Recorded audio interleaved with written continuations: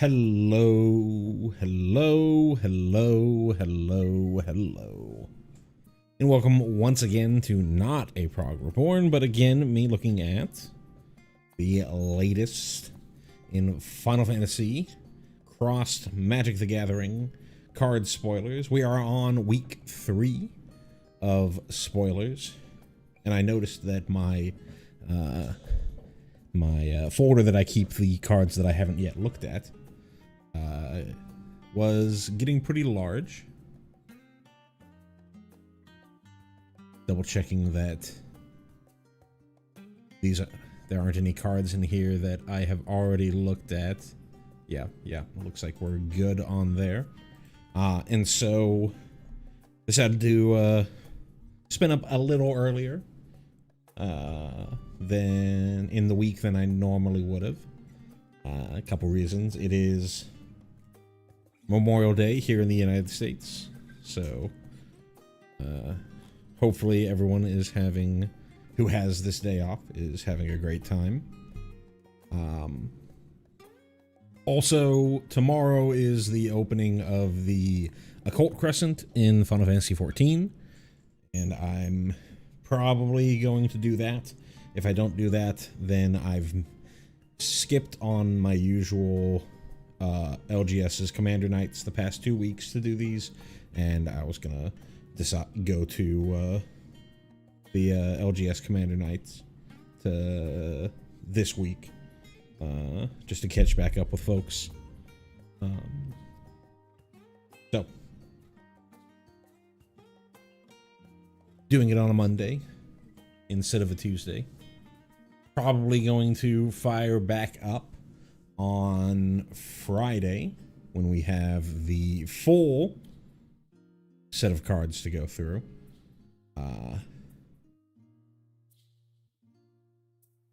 Which will be a fun experience. May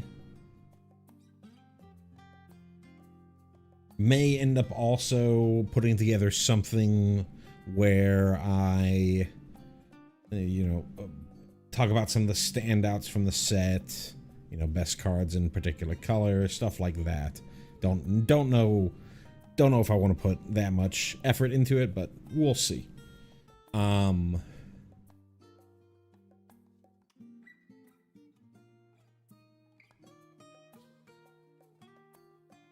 So a little bit about me. I am Coastler. I am a longtime Magic player who has been playing the game off and on for, I guess, 3 decades now. And a longtime Final Fantasy enjoyer. I have not played all the Final Fantasies. I have a lot more knowledge about some of them than I do about others. My main knowledge is going to come from 14, though I have pretty good knowledge of 6, 7, and 10. And for the cards that are cards that are outside of those games, I should be able to give you at least a surface level understanding of what is being referenced here. Beyond that, how we're going to be evaluating these cards is we're mostly going to think about these cards from a standard perspective. I might touch a little bit on their limited playability, and if they are relevant to any of the commander decks that I personally play, I might talk about them there, but I'm not going to be able to tell you whether or not this particular card is good in,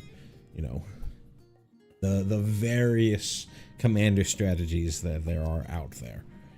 I'm mostly going to be thinking about them from a standard perspective, because that's the most succinct way to evaluate them. Without further ado, thank you, Battle Fries, for joining. Anyone else who might be lurking, if you want to say hi in the chat or not, totally up to you. But we can go ahead and get started. And we're going to start. We're going to go release set number order. So going to be in Wooburg. And we're going to start with Ash, Princess of Dalmasca. For 2 and a white, we have a legendary creature, Human Rebel Noble. At uncommon, she is a 3/2 with whenever Ash attacks, look at the top 5 cards of your library. You may reveal an artifact from among them and put it into your hand. Put the rest in the bottom of your library in a random order. There are quite a number of 3-mana legendary creatures coming out of this set. Of varying power levels. I think things like Aerith are pretty playable in Standard. Things like Joshua is pretty powerful in Standard. But there are also quite a number of them, including what I think Ash here is much more of, you know, a limited card and a sort of nod to, you know, fans of Final Fantasy XII, where Ash is from. But I don't think that she has much constructed playability. The attack trigger is nice. Looking at the top 5, taking any artifact that you see in there, putting it into your hand is nice card advantage. But it's an attack trigger. She has to survive to the point where she can actually make an attack. Luckily, it's an attack trigger and not a combat trigger. So even if you just swing out with Ash into a larger creature, you can at least sort of cycle her for an artifact. But being at 2 toughness, meaning and being total power and toughness less than or equal to 5, she dies to every commonly played removal in the format, which is her biggest downfall. As well, in Standard, the decks that she would want to be in, considering that she particularly cares about artifacts, is usually these days a United Battlefront deck, and you're basically playing 0 creature spells in those decks because you want to maximize the number of hits that you have with United Battlefront. So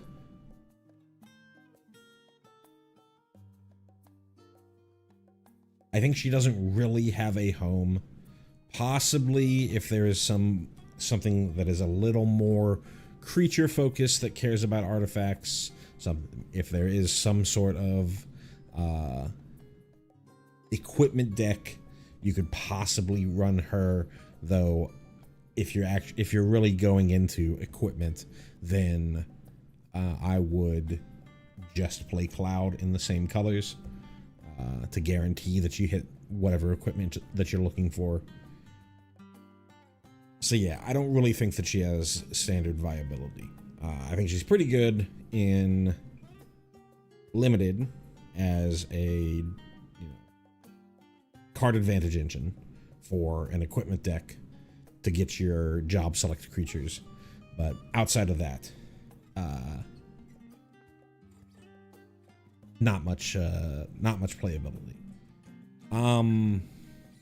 As far as her reference, I know she's a party member in FF12, but I haven't played much at all FF12, so I'm not going to be able to say much beyond that. I know what I know of Dalmasca is it is a setting that has been reused many times in the Final Fantasy backdrop. Not really story, but the Dalmasca and Rabanastra and things like that is where Final Fantasy Tactics takes place, if I recall correctly. And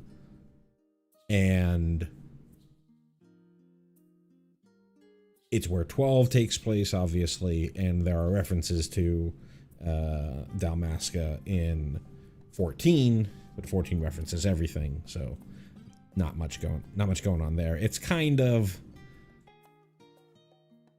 deserty area. But as far as what much more about Ash, I can't really tell you. So apologize there. Moving on. Battle menu. For 1 on a white, we have an instant, an uncommon, and it has choose one. You can choose to attack, which is create a 2/2 white knight creature token. Use an ability, which target creature gets +0/+4 until end of turn. Use your magic, which is destroy target creature with power 4 or greater, or use an item, gain 4 life. You know, obviously from the very flavorful, we have a depiction of 6 here. I don't remember, this kind of looks like the Velt, but I don't remember this particular enemy, but we have Realm in the very back with the big brush. We have Cayenne charging ahead with the sword. We have Gao as the middle character with green hair and the like leopard print sort of cowl sash shirt thing, and then we have Terra in the very front. And the first 6, 7, 9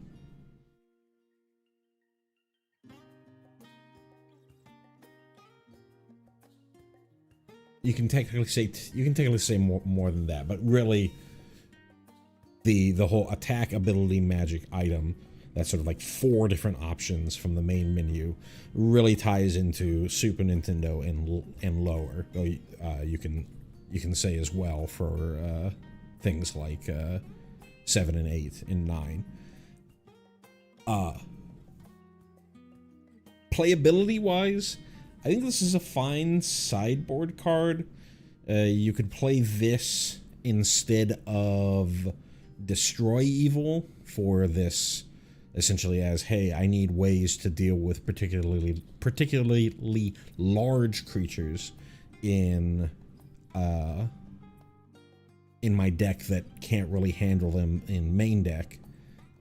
And you have these outs of, hey, if I can't use it for the main reason that I would play this, then I can, you know, in-step create a knight if I'm going up against creatureless control, or save a creature that's getting Torch the Towered, or just gain 4 life against a very aggressive deck.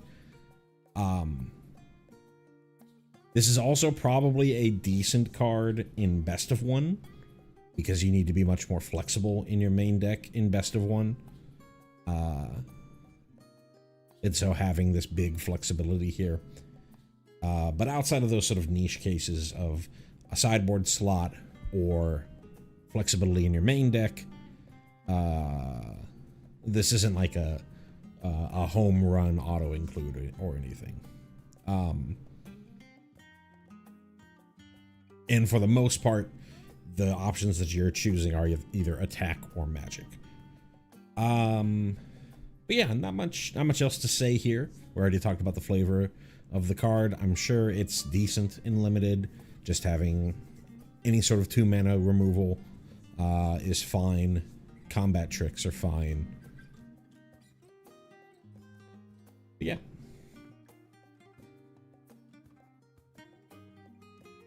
Moving on, we have Crystal Fragments. For a single white, we have an artifact equipment at uncommon. Equipped creature gets +1/+1 and has a equip cost of 1. And then for 5 white, we have exile this equipment, then return to the battlefield, transformed under its owner's control, activate only as a sorcery. So whenever I look at these flip cards, I like to evaluate what they are on the front half, because you're not always going to get to the point where you can actually use the back half, especially for things like this, where it requires some large amount of mana to get to the point where you can flip this, and it's going to be pretty rare that a standard game is going to get to 7 mana, especially a standard game that you would consider putting this card into. As far as what it is, it's a 1 mana artifact. It's a 1 mana equipment. The effect isn't huge, but I believe, I can't remember if we've talked about the red 1 mana equipment yet, but having a equipment with equip cost of 1 is decent in this particular meta, in this particular standard, because of Valiant. Having an ability to re-trigger Valiant for just 1 mana, we've seen in the mono red Quarry Steelcutter decks that are basically just jamming Quarry Steelcutter into the mouse package, that sometimes you're fine with just being able to equip Quarry Steelcutter to a mouse, so that a Heartfire hero, so that it gets a little bit larger and gains trample, or equip that to an Emberheart Challenger so that you can try to dig a little deeper into your deck to find a Monstrous Rage or whatever you're looking for. And that costs 2 mana to change the equipment. There is quite a lot of equipment support, and so having in the Final Fantasy set, so having a 1-drop equipment might be sort of a linchpin moment, but it is a fairly weak equipment. So what happens if we put a 5 white? What does it turn into? Well, if you know anything about Final Fantasy IX, this is the 2. We have the white mage in Dagger / Garnet, and we have the summoner in Ico, coming together with their sort of crystal pendants to summon Alexander out of Alexandria to fight off an attack by the Queen of Alexandria. What's her name? We have the card for her. I can't remember her name. With Bahamut. And so Alexander is a 4/3 enchantment creature saga construct with flying that has, for chapter 1, prevent all damage that would be dealt to creatures you control this turn. Same for chapter 2, and then chapter 3, tap all creatures your opponents control. Since this is our first look at sagas this stream here, we can sort of talk about the mechanics of a saga, right, as a train's going by. How sagas work is when the saga enters the battlefield, or at the beginning of your pre-combat main phase, you add a lore counter, which is just a representation of what chapter you're on. And whenever you first go to that particular number of lore counters, you activate the ability on the card that corresponds with the number of lore counters. So we said here, chapters 1 and 2 are both prevent all damage that will be dealt to creatures you control this turn. When you reach the last chapter, in this case chapter 3, though not all sagas only go to 3 chapters, some of them can go longer. I don't think that there are any that go only 2, and especially not in this set. But when you reach the last chapter of your saga, you get the effect, but you do not get the creature. The saga sacrifices, so the creature is not there. So this is a 4/3 flyer. Because we should also note that because this card exiles and then returns to the battlefield transformed, it's returning to the battlefield with summoning sickness So you won't be able to attack with Alexander the turn that you flip it. So you really only get one swing with Alexander before it dies. Unless you have some way to give Alexander haste. Then you'll be able to swing on the first turn that you flipped it. Couple things to note about chapters 1 and 2. It says prevent all. It kind of reads like a fog if you've ever played Magic the Gathering before. Fogs are just the shorthand for a type of card that says prevent all combat damage that would happen this turn. If you just sort of read this card very quickly, you might think that it's the same thing, but it's quite notably different. One, this is prevent all damage that would be dealt to creatures you control this turn. So if it's not just combat damage, so if your opponent was planning to,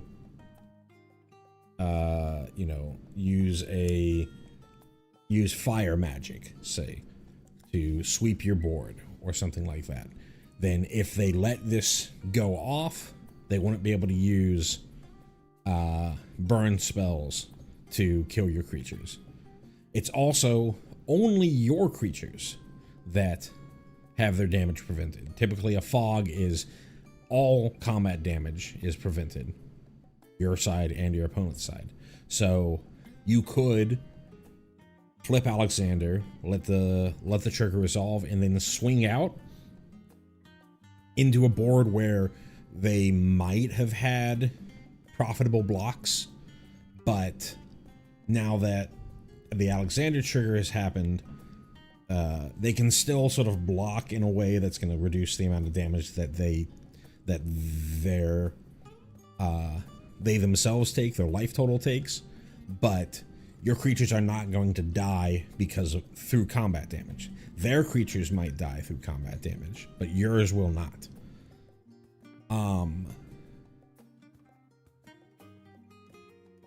Note that this is only this turn. It's not until your next turn, so this is not fogging or preventing any damage that's going to come back at you. It's very much an offensive effect that you want to be using offensively. And then at the very end, tap all creatures your opponents control. This is a way to just swing in and finish the game off. Constructed viability for this card. If you really need a 1-mana artifact equipment, you have this and another card that we might be talking about later. Again, I don't remember if we've already spoken about it or not. As really cheap equipment to play to get that artifact equipment count up. But for the most part, I think this is a limited card. It's something that you would play in an aggressive deck and be able to use as an out for, hey, the board got stalled. I wasn't able to finish my opponent off before they were able to stabilize. I have one last shot with, if the game goes late enough, that I can flip Alexander or flip into Alexander, swing out for a couple turns, and then the last turn, hopefully swing out for lethal.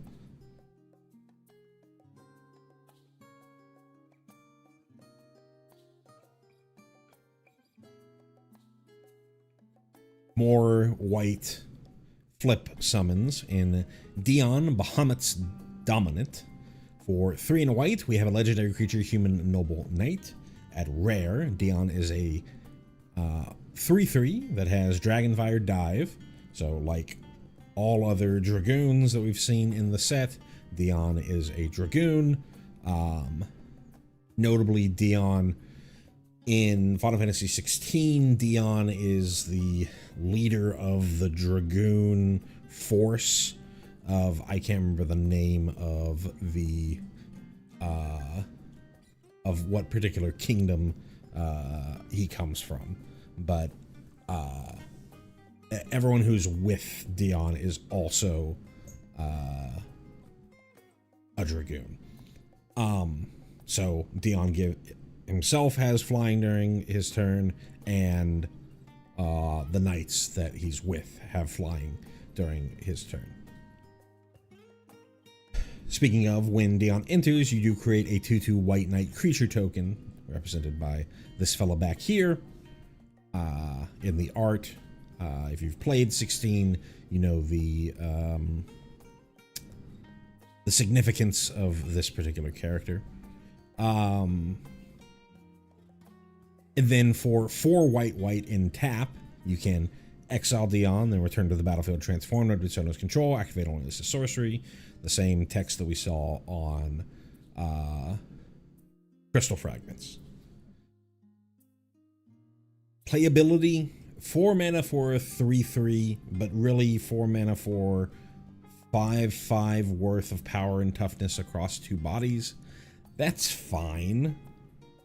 It is kind of just a big idiot, but that's fine. And the fact that it has it and the knight token that it generates has flying on your turn means that if you have any sort of knight synergy, try to make some sort of knight tribal deck in standard, you're going to be able to, if you play Dion, you're going to be able to close the game out pretty quickly.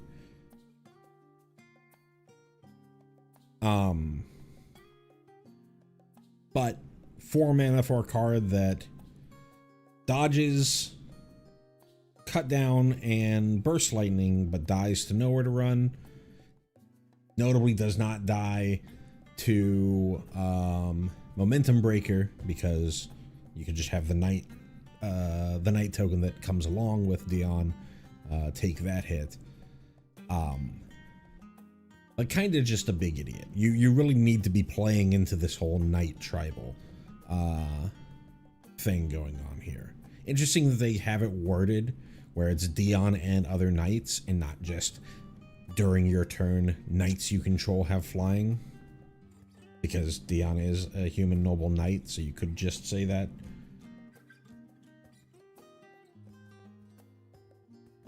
So on the front side, you really have to be playing into that Dragonfire dive for this to be anything. But we do have the white virtue from Eldraine, as well as a couple of other night creatures or night token generators in standard. So something to look out for, but not really something that you can just play for its power level itself. So let's think about the other half. Bahamut, Warden of Light, legendary enchantment creature, Saga Dragon with flying, and it's a 5/5, so pretty big hitter. What does it do? It's a Saga creature. It's one of our summons. In this case, it's a dominant. So for the first 2 chapters, put a +1/+1 counter on each other creature you control. Those creatures gain flying until end of turn. Notably, since you're flipping Dion, you technically would have lost the ability to get to fly on your turn, but Bahamut gives that back via the first two chapters here by putting the +1/+1 counters on them. It's also a little bit better than the Dion side, because if Dion dies, then all your other knights would lose flying, because it's a static ability on Dion. And so your opponent could, if we're talking about the other side, your opponent could let you go to attacks with your team, you thinking that you're just going to fly over their blockers, which might have otherwise been profitable blocks for your opponent.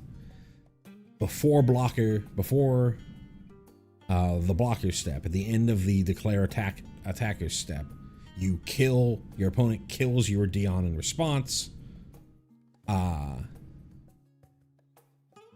then all of your knights would fall to the ground immediately and then get eaten up by potentially profitable blocks on the ground. This, even if Bahamut were to die the turn that he flipped, those creatures that got the +1/+1 counters would still have flying until end of turn. So it does that twice, and it's other creatures. So Bahamut himself is not going to grow over the course of these first 2 turns. And then for Chapter 3, Giga Flare, destroy target permanent, exile Bahamut, and then return it to the battlefield front face up. So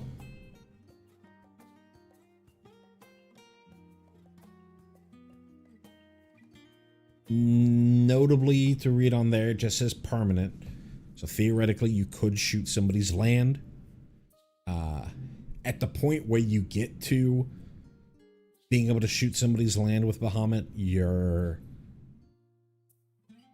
pretty late in the game already. So is land destruction that powerful at that point? I don't really think so.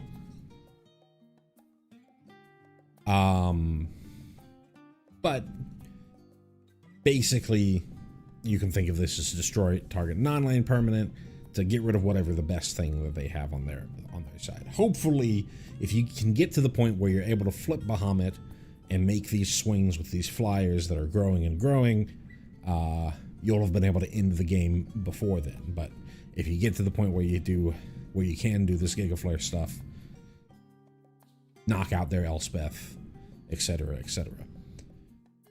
And unlike summons, but like all of the other dominants, they return back to their front side. So you'd get Dion back, who, and this is, again, exile and then return to the battlefield front face up. You would get another knight token from the front sides into the battlefield. All in all, though, I think for constructed playability, the front half is a little weak on just the generic power side. I think if you really need to take advantage of the knight synergies to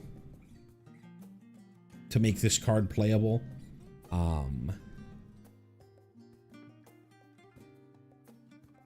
And the backside should win you the game, but if you're that late in the game, is Bahamut, Dion really the best thing that you're doing with your mana? I don't know. I think it's a fine card, not going to be blowing up standard, really shaking up the meta, but a perfectly reasonable card.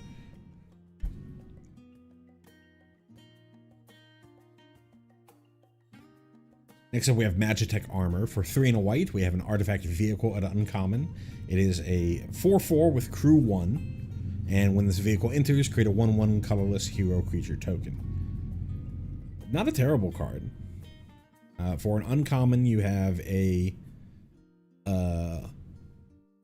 vehicle with crew 1. The lower the crew cost, the more playable vehicles are, because any old random thing that you have lying around, in this case, the creature that comes with the ETB effect, can crew this. So you'll be able to turn this into an actual beater fairly easily. The problem is it's just a beater. It's just a 4/4. So I don't think that really has standard or constructed viability. It's also 4 mana, so you can't really use this in any sort of United Battlefront deck. So almost certainly a fairly good limited card, but not really going to see standard play. As far as what this is referencing, this is the Magitech armor that the Empire, the Gestalian Empire, uses to try and subjugate the world It's the same Magitech armor that you are piloting during the very beginning of FF6. Location-wise, almost certainly just you at the very beginning of the game. You know, traveling into Narshi, trying to find the Esper Valigarmonda. I don't know if this is Biggs or Wedge, but it's certainly not Terra.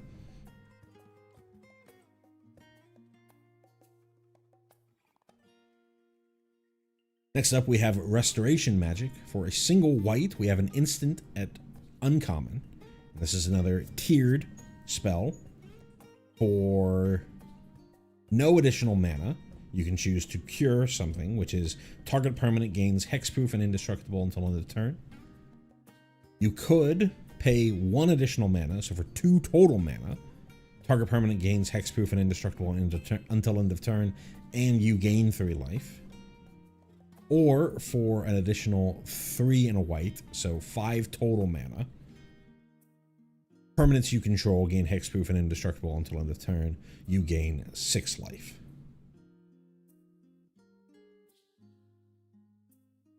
Excuse me. Playability. So this is basically, you know, there's a lot of versions of this effect that see play in the standard and have seen play in the standards in the past. Snakeskin Veil in green, Shard Mage's Rescue in white, Royal Treatment in green as well. Those generally just give hexproof until end of turn. This gives hexproof and indestructible. You can think of something like Tyvar's Stand, I think gives hexproof and indestructible. Overprotect gives hexproof and indestructible, and Trample and +3/+3.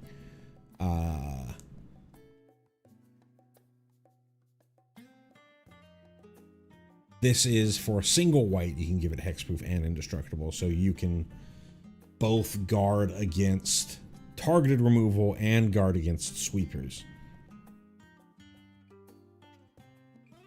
Currently, there is a deck that could use this. It's the Boros Mice decks, or most people call it Boros Auras decks, where they're playing Optimistic Scavengers alongside Heartfire Heroes, and so just trying to Voltron up a single target. Shard Mage's Rescue is itself an enchantment, so if you have an Optimistic Scavenger along out, then you get the synergies from the enchantment entering the battlefield, triggering the Eerie on the Optimistic Scavenger. But I do wonder if this giving indestructible might make it more valuable than triggering the Eerie on Shard Mage's Rescue.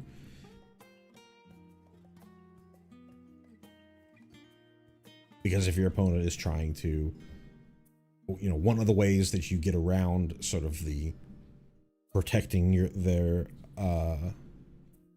opponent holding up protection for something like this is holding up protection against your 1-for-1 removal is you play a sweeper. And this would null and void most sweepers. Not null and void a Sunfall. Sunfall would get around the indestructibility. But most people have moved away from Sunfall towards Day of Judgment, Split Up, things like that. This is not going to protect you from a temporary lockdown, but neither would Shard Mage's Rescue.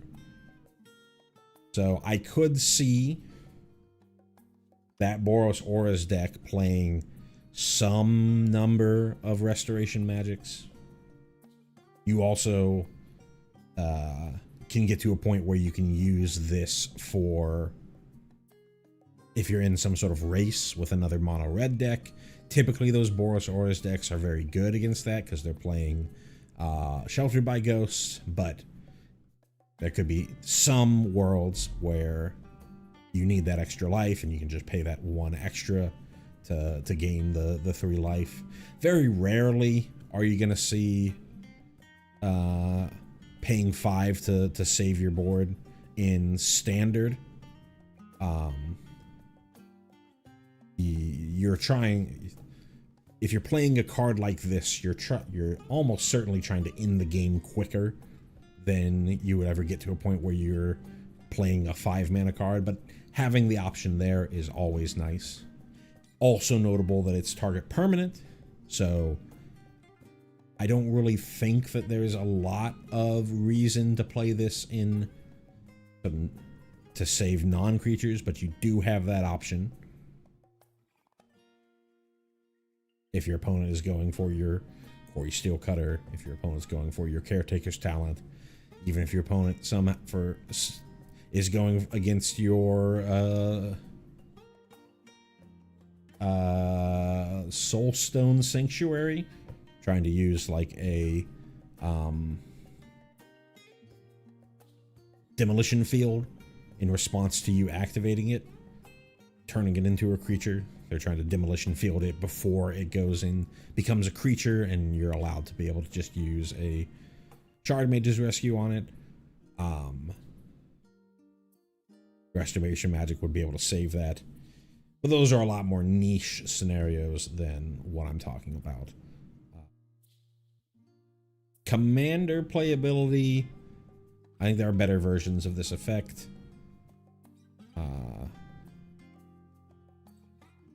But if you are Voltroning up, again, for all the same reasons that you would play, 1-mana protection spells, you might want to play something like this.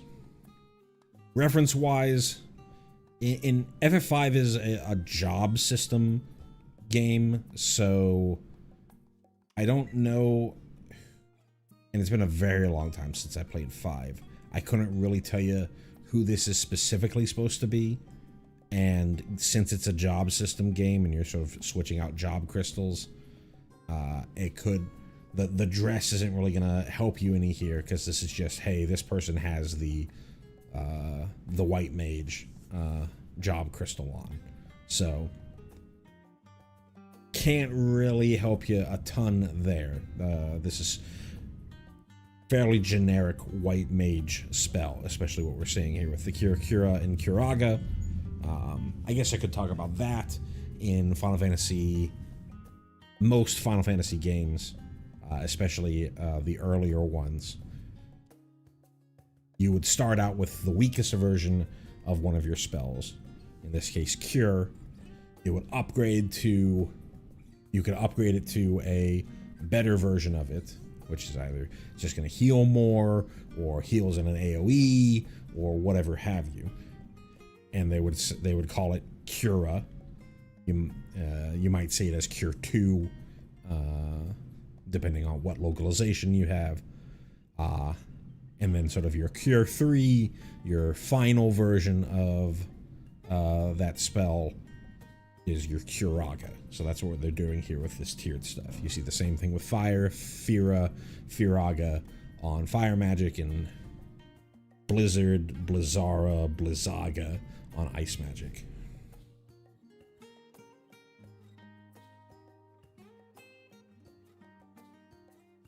Next up we have Slash of Light. For 1 on a white, we have an instant at common. Slash of Light deals damage equal to the number of creatures you control, plus the number of equipment you control to target creature. This is pretty much just a limited removal spell.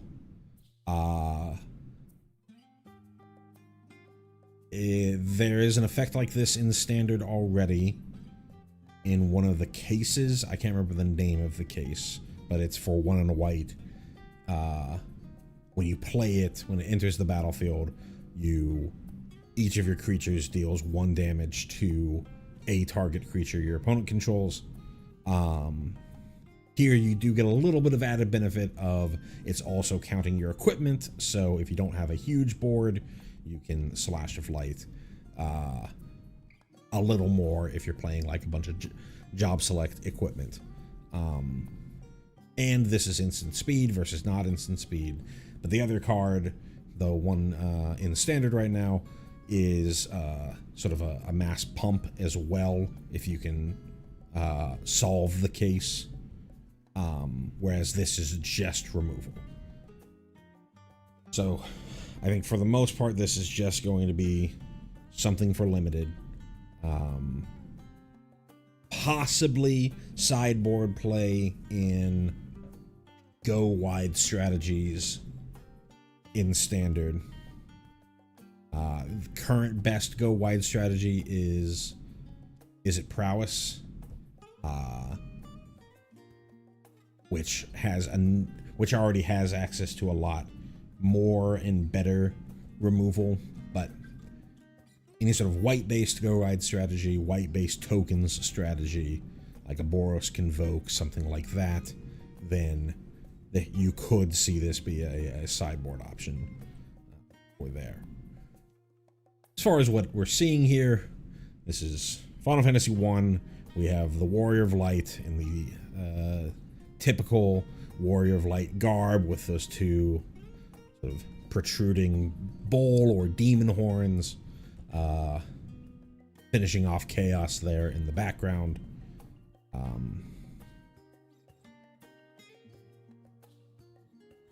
Not much else to say here. This is the climactic finish to Final Fantasy I. We have not seen a generic Warrior of Light card in the standard set. I believe we have seen a Warrior of Light card as one of the Through the Ages cards. I think everyone believes that there has to be some sort of Warrior of Light card in the main set, but we're getting pretty close to the end and it hasn't popped up yet, so fingers crossed that we do see one. Next up, we have Snow Villiers. For 2 and a white, we have a legendary creature, Human Rebel Monk, at uncommon. It's a star 3 with vigilance, and the Snow's power is equal to the number of creatures you control. So that's what the star is representing, because it's a power that can shift based off of how many other creatures that you have. Constructed playability, it's fine for that sort of go wide strategy that we're talking about. This thing can get very large, depending on how large your board is. It does have vigilance, so it both attacks and blocks pretty well, but it doesn't just have 3 toughness, which is pretty problematic in current standard. And it doesn't really do anything other than be a big dumb beater, which is kind of Snow's thing. I didn't have much experience with 13. I think like a lot of people, I played what felt like a long time in that game, and I felt like I was just going down the same corridor. And I kind of just got through the end of the tutorial, and I was like, I'm not really feeling this one. I do know that Snow is the fiance of a card that we've seen in one of our previous videos, Sarah Farron, and the brother-in-law of Lightning, and is one of the party members in 13. Where exactly they are, they might be on, I forget the name of the planet where the game sort of opens up more. That might be where they are, because I see a lot of green there. But I could be wrong. I don't have a great bit of knowledge for 13.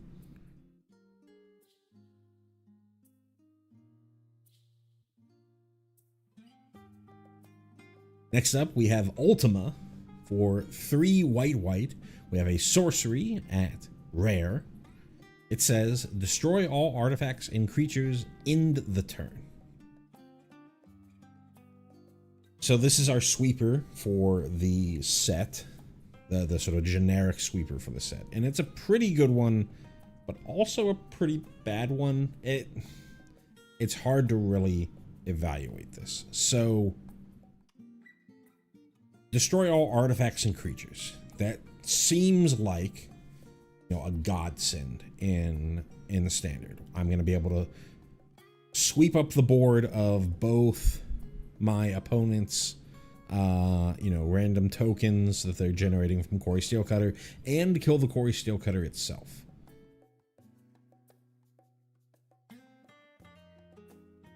And because it ends the turn, if my opponent is playing a, you know, a Heartfire Hero strategy, or the Phyrexian Goblin or whatever, they're planning to turn Inside Out to pump that creature up, have it deal its damage, and still have a creature on the board post sweeper. Because this just ends the turn, all those dice triggers get exiled from the stack. So all that seems pretty good. And for the turns where I get the turn, I'm just surviving until turn 5, doing what I can to survive till turn 5, and then play Ultima, and this was going to be my only spell that turn regardless. The end the turn clause is, you know, basically irrelevant, because you wouldn't have had any extra mana anyways. But this does mean that, hey, if it's a little bit later in the game, I'm a control deck, I'm not, you know, panicking, trying to just sweep the board and hope that I can finish the game off because my opponent doesn't have anything. I'm sort of like, okay, I have this card in hand. They've sort of established a little bit of a board. I don't have like 1-for-1 removal, but often control decks, they might just play their sweeper basically as 1-for-1 removal, because they'll post sweeper activate their Elspeth, or activate their Jace, or you know, turn on their creature land and swing in through the empty board. But this ends the turn. So if you're ever, as the game goes later and later, this gets worse, because you're not able to use this to clean up a board and then follow up the sweeper by developing your side of the board. You have to develop your side of the board in a way that doesn't get hit by this sweeper, and be fine with the fact that you're not going to be able to turn your man land on, your creature land on, and swing in, or activate your planeswalkers that generate tokens post sweeper. You're not going to be able to do any of that stuff. You have to decide at that moment to make that choice. Other things are like, if I'm sitting there, like a pretty realistic example. This isn't like totally contrived. A pretty realistic example is I'm playing against an opponent, like maybe a Dimir mid-range opponent, and I've got mana. I've got enough mana to both cast Ultima and stock up, or 3 steps ahead. So I have 8 mana open, and in the right colors. Do I go, okay, I really need to clear the board. I would like to clear the board and hold open this mana. And if this was just any other sweeper, I could clear the board, hold this mana open to make sure that the board gets cleared, and then post this sweeper, play a stock up to refill my hand, while representing or having a counter a counter spell for if my opponent tries to counter my sweeper. Now I have to make the decision, okay, do I play the stock up right now and just cast Ultima hoping that it goes off later, or do I hold open the extra mana to make sure that the Ultima gets through but can't cast the stock up post sweeper? It's a very, very good card, and it's very, very good on turn 5 or like turn 6 or something like that. But as the game goes later, it's not as good as other sweepers.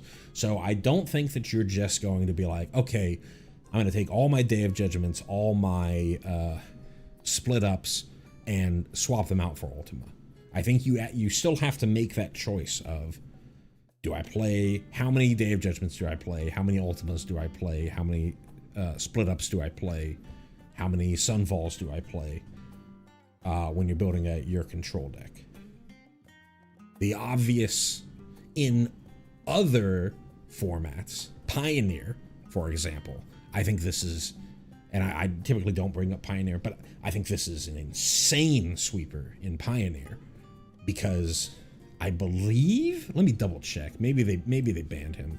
Let me look up before I say something stupid. Teferi, Time Raveler, not the alchemy version. Teferi.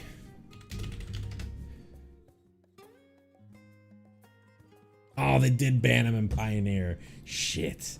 Damn, that would have been sick. But they already got rid of Teferi in Pioneer. But I think in formats where Teferi Time Raveler is legal, I don't really think blue-white control is really a thing in Modern. But if you're a die-hard blue-white control player, I could see playing some copies of Ultima to go alongside your Teferi Time Ravelers, so that you could, on their turn, sweep their board, destroy all their artifacts, and use it as a literal time stop. But that's sort of pie in the sky world. If Teferi Time Raveler wasn't banned in Pioneer, I think blue-white control in Pioneer would be, it's already a decent strategy in Pioneer, but I think it would be great. As far as what we're depicting here, this the spell Ultima has been in, like, I don't know if it's been in every Final Fantasy, mainline Final Fantasy, but it's featured prominently in many of them. And this particular one is representing in Final Fantasy XIV, when we have the Ultima weapon, which is the sort of mechanical monstrosity at the center of the image here, is casting Ultima at the behest of La Habrea, while it's under control of Gaius Van Baelsar, and he makes the famous line, "Such devastation, this was not my intention," because Gaius, while a fascist, just like General Leo from FF6, generally believed that being under the Garlean Empire was the right thing to do, and it wasn't just about destruction. Whereas La Habrea, being an Ascian, who has other plans for what he wants to do with the world, is a little more bent on destruction. So that's why it was not his intention when he put together when he unearthed the Ultima weapon. We got a comment here from Cool Dude. End of turn always makes a spell feel like the coolest thing ever, even if you can't follow it up. Yeah, absolutely. End of turn is a very powerful effect. Sundial of the Infinite, Time Stop, things like that. If you can abuse that end of turn stuff, then it can be very, very powerful. But I think in standard, and you're obviously not disagreeing with me, so saying but like I'm, correcting you or anything. I just think in standard that This is going to be a good sweeper, but it is not going to be just blindly replace all of your Day of Judgments, all of your other sweepers with this, just because it does okay against Corey Steelcutter.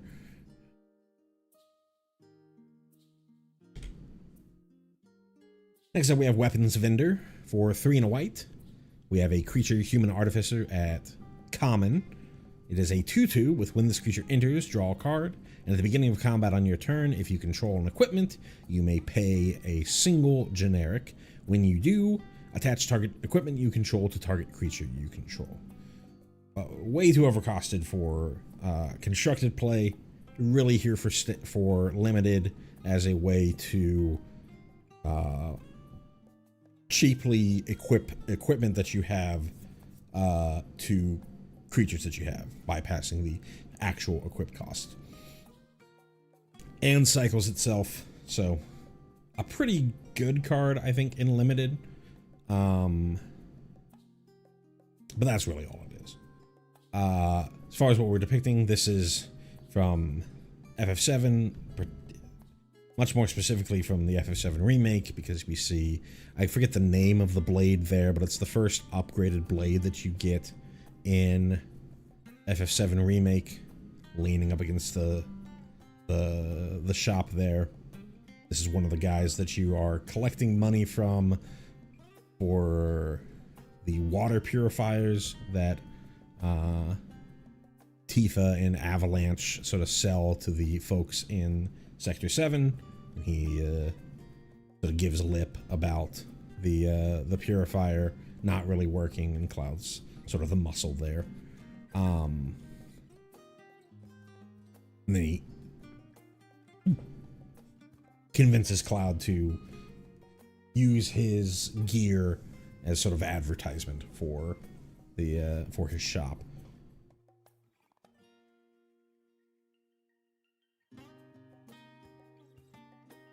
Give me a second to get a swig of water.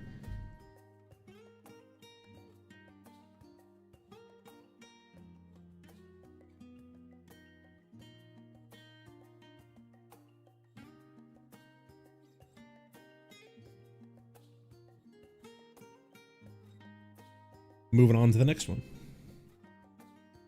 We have Cargo Ship for 1 and a blue. We have an artifact vehicle at uncommon.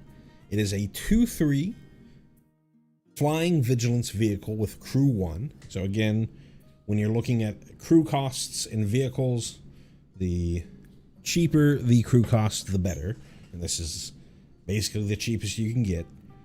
And it also has tap, add a colorless. Spend this mana only to cast an artifact spell or activate an ability of an artifact source. I think this is a pretty playable vehicle. Just in and of itself, a 2/3 with flying and vigilance with a relatively low crew cost is fine. Notably, even though this technically can be a creature, because it doesn't start as a creature, you can just tap this for mana immediately. If you're gonna, if you play turn to play this, tap it to play a ghost vacuum or something like that.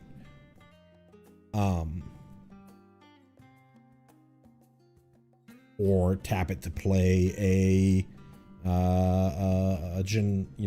colorless, like a ginger brute or something like that, that you can then use to start crewing this later on. So I think this is a pretty playable card. I could see this in an Azorius Artifacts deck. I don't know if this goes in the Azorius Battlefront decks, because it's kind of a whiff to hit on Battlefront. Like, it's not literally a whiff, it's something that you can get with Battlefront, but it's not as impactful. But if you're trying to play like a simulacrum synthesizer Azorius list, but don't want to play Battlefront for whatever reason, you could play this because maybe you want to have more access to 4-cost artifacts or 5-cost artifacts that you really don't want to play in Battlefront versions of this list, of this archetype. So I think this is pretty playable in standard, both as just a 2-mana rock and as a relatively cheap vehicle.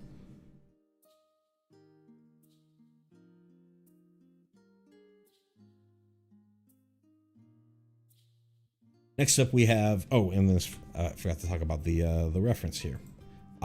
This is FF9. You see these cargo ships all over the place in the first third-ish, really all throughout the whole game, but you see them a lot more early on in the game. You actually take a cargo ship out of like the first real city that you end up in post Escape from Alexandria. It's where you fight a card that we're going to see later.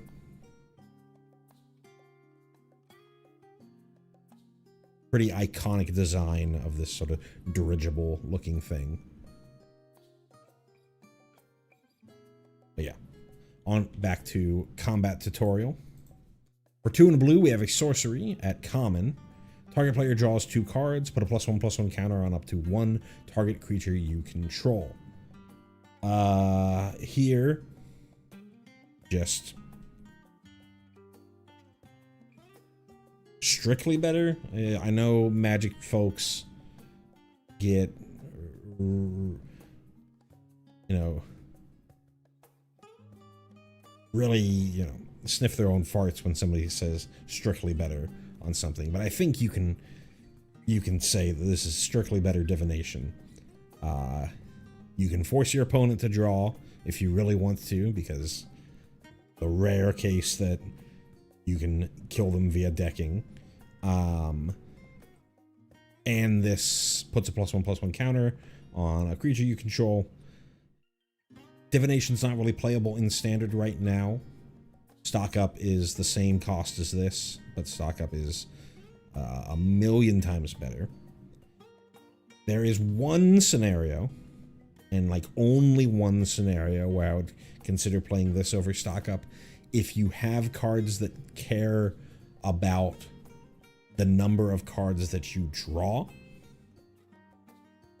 because stock up technically does not draw. It looks at the top 5 and puts 2 into your hand. But if you have things that Murmuring Mystic or Astrologian's Planisphere, things like that, that are specifically looking for, hey, whenever you draw the 2nd card each turn, or whenever you draw 3 or more, or whenever you draw the 3rd card with Astrologian's Planisphere, stock up would not work with that card, whereas something like Combat Tutorial would. Now, there is already in standard an instant speed divination in Quick Draw, I think it's what it's called, from Outlaws of Thunder Junction, and that is the same mana cost. You just it's instant speed. I think it only is yourself, and you don't get the +1/+1 counter. So I think you would still likely just play that over this if you're really looking for specifically, card drawing matters. But maybe, maybe you play this in a Prophets deck. You'd probably play Winter Night Stories over this, but there are worlds where you could see playing this. As far as the reference here, it's a pretty pointed reference, a pretty specific point in time during the early game when you're in on Besaid Island. I don't remember if that's the name of the island, but on the island where Besaid is, and you're sort of going through your combat tutorial, you run into these flans, these ooze-looking creatures, and it's just you and Waka, who are both physical attackers, and they don't really do damage to these creatures. So then this is when Lulu sort of runs in and joins the party to show you, hey, if you see enemies like this, use magic against them, and use specific types of magic based off of their color or their element type, things like that. So it's a combat tutorial.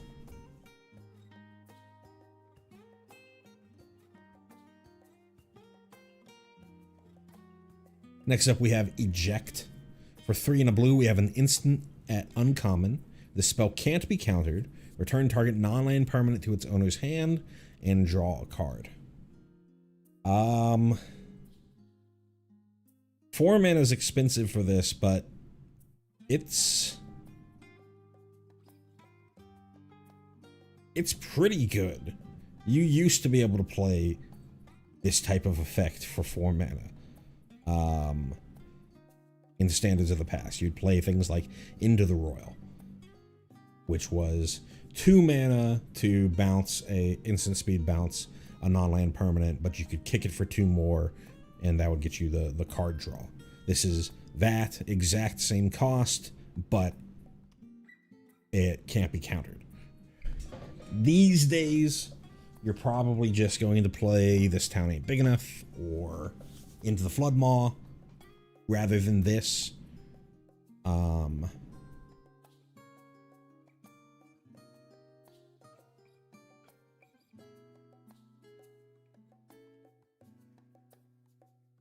But it's a cool effect. Pretty limited playable as for a, sort of a tempo strategy. I believe this is again a more pointed 7 remake, or I guess rebirth reference here. I believe this is the Midgar Zolom, Midgar Zormer, which is what it should have been.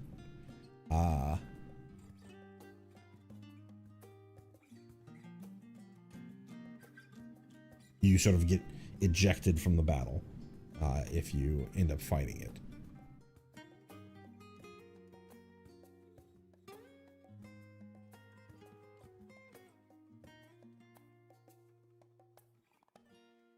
I think it's been so long since I played the original.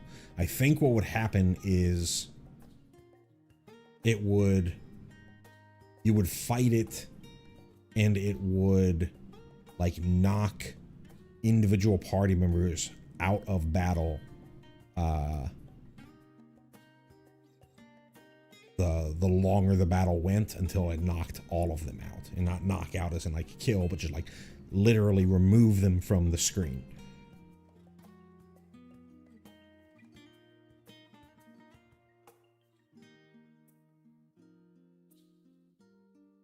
Next up is Ether. For 3 and a blue, we have an artifact uncommon. Tap, exile this artifact, add a blue. When you next cast an instant or sorcery spell this turn, copy that spell. You may choose new targets for the copy. 4 mana for a one-time use mana rock that allows you to copy the next instant or sorcery. I think if you try to play this fairly, it's pretty bad, right? Even you play this, like if you could crack it immediately, but what are you doing for 1 mana? You're unsummoning 2 things, you're opting twice.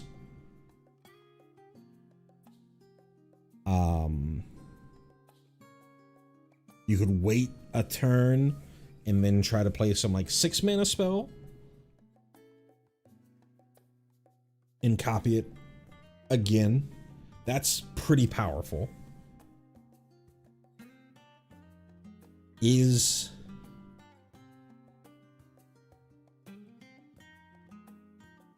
My worry is whatever you can do with that more powerful than just Azorius Omnisciency? Probably not. And just trying to do this for like small ball stuff, I don't really see as that worth it, to take turn 4 off to set up for some 6 mana play on turn 5. That's a pretty scary proposition. But I could see fun ways to try and abuse this if you're able to make copies of Ether. Either, you know, through you're gonna have to jump through a lot of hoops, but you know, you doppelgang Ether and do all that. This is a lot more like commander style things. But if you're able to make copies of Ether and then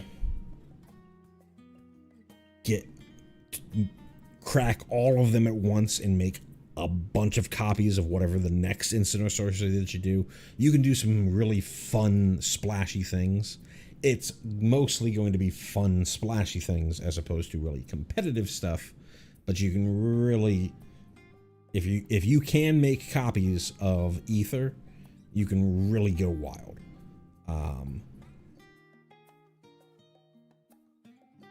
I think that's really the fun of this.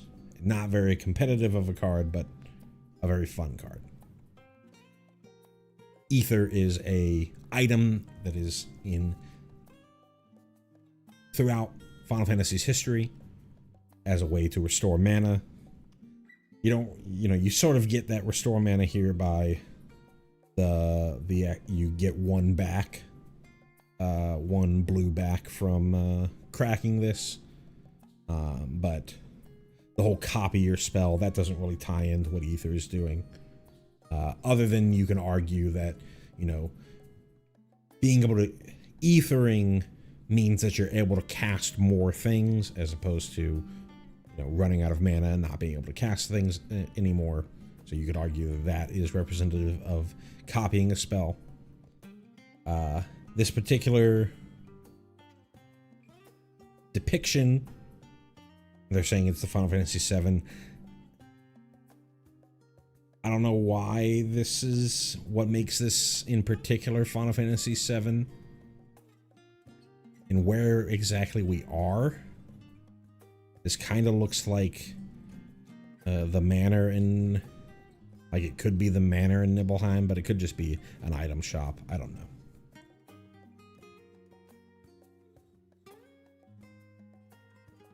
Next up, one of the most recent cards that was spoiled before I started the stream, Louis Sua's Sacrifice.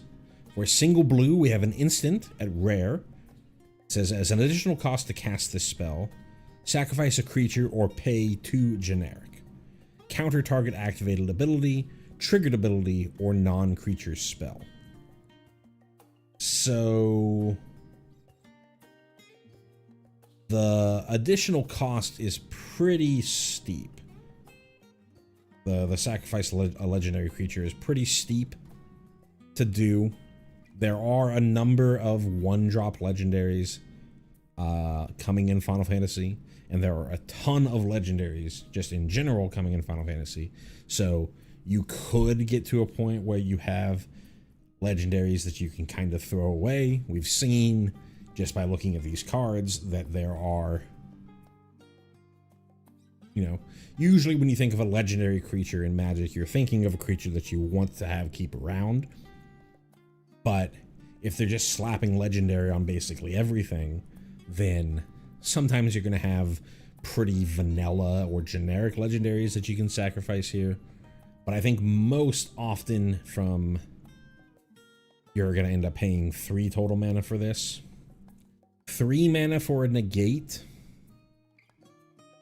is really overcosted.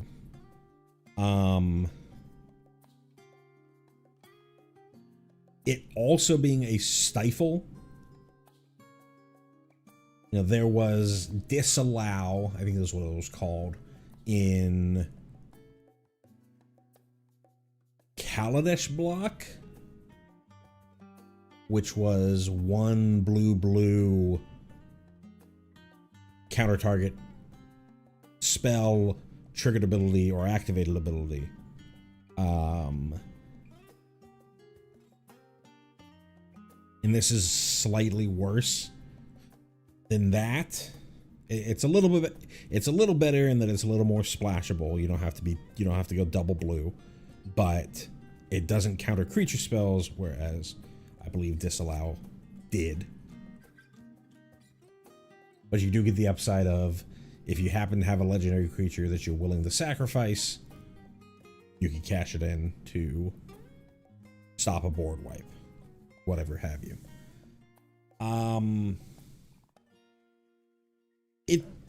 This is really going to be something where someone's going to have to find a deck that this ends up being, you know, better than just playing Spell Pierce.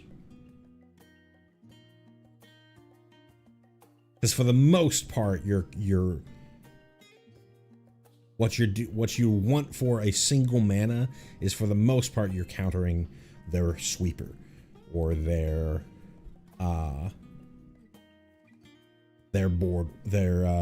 temporary lockdown, while you also developed to the board, which Spell Pierce already does.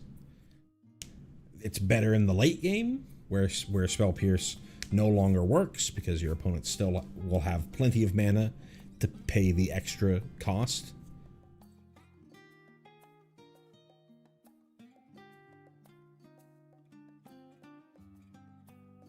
As far as the countering activated or triggered abilities, you know, there's gonna be worlds where that wins you the game, right? You let them play. They go to trigger their Quarry Steelcutter, and you stifle the monk token generation, or they go to level up their Caretaker's Talent to level 3, and you stifle that. You stifle the not the level 3, but you stifle the well, I guess you'd have to stifle the level 3, because it's not a trigger, it's a static ability.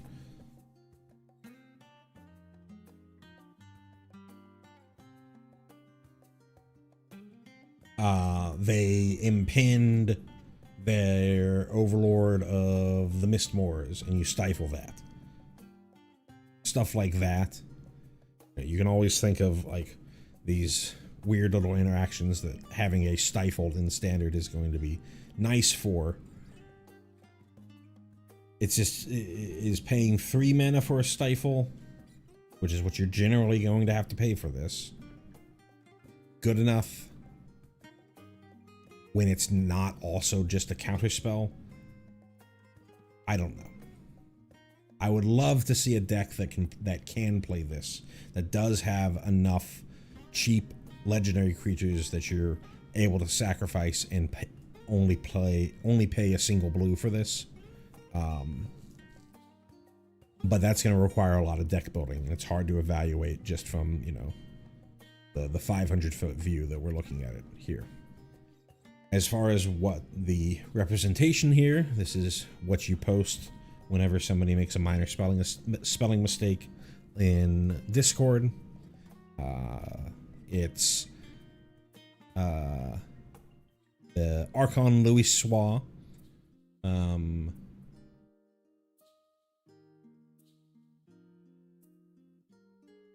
During the Battle of Cardinal, teleporting the sort of mass teleporting the armies of Eorzea and the other Scions, and you yourself as the Warrior of Light, away from the battle, because Dalamud has fallen, broken open, revealed the Elder Primal Bahamut, who is ready to take its revenge on the folks that entrapped it in the Lesser Moon Dalamud for centuries.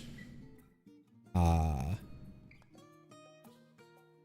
he's bringing everybody away, and then going to do some badass shit later on.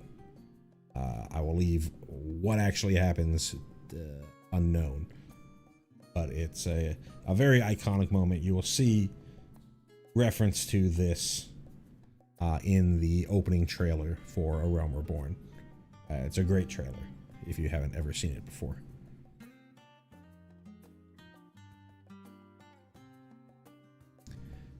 Next up, we have the Lunar Whale.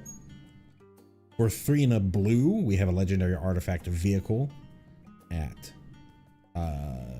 rare. It is a 3/5 with crew 1, so again, very crewable vehicle. It is a flyer. As you may look at the top card of your library at any time, and as long as the Lunar Whale attacked this turn, you may play the top card of your library. 4 mana for a 3/5 vehicle. That sort of gives you that future sight effect of look at the top card of your library. You're able to see the top card of your library regardless of whether Lunar Whale is a creature, because it's been crewed, or regardless of whether you attacked. You can only play that top card if Lunar Whale attacked. 4 mana for this effect.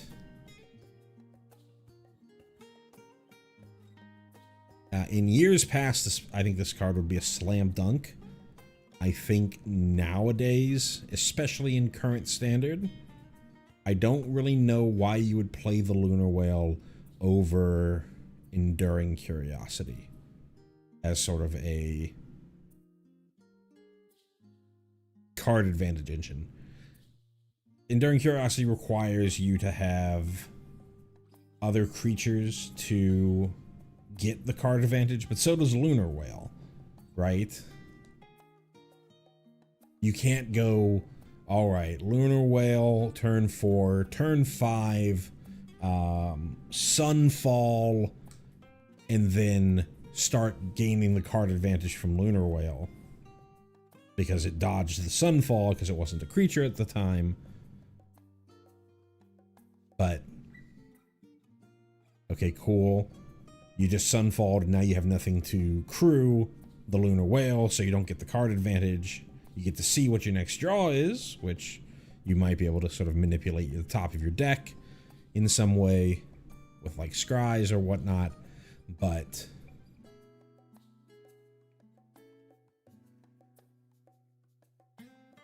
it's not really the card advantage engine that these type of cards used to be.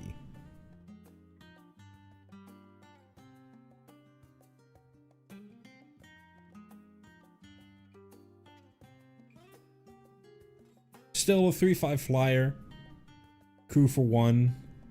You could possibly play it in some sort of Dimir mid-range deck if for whatever reason you don't think that Enduring Curiosity is the way to go.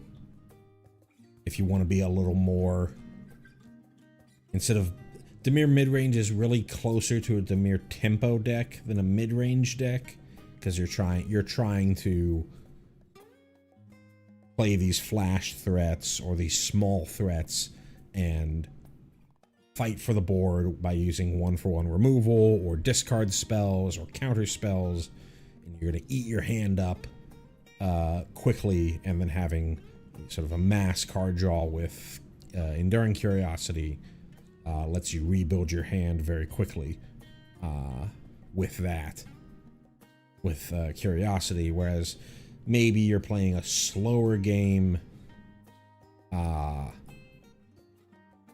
maybe a little more sweeper heavy, but even then you have to worry about how you're going to crew this. I don't know. I'm talking myself back out of it from a standard perspective. Lore-wise, this is Final Fantasy IV. The Lunar Whale is the ship. It's not literally a whale. I don't believe it's not literally a whale. I think it's just a... because Final Fantasy IV has airships. So I think it's just a fancy airship that they take to the moon.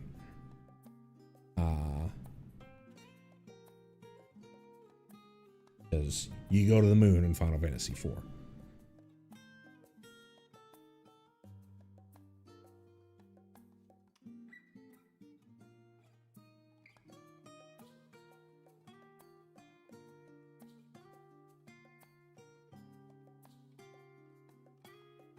Next up, we have Kieran Merchant.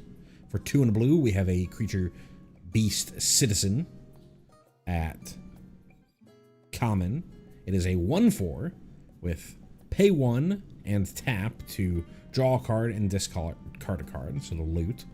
And then also 7 generic and tap and sacrifice this creature to draw 3 cards. And this ability costs 1 less to activate for each town you control. So towns, we haven't seen any yet, but it is a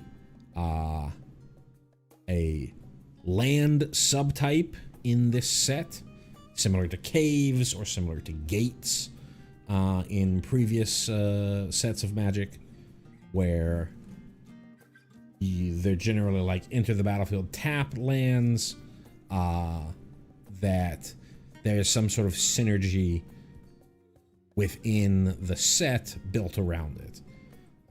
You'll have like sweepers that do damage based, red-based sweepers that do damage based off of the number of cards of that subtype that you have, or things that draw you a card every time that you play a land of that subtype, or create a big creature based off of how many of that land that you have. Here, this is, I get to Ancestral Recall if I have enough towns at the cost of this creature. We've seen a little bit of town synergy. I don't know if we've seen enough for it to be a deck like you saw, sort of an F&M level deck like you saw with caves and like you saw with gates. Though gates, sort of mazes in strategies and whatnot, did have some Grand Prix caliber gameplay to them.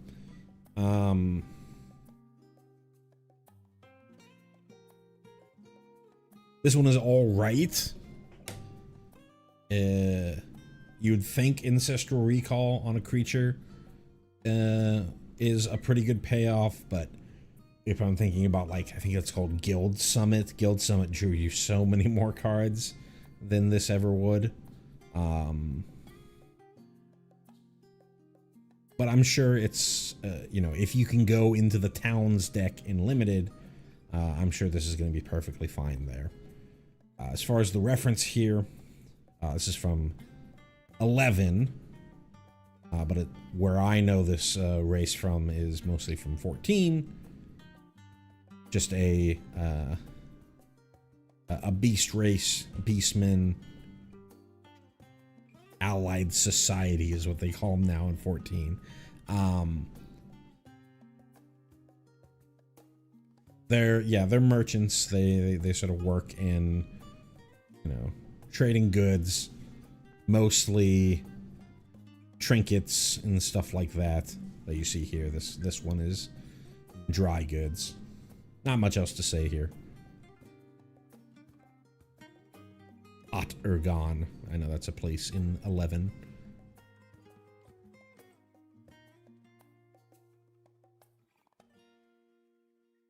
Next up, Sleep Magic. For a single blue, we have an enchantment aura at uncommon. It's enchant creature. When this aura enters, tap enchanted creature. Enchanted creature doesn't untap during its controller's untap step. And when enchanted creature is dealt damage, sacrifice this aura. Very flavorful. You know, you put something to sleep. If you hit it, it's going to wake up. There have been a number of these sort of quote-unquote blue swords to plowshare effects. Your sort of blue single mana cost removal spells that have been printed over the years. We currently have in the standard Unable to Scream, which is for a single blue enchant creature. It turns it into a 0/2 toy creature and loses all abilities. I think there's going to be times when Sleep Magic is better, and there's going to be times when Unable to Scream is better. Sleep magic is better if the thing that you are trying to get by doesn't have some sort of activated or triggered ability, something that you can work with. Something that somebody could, gain value from just by it existing on the battlefield. If it's just some big creature, then sleep magic gets it out of the way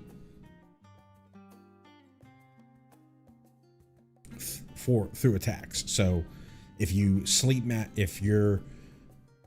if you need to swing for lethal and you have unable to scream, you can put unable to scream on the creature, and maybe the creature that you're attacking with won't die, but they would be able to still chump block because it's still a creature that is able to block because it's still untapped. Whereas this would tap it. But if it's like a Shieldred, then you would much rather have unable to scream. There is also in Tarkir Dragonstorm, there is a card called Singing Bell Strike, I think is what it's called, which is for a single blue flash enchant creature. When this aura enters, tap enchanted creature. Enchanted creature doesn't untap during its controller's untap step, but it has enchanted creature gains for 5 generic untap this creature. So in general, I think what the Singing Bell Strike thing can do is you can use it defensively. Your opponent goes to combat before they declare attackers. You Singing Bell Strike, put it onto their creature, because I believe it has flash. I could be wrong about Singing Bell Strike having flash, but I believe it does. So you can use it defensively and you can use it offensively, but in the rare scenario where you try to use Singing Bell Strike offensively and your opponent has 5 mana open, they can just untap their creature and have it tussle in combat, whereas Sleep Magic doesn't give them the opportunity to untap their creature. It's a lot of talking for a card that, is going to see sideboard play at best. So, it's fine.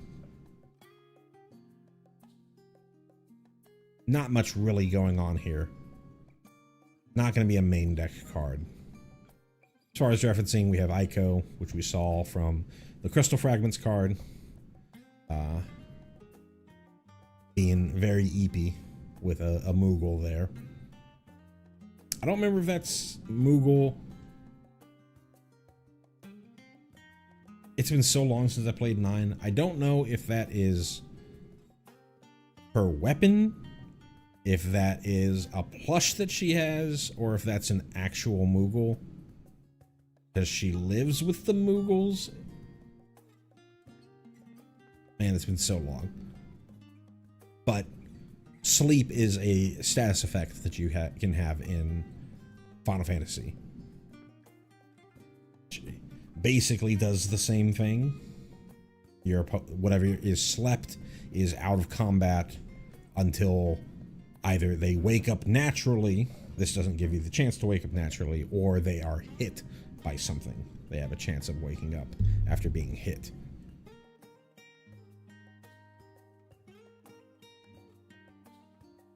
Next up, we have Stolen Uniform. For a single blue, we have an instant at uncommon. Choose target creature you control and target equipment. Gain control of that equipment until end of turn.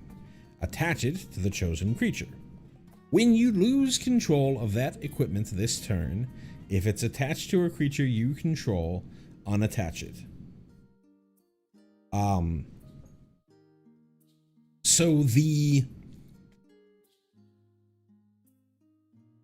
what they're wanting you to do with this card is they're wanting you to steal equipment, borrow equipment, right? You You have a creature, your opponent has some sort of equipment. You target your creature, target their equipment, equip that equipment for a single turn, sort of like a act of treason effect on the equipment. For a single turn, it auto equips to your creature. You can attack with that, and then it'll go back to your opponent. That's what all of the real strained language is going on here. But if when you read it carefully, it never says target equipment your opponent controls.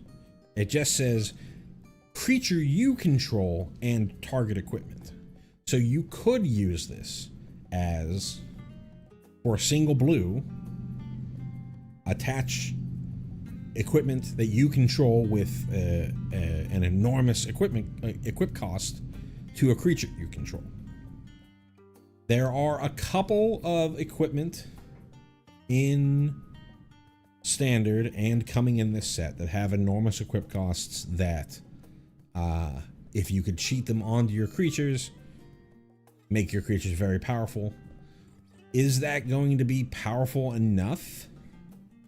Because there isn't Colossal Hammer or Colossus Hammer, I forget which one it is, in standard right now, where it's a cheap equipment that has a high equipment cost.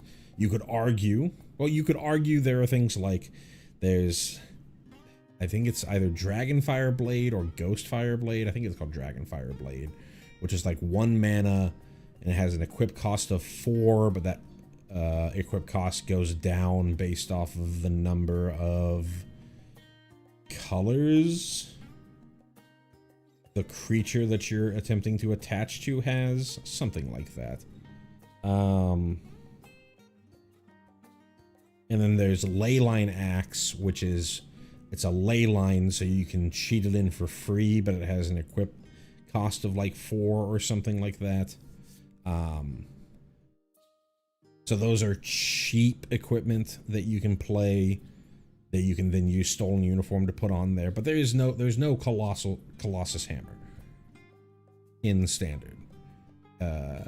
Where I think most people see this card is in some sort of Pioneer version of Hammer Time, because Pioneer does have Colossus Hammer.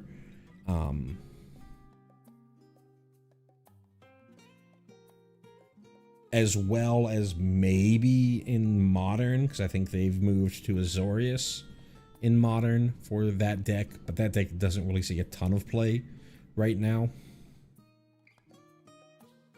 But just keep in mind, as we finish off the spoilers for this set, and as we go into later sets, that this card exists.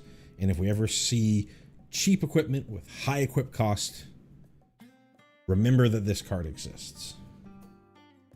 As far as what it is referencing, I think there's a couple times where you steal enemy gear in FF6.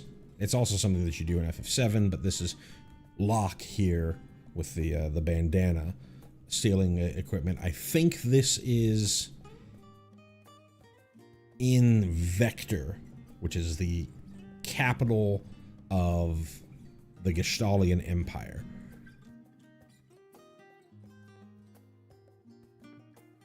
If it's not there, then it's in the port town where you first meet Celis. It's one of those two spots. I can't remember which one.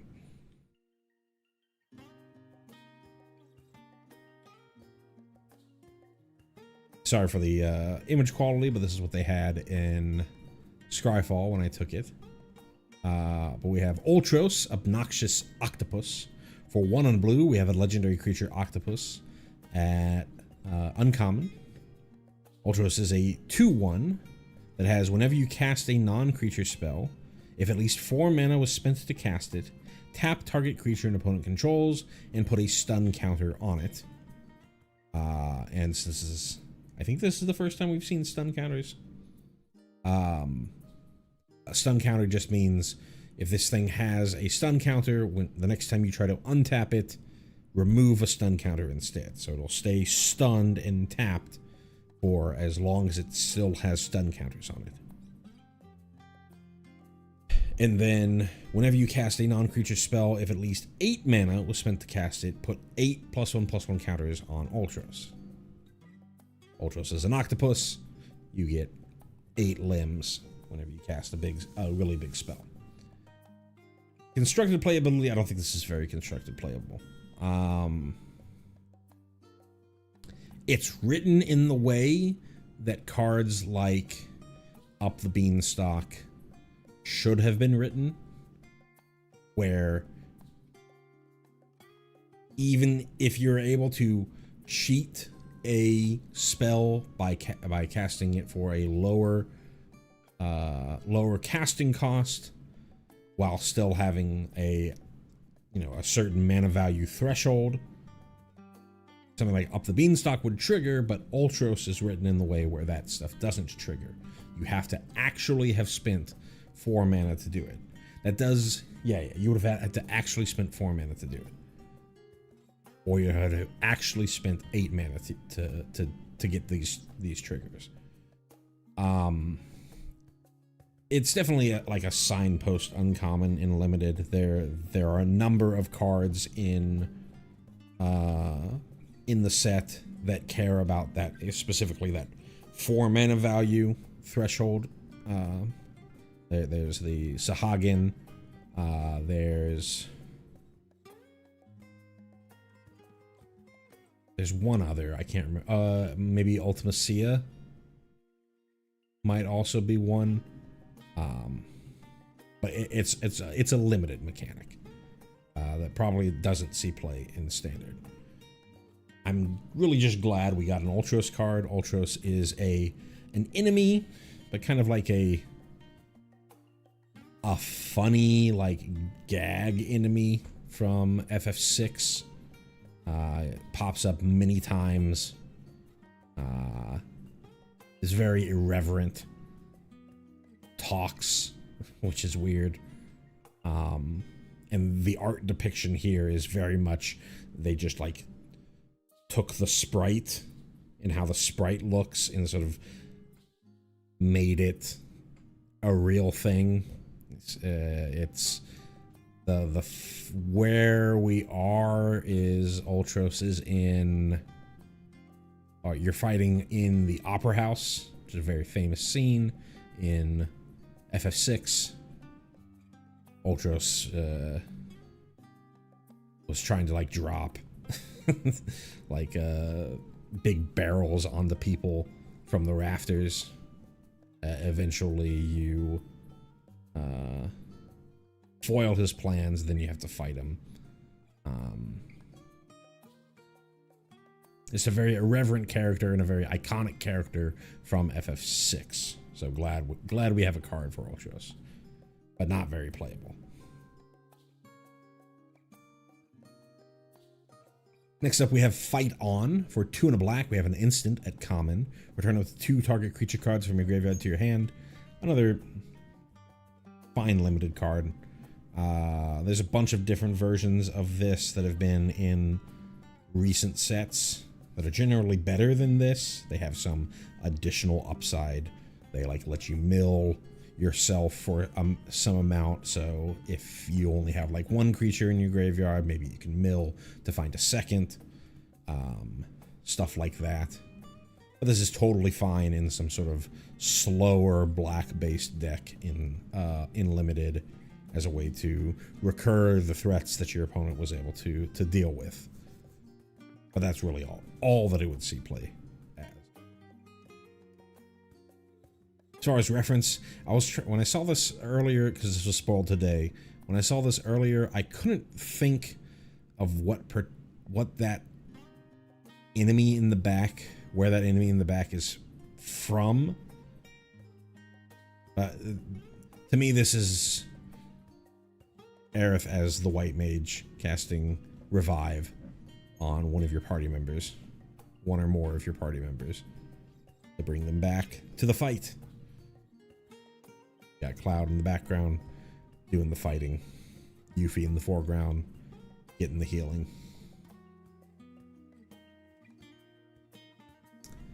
Next up, we have the final days for 2 black. We have a sorcery at uncommon. Create 2 tapped 2/2 black horror creature tokens. If this spell was cast from a graveyard, instead create X of those tokens, where X is the number of creature cards in your graveyard, and it has a flashback cost of 4 black. So 4 mana for 2 2/2s, 2 tapped 2/2s. Pretty weak. I don't think that there's any sort of horror synergy going on here.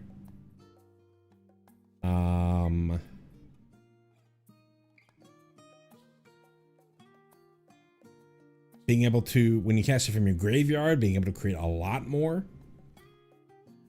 is nice. From standard, though, like, I've tried to make the, I even forget what it's called. It's the 3 mana 2/4 with Death Touch with Mobilize X, where X is the number of creatures in your graveyard. I've tried to make that card work, and it's fine, but it's, you know, you would end up rather playing other things. This is probably in that, you know, if you can get, even getting to that flashback side is, it's probably fine, but you can probably do better.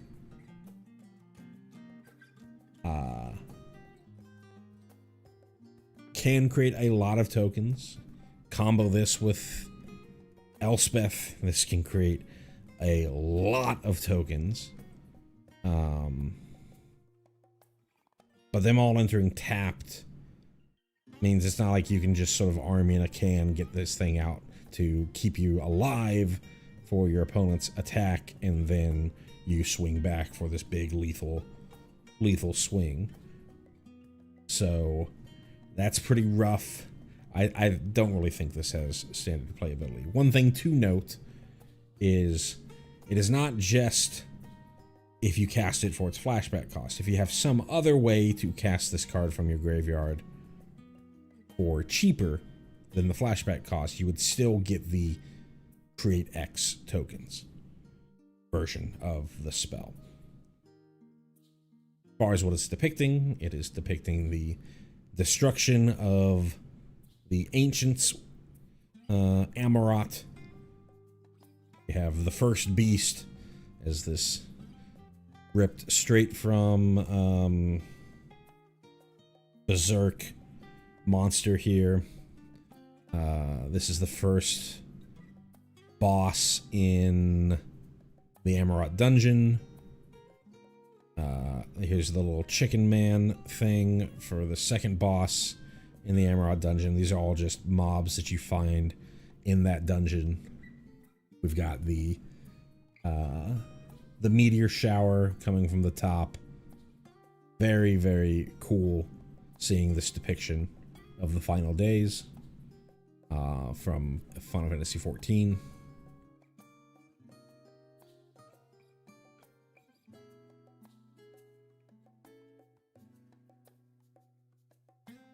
We don't see the final boss because the final boss is in space. Yeah, very cool. I have a comment right into my Teval deck. I think you commented on the last card. And yeah, absolutely. If you have things that care about the cards leaving your graveyard, I could see playing Fight On.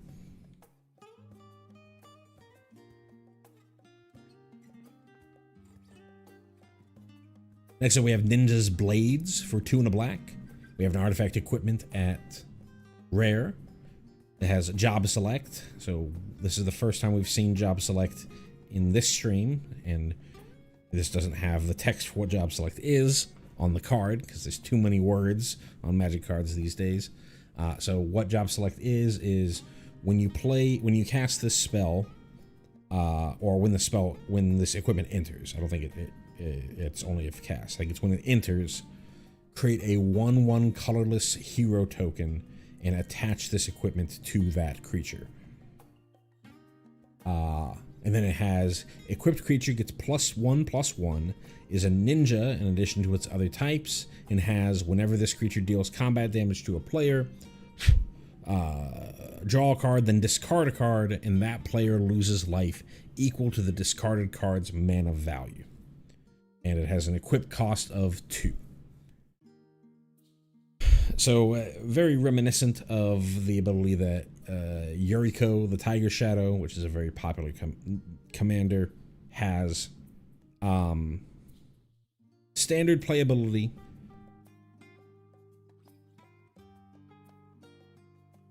Three mana for a 2/2 that has to deal combat damage to get its effect.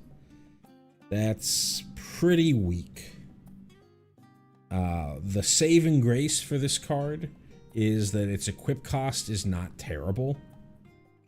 We've seen a lot of these equipments, like the Samurai Blades, which was another 3 mana 3/3 that I thought was actually relatively playable, because it gave trample and haste.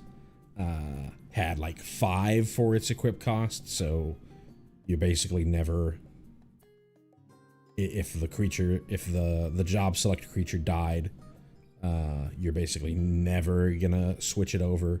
With Ninja Blades, there's an it's relatively realistic that somebody else could pick up the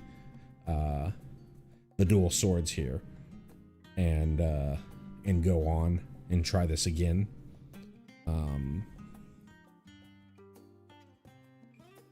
But it's gonna be pretty tough to get that hit in. And unlike something like a Yuriko deck, in Commander, in Standard, you're not really, you don't really have the deck manipulation or well, notably, this can be any card from your hand, as opposed to, I think Yuriko is whatever's on the top of your library. So you have to do a little more work to get that to work, whereas this, anything from your hand. But like doing the really busted stuff, like, oh, I'm gonna dump this Omniscience or the Scion of Draco or whatever off of this trigger and just insta-gib my opponent. You're probably not gonna want to. Are you really going to be putting a deck of a bunch of uncastables, your Progenituses and stuff like that, in there? Like, you got away with that in Blazing Shoal Modern because it comboed with infect creatures to literally one-shot kill people. This you're having to wait till turn 3. I don't know.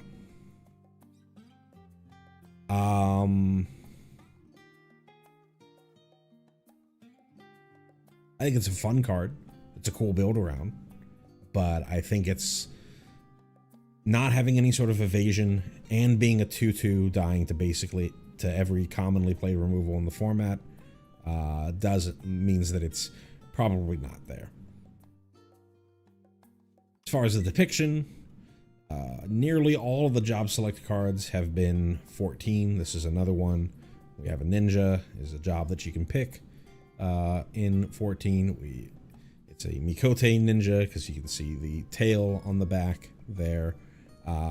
They are in the middle of doing.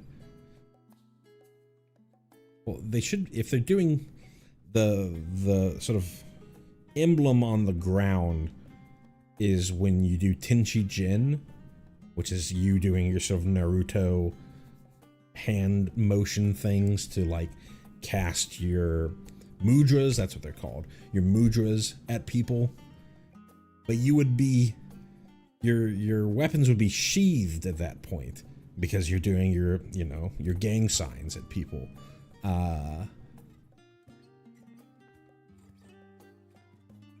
I don't think that I'm wrong on what that ability is. I think that is Tenchi Jin on the ground. So it doesn't quite work.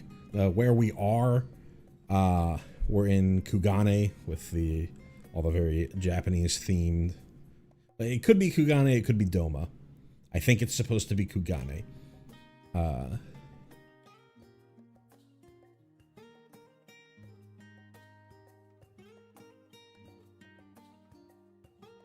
don't think that you're on, like, you know, I don't think you did the Kugane Tower jumping puzzle or anything, because you're not quite high enough for that, but still cool to see. Very thematic for 14.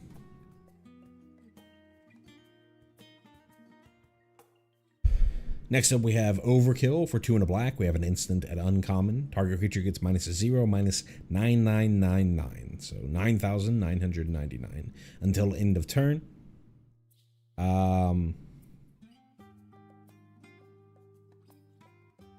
In nearly every realistic scenario, this is just an easier to cast murder. Murder is 1 black. Destroy target creature at instant speed. This is 2 and a black, so easier to cast. Going to kill basically anything. The upsides that Overkill has over Murder is Overkill gets around indestructibility, because you're reducing the toughness of something. So even if it's indestructible, it'll still die, because it has 0 toughness. It would die to state-based actions, as they call it.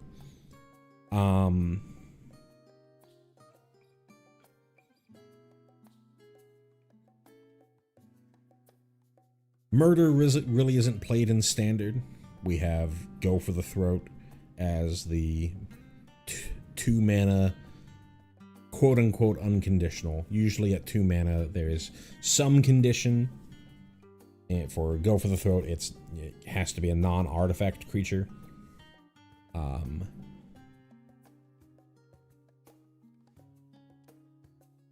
This is 3 mana unconditional removal, but you really don't see 3 mana removal played in standard.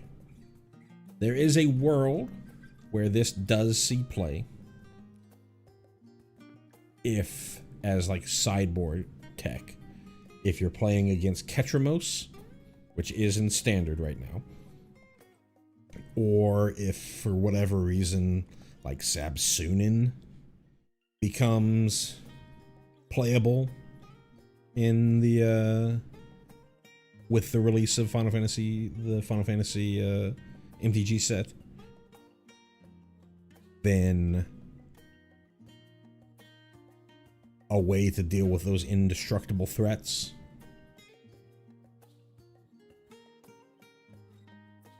is nice. I picked those 2 in particular because they have 4 toughness, so Nowhere to Run, which is a minus some amount of toughness removal spell that already sees play in standard, wouldn't get either of those.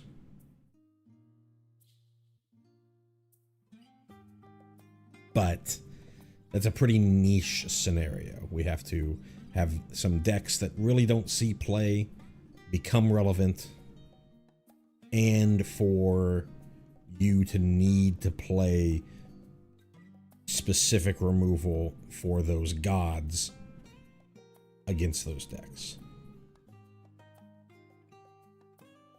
As far as limited goes, think of it just like Murder.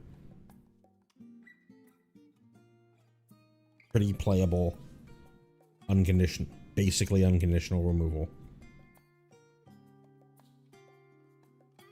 And go from there.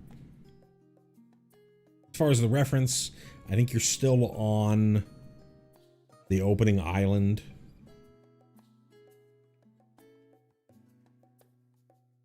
Sort of still in your combat training phase, combat tutorial phase.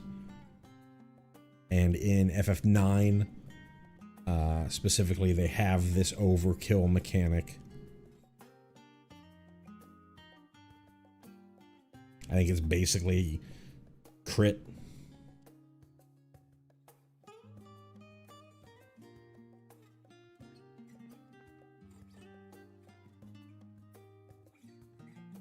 But yeah. Next up, we have side quests. Hunt the Mark. For 3 black, we have an enchantment at uncommon. When this enchantment enters, destroy up to 1 target creature. And then at the beginning of your end step, if a creature died under an opponent's control this turn, create a treasure token. Then if you control 3 or more treasures, transform this enchantment. So as always with transform things, I like to evaluate the front half before we look at the back half. 5 mana for a removal spell, way too overcosted. It is nice that you do get some value from your removal, and not just from this removal. You're guaranteed to it. Well, I shouldn't say guaranteed. If for whatever reason you play this and your opponent doesn't have any creatures, 1, why are you? But 2, you wouldn't get a treasure. Is the scenario you play this and your opponent, Shard Mages rescues, then you wouldn't get the treasure. But in most scenarios, you're going to get at least 1 treasure based off of this just entering the battlefield and shooting something. And it gives you a little bit of value for removal, for your other removal, getting a treasure from it. Notably, it is only at the beginning of your end step. So you have to use your removal at sorcery speed in order to get those treasures, which I think is the biggest issue with this card. Well, the biggest issue is this: it's 5 mana. But if you could have talked yourself into playing this card, because whatever we see on the other side is good enough, which we don't know yet. The fact that you have to use your removal at sorcery speed is pretty rough. You really would like to have removal at instant speed for all the reasons that you want to be removing things at instant speed. So it would have been nice if it says at the beginning of an end step. Now, I wonder if that was tweaked or if this is a hedge against mobilize. Because if your opponent is playing a mobilize deck or have creatures with mobilize, then they're giving, in this said an end step, then they're basically giving you treasures for just trying to play their game.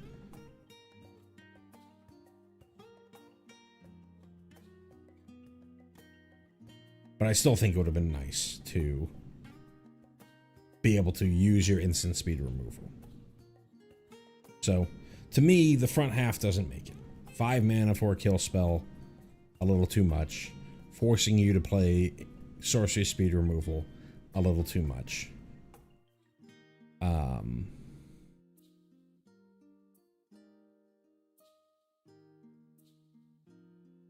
Note that if you have other ways to make treasures, you would still only be able to get the flip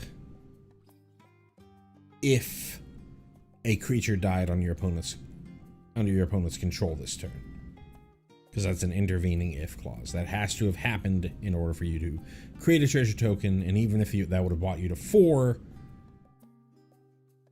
even if you have 3 treasures and then don't kill anything on your opponent's side of the board, it's not just going to say, hey, I have 3 treasures, flip. You have to have killed something. So what does it flip into? It needs to be pretty good if I'm going to be willing to play this. It turns into Izamat, which I think that's how you pronounce it. Ultimate Mark. You get a legendary creature dragon. It's a 5/6 that has for 1 and a black, sacrifice another creature or artifact. Izamat gains indestructible until end of turn and tap it. So this is kind of the replacement wording for regenerate that they've moved to. It's not quite the same, but it's close enough. It's a dragon, but it doesn't have flying. I get why, because the creature itself isn't really a flying dragon. It's more of like a monster hunter minion enemy. You're mostly fighting it on the ground. It's too big to fly.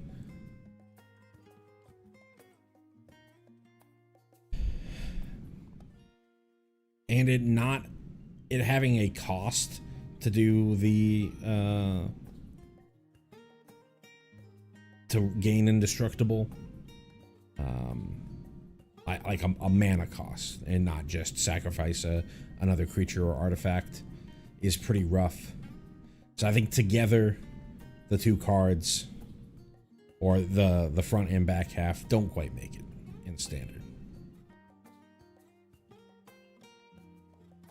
Is a little annoying if we look back at the first half, that like I could consider playing this in Commander, but you are forced to transform it if you have 3 or more treasures and you killed something on your opponent.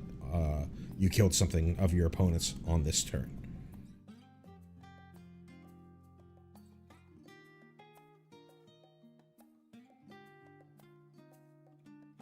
So you can't just, hey, I'm going to play this as an expensive way to kill something, and then every single one of my other board wipes or targeted removal spells just generate me treasure for the rest of the game.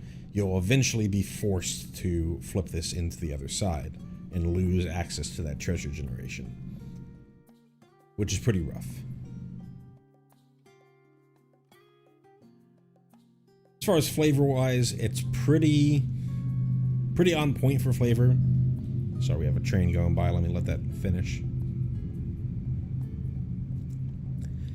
It's pretty on point for flavor. I don't know FF12's version of the hunting marks, hunting board, the hunt, but I do know FF14's implementation of it, which basically was taken wholesale from 12. You're given these marks that you go out and hunt different things. As you level up, as you clear out more and more of these marks, you get more elite marks to deal with, until eventually you get the big marks. The big mark in 12, there's like, it's a big, I think it's kind of like a super boss. This is how you fight the super boss in the game.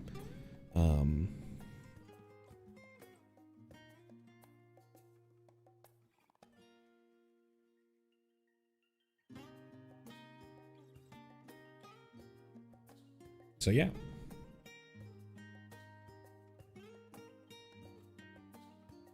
Moving on to Vane's Treachery. For 1 on a black, we get an instant at common. It has Kicker, sacrifice an artifact or creature. This is our first instance of Kicker, I think, in the entire set. You may sacrifice an artifact or creature in addition to any other costs as you cast this spell. So Kicker is, you can do something else. Usually it's like pay additional mana, but in this case you can sacrifice something in order to power up the spell. It's kind of like we've seen Tiered, which is kind of Kicker. Basically, many mechanics in Magic the Gathering are kind of Kicker. Some variant of Kicker. You often hear people talk about it's just a new Kicker. But here is literal Kicker. So, what does the spell do? Target creature gets -2/-2 until end of turn. And then if this spell was kicked, that creature gets -6/-6 until end of turn instead. Playability, I think there's literally this card in standard right now that doesn't really see play. This is almost entirely a limited card. Limited black removal.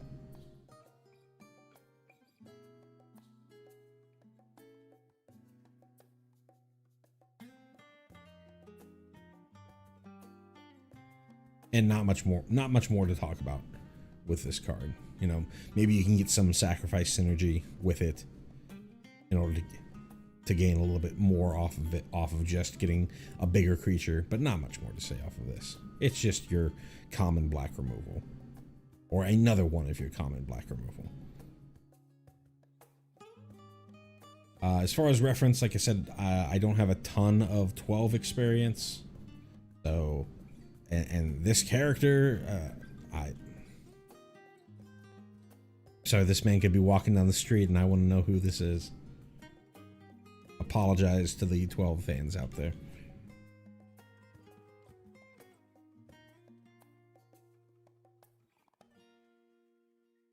Next up, we have Light of Judgment.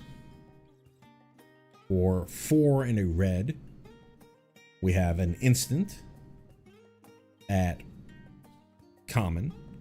Light of Judgment deals 6 damage to target creature. Destroy up to 1 equipment attached to that creature. This is our generic red removal for limited.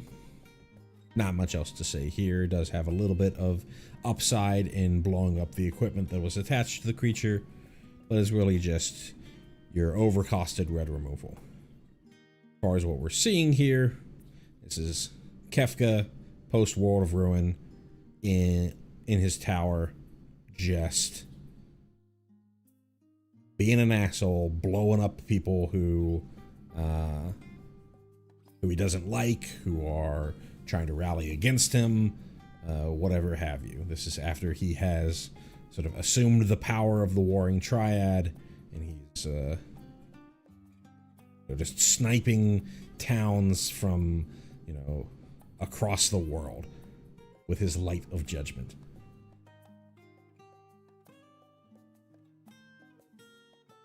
Question: did I save the card picks individually? I took the card picks from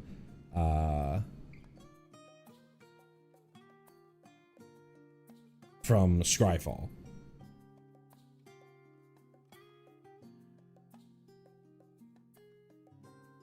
Yeah, and then save them to my computer.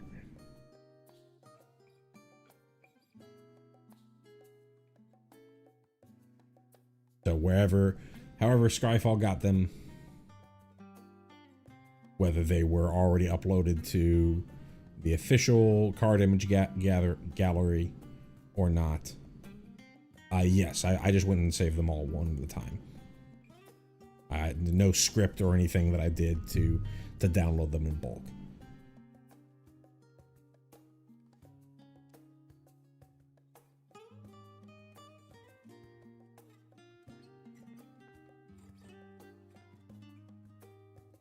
Next up, we have Prompto Argentum. For 1 and a red, we have legendary creature Human Scout at uncommon. He is a 2/2 with haste, who has a selfie shot. Whenever you cast a non-creature spell, if at least 4 mana was spent to cast it, create a treasure token. So we saw earlier with Ultros, there's an archetype that has cares about you spending 4 or more mana. Here it is also in red. So there was Ultros, there's Prompto, there's Sahagin. I feel like another one was in black. It might just be something that's across many different archetypes, but I might be misremembering it being in black. No, I think it was the Prima Vista, which was a blue vehicle. So I think this might just be the blue-red mechanic. And that cares about spending at least 4 mana for it. As far as Prompto's playability, 2/2 haste for 2 has been playable. There is currently a playable 2/2 haste for 2 in standard right now in Emberheart Challenger. Emberheart Challenger is a million times better than Prompto, but we've seen in the past things like Robber of the Rich, which technically had upside, but very rarely you cared about its upside. It was just the fact that it was a 2/2 with haste. for 2 mana.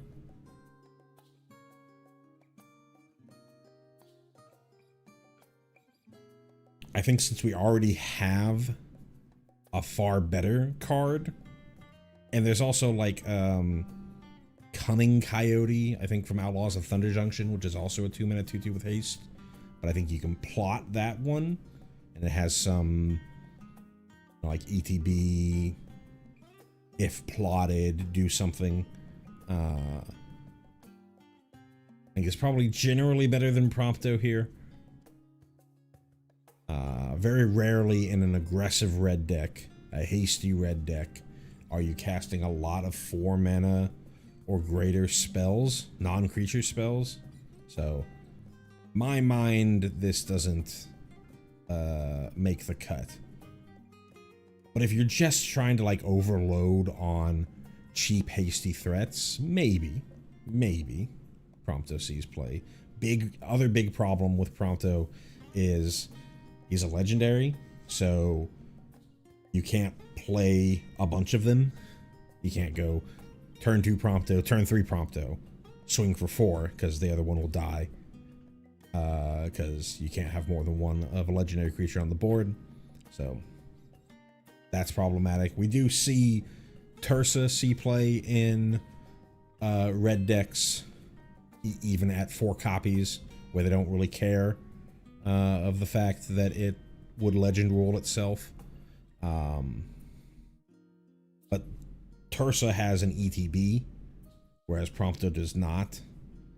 And at 3 mana, you're likely not going to be at a point where you're ever casting multiple Tursas in a row, or turn after turn. What typically happens with Tursa is if you happen to have a bunch of Tursas in hand, you play the first Tursa and discard the others to its ETB effect to try and draw something else. Whereas Prompto's not going to give you that option. So I don't think it quite makes the grade. I should note, if you're just watching this and this is your first time getting into Magic because you're a really big Final Fantasy fan and you're somehow stumbled onto my channel, you're gonna hear me say, I don't think it quite makes it in Standard. I don't think it quite makes it in Standard. I don't think it quite makes it in Standard. I am just one guy with one guy's opinion, and in general, in Magic sets,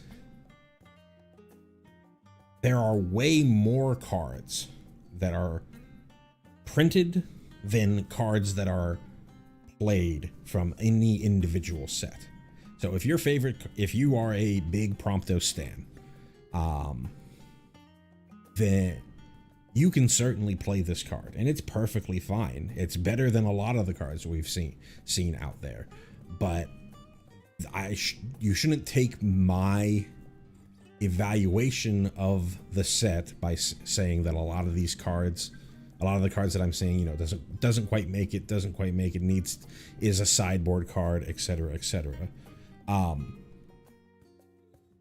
Don't take my evaluation to heart, and also know that is true of most cards ever printed in Magic. You look back at Ether Drift, which was the set 2 sets ago, and there are very few cards from Ether Drift that see a lot of high-tier competitive play.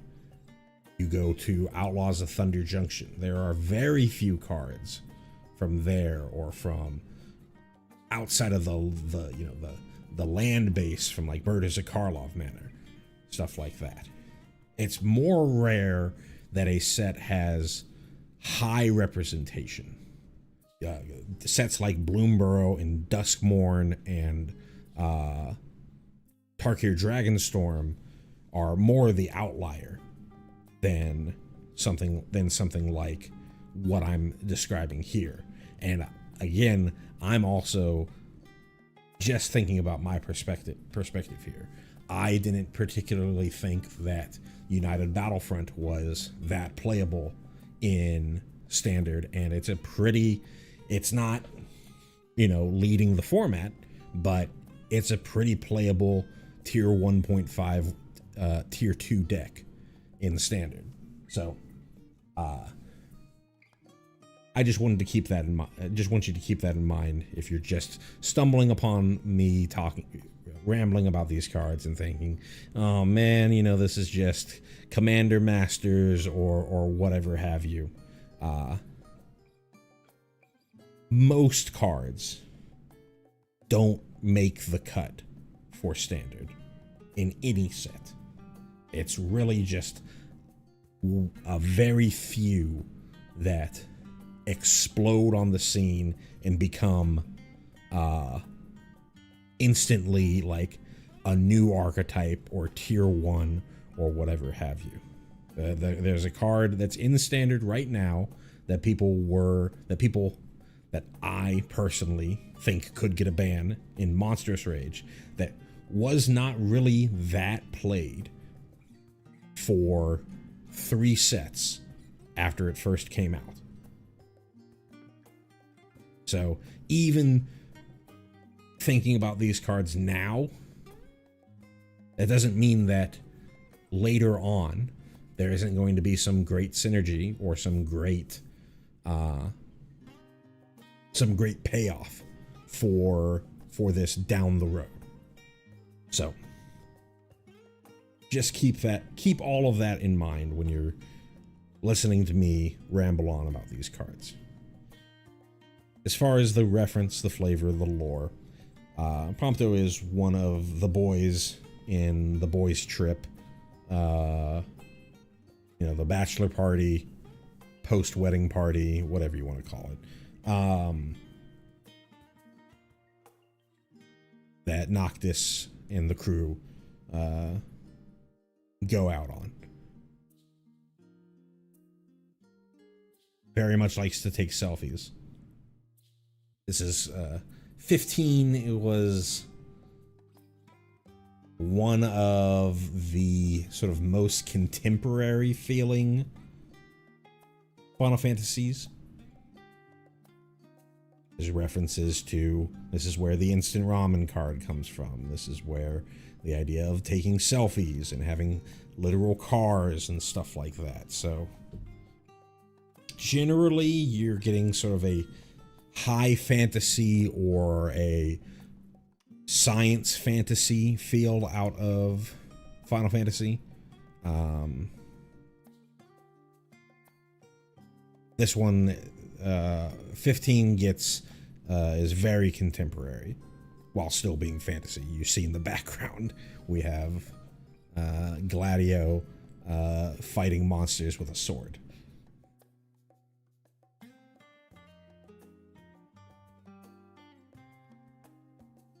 Next up, we have Raubon, Bull of Alamigo. For 1 and a red, we have a legendary creature, Human Warrior, at rare. Raubon is a 2/2 with Ward, pay life equal to Raubon's power. And whenever Raubon attacks, attach up to 1 target equipment you control to target attacking creature. So another 2-mana 2/2 in red. No haste on this one. But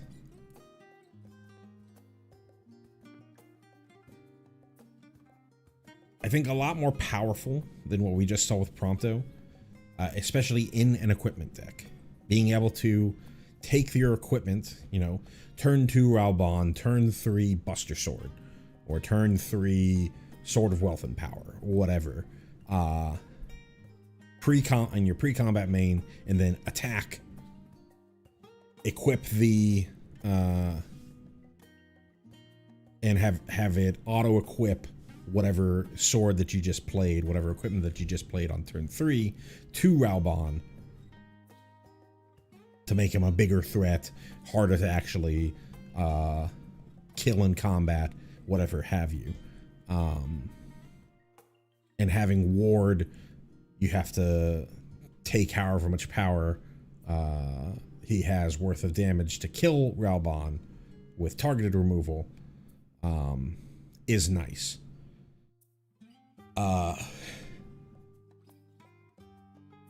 Life loss as Ward, generally people are willing to pay. if you can get Raubon to be super large, then your opponent's gonna be a little more hesitant. But if Raubon is super large, then they also need to kill Raubon, because otherwise he's going to kill them.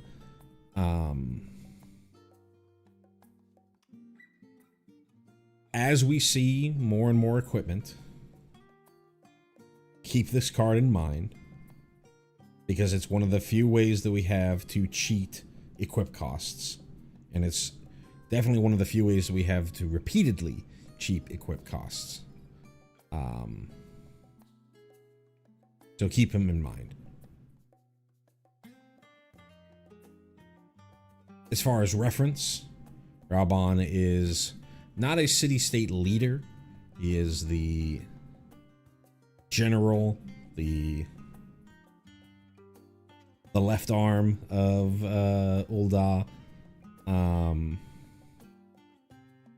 It's a joke because he doesn't have a left arm, and that's a plot point in Final Fantasy XIV. This is post whenever that stuff happens. This is really Stormblood-esque at the Rauger's Reach, the resistance camp in Alamigo.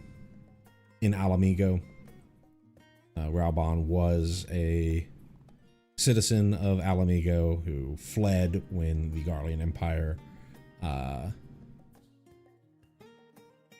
captured Alamigo and Girabania. Worked in Ul'dah for a really long time.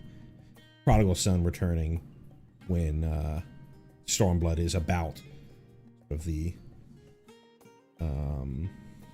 emancipation of Alamigo, the city-state of Alamigo. We see Monago over here in this corner, who is another, side character in the Stormblood story. This kind of looks like Manfred, I believe is what his name is. Got the same sort of dreadlock haircut, but I think a lot of folks from Alamegans, a lot of Highlander heroes have that haircut. I don't really know who this Lalafell is. It's not Pippin. At least I don't think it's Pippin. Who would have been Raubon's adopted son. We see the bull helmet that Raubon wore when he was fighting in the gladiator pits in Ul'dah in the back, where he gets the name Bull of Alamigo. A pretty important character in 14, though not a main character in 14. I would not call Raubon a main character. I'd say in the tier right behind the sort of swath of main characters.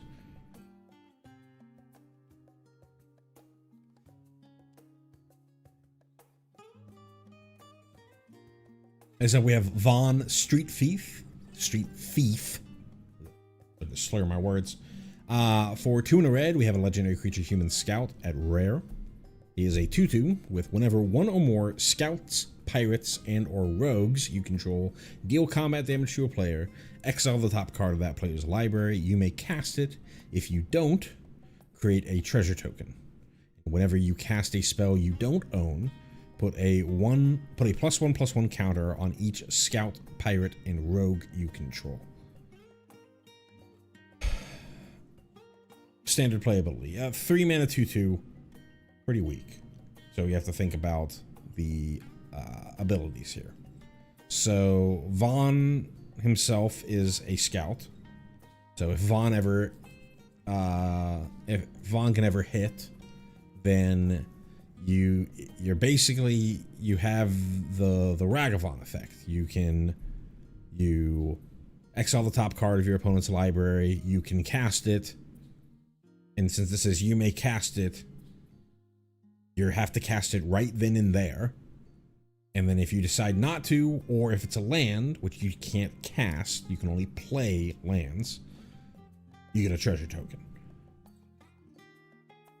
Ragavan is a 1-drop. Vaughn is a 3-drop. Ragavan you can dash in to give it haste and then return to your hand. Vaughn is a 3-drop with no haste or no evasion.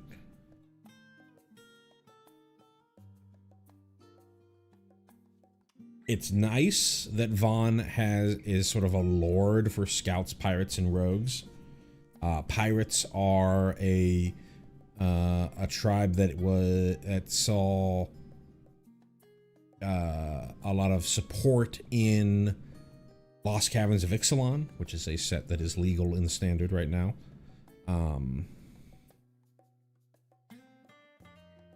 In the past, rogues has been a supported tribe, though they were usually in blue-black in the rogues deck that was very good, like tier 1 in the past.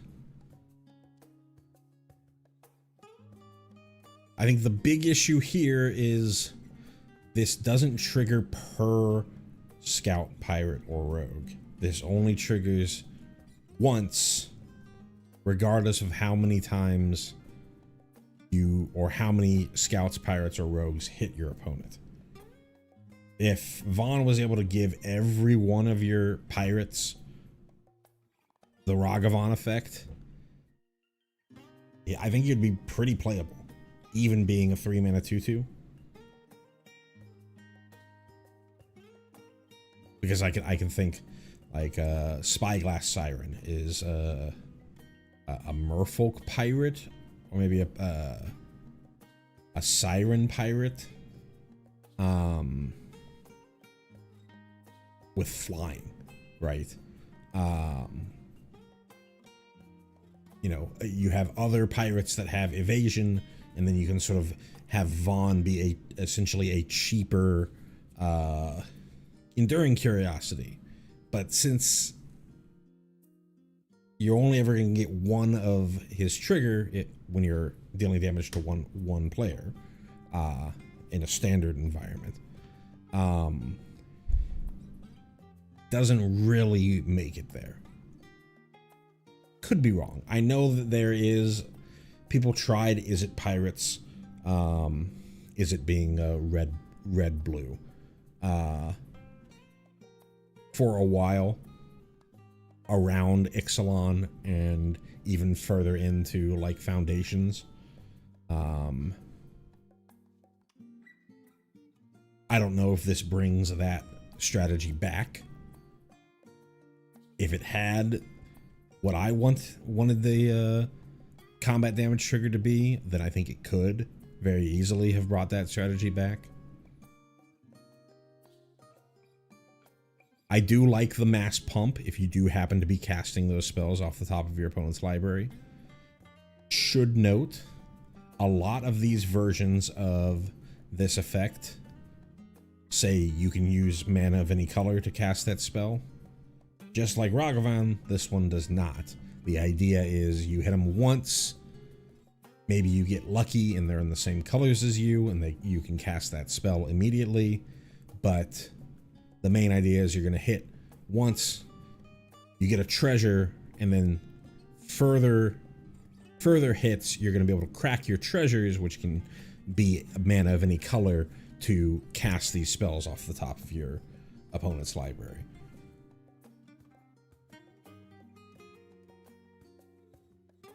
So I think Vaughn is very close to being playable in some sort of pirates deck in standard. Maybe does make it, but would have been a slam dunk if it was written like Enduring Curiosity.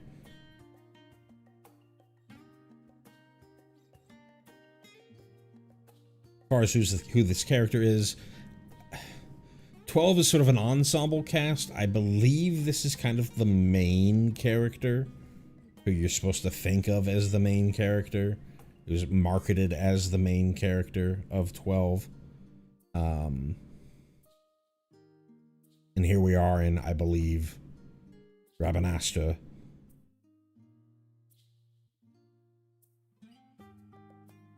Vaughn stealing, wanting to become a pirate. To the guard chasing after him.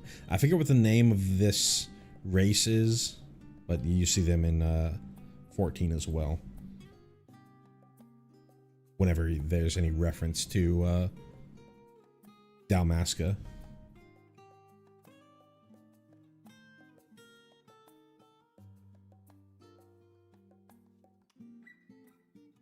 Next up, Ancient Adamentois. For 5 green, green, green, we have a creature turtle at Mythic. It is an 8/20 with Vigilance, Ward 3.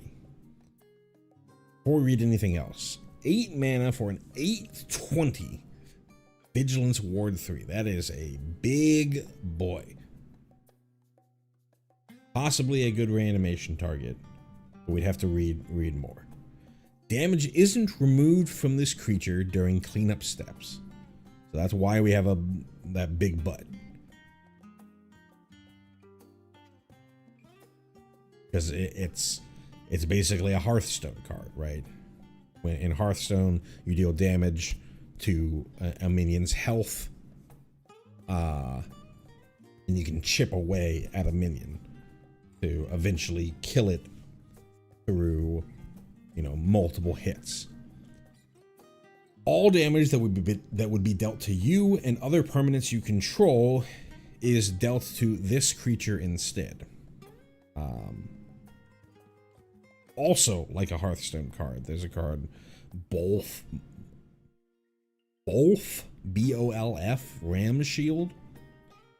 Very similar idea. Big butt.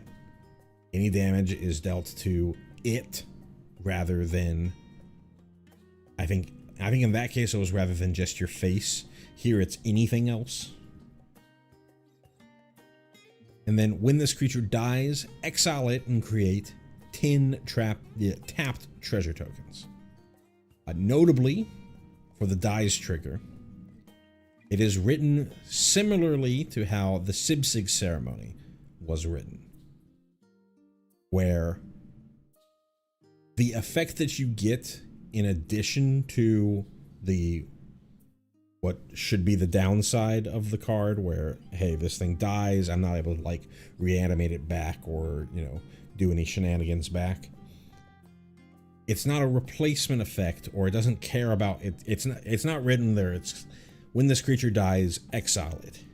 If it was exiled, create 10 tapped treasure tokens. It's exile it and create 10 tapped treasure tokens. So it's going to, if you can somehow save this card, a not dead after all,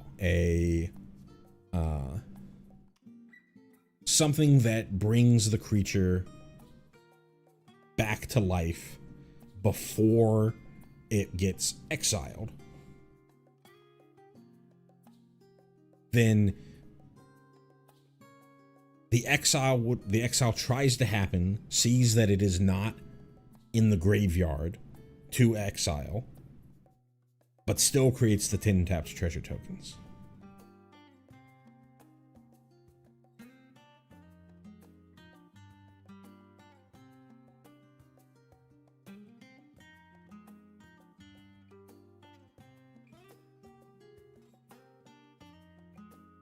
I say all of that.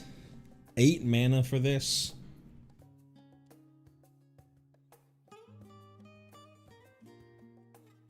It kind of is just a big idiot.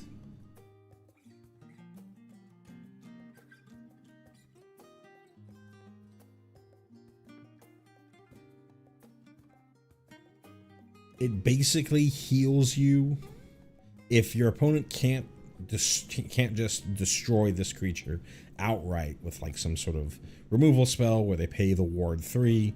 Pretty tough to get through that ward. You're generally gonna have to wait till turn 5 as an opponent to be able to kill this card. But you didn't get this into play until earliest turn 4, so you got to keep that in mind. And I say earliest turn 4 because you put this into your graveyard and then reanimate it with Zombify.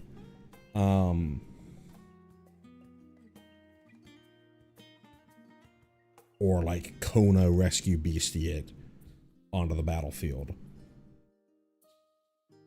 ahead of schedule, which Kona is a 4-drop.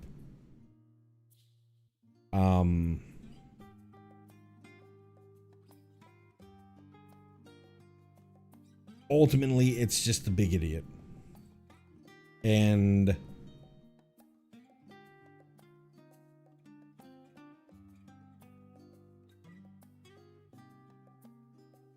if you have ways of getting rid of the damage, like it can be fine, you know, scroll shift this, ephemerate this, do stuff like that, or do the whole not dead after all thing on this. It can be fine, but I think ultimately it's just a big idiot. A fun play around, works really well with Beator from Tarkir Dragonstorm, but as far as like reanimation targets go, probably not your first choice.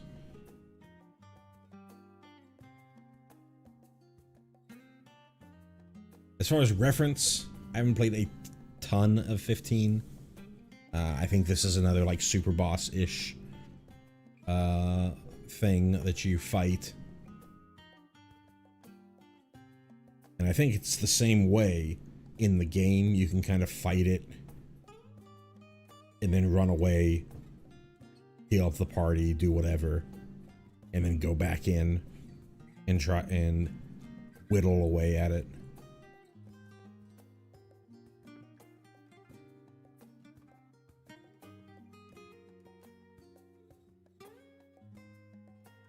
Next up, we have Cactuar.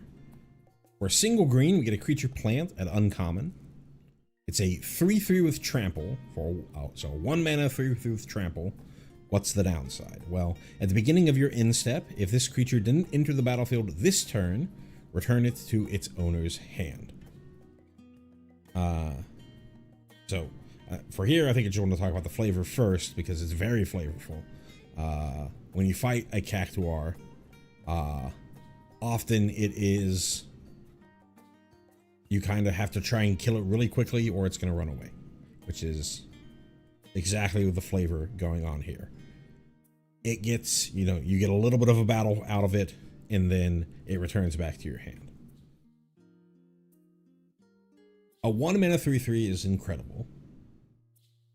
There is Patchwork Beastie from Duskmourn that sees play in Gruul Delirium. Its downside is that it can't attack or block unless you have Delirium, which means you have 4 or more different card types in your graveyard.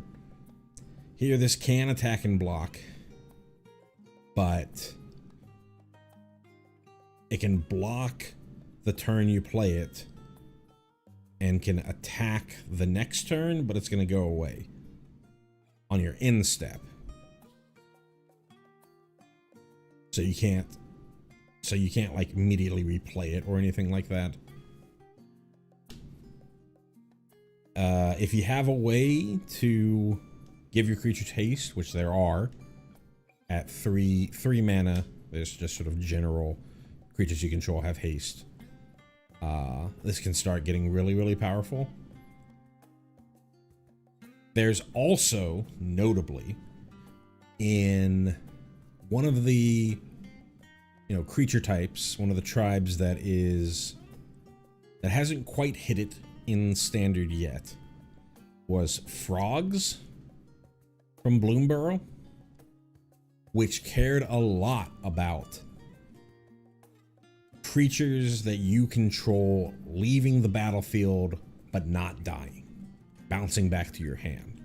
And they triggered a lot off of, you know, hey, if something left the battlefield but did not die, then draw a card, or create a token, or give something +1/+1, or whatever have you, right? And this is a cheap, repeatable way to trigger that stuff. So I wonder if you can play this as an honorary frog. And maybe people should give frogs a look back at. It's a very powerful, but very highly synergistic deck.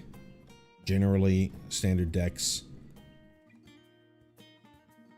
need to just be more generically powerful than synergistic. Sometimes synergistic decks make it over the hump, but most of the time you're just looking for raw rates per card. Frogs is a very synergistic deck, but this is a pretty good enabler for it. So keep an eye on this. This is the FF6 Cactuar. Again, this could be the Velt again. Or no, this is the deserts around Figaro, most likely. But Cactuar are things that have been in many Final Fantasies throughout the years. So while this might be the 6th depiction, it's something you can see in many different Final Fantasies. Next up, Clash of the Icons. For a single green, we have a sorcery at uncommon. Choose one or more. Target creature you control fights target creature an opponent controls. Remove a lore counter from target saga you control. It notes that removing lore counters doesn't cause chapter abilities to trigger. Only adding them does. And you can also put a lore counter on target saga you control. I think this card is sneakily very playable and possibly very good. It hinges really on the playability of summons coming from Final Fantasy. There are some sagas that see some play that exist in current standard. But I went looking as far as green sagas, like really the only one that sees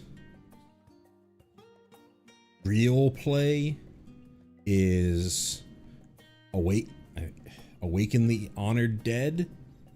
I think that's what it was called. The Simic saga from Tarkir Dragonstorm.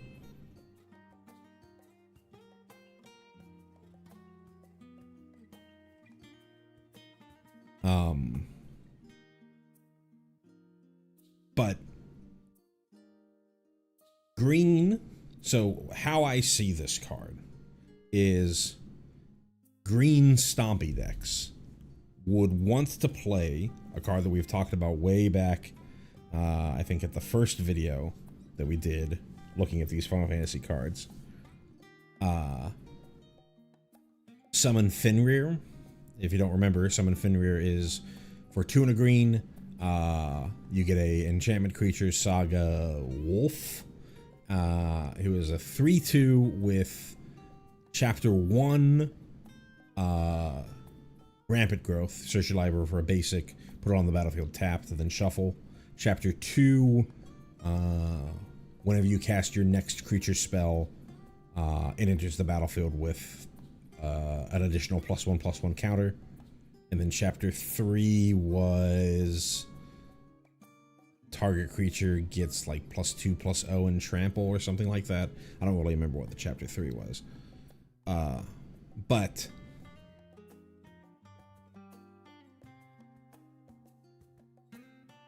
green stompy decks like fight spells. Fight Club, Golgari Fight Club, the one that plays Phyrexian Obliterator, plays like Bushwhack. And other green stompy decks play just sort of generic fight spells.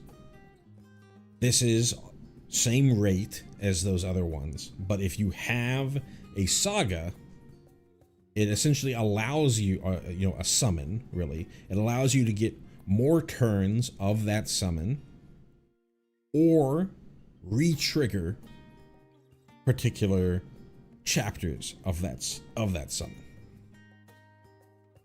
Couple things to note. Like it says in the reminder text, if you just decide to remove a lore counter from a saga, you're not going to trigger that chapter that you went back to. You only trigger chapters when you add lore counters. So the only chance that you would be able to have, I shouldn't say the only, you can chain multiple copies of this spell or other effects that manipulate the number of counters on your sagas, though there aren't that many.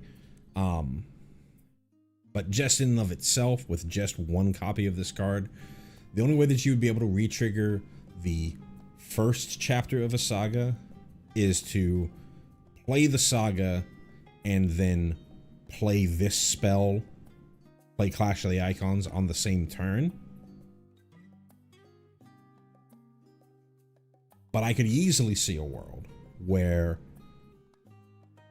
you have 4 mana available. You play Summon Fenrir, you Rampant Growth, you have Fenrir fight you play Clash of Icons, have Fenrir fight something, and Rampant Growth again.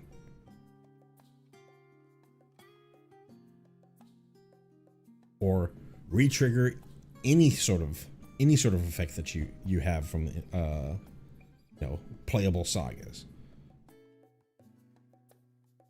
So I think this is a pretty linchpin card for making those summons a lot more playable in Standard, and just being a 1-mana fight spell, which is fine for green decks that don't have access to better fight options. If you're playing green-blue, or better removal. You're playing green-blue, you're playing mono-green.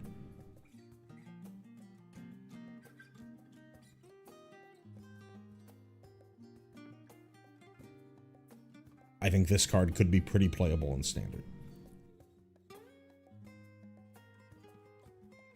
As far as the depiction, this is Ifrit fighting Titan. Pretty iconic moment in... Specifically, I don't remember what the name of this Titan is, but it's after the Titan's dominant, who is named, it's not Clive, Clive is Ifrit. I forget the guy's name.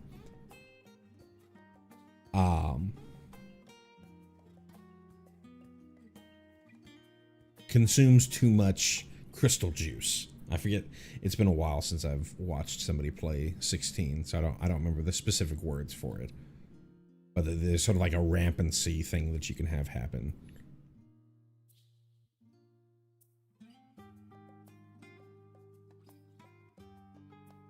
Next up is Reach the Horizon. For 3 and a green, we have a sorcery at uncommon. Search your library for up to 2 basic land cards and or town cards with different names. Put them on the battlefield tapped, then shuffle. This is your explosive vegetation, or more closely, circuitous route. Give me a second.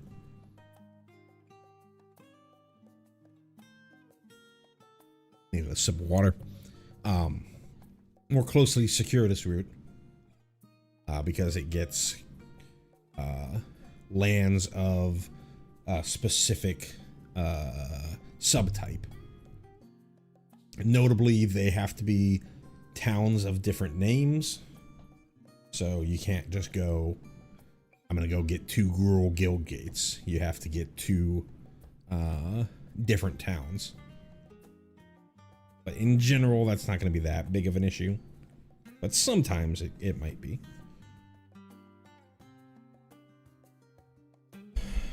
Playability, I think we already have a explosive vegetation in standard right now. And we have a lot of options at 3 mana. Overlord of the Hauntwoods is the big one that ramps at 3 mana. We just talked about Fenrir. There's like Heaped Harvest, things like that allow you to ramp at 3 mana. It's only 1 instead of 2, so this brings you from 4 mana on turn 4 to 7 mana on turn 5, assuming you have a land drop on turn 5, which could be good if you're trying to do Ugin things.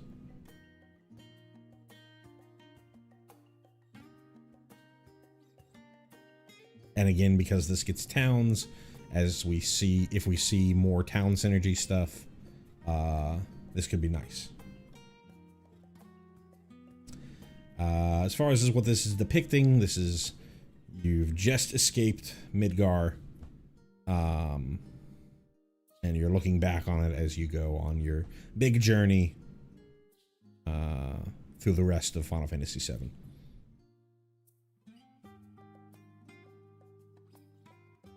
Again, sorry for the quality. This is what was from Scryfall, but we have Ride the Shoepuff. Ride the Shoepuff. For 1 and a green, we have an enchantment at uncommon that says it has a landfall trigger of whenever a land you control enters, put a 1/1 counter on target creature you control. And then for 5 green, this enchantment becomes a 7/7 beast in addition to its other types. This gets decent. It's kind of an enchantment version of Bristly Bill. So it dodges removal. So with Bristly Bill, you often end up holding Bristly Bill for turn 3 so that you can try and go Bristly Bill land drop, put the counter on Bristly Bill. Now I at least dodge the burst lightnings and the cut downs of the format. Here you would be fine with just playing this on turn 2 and then playing something else on turn 3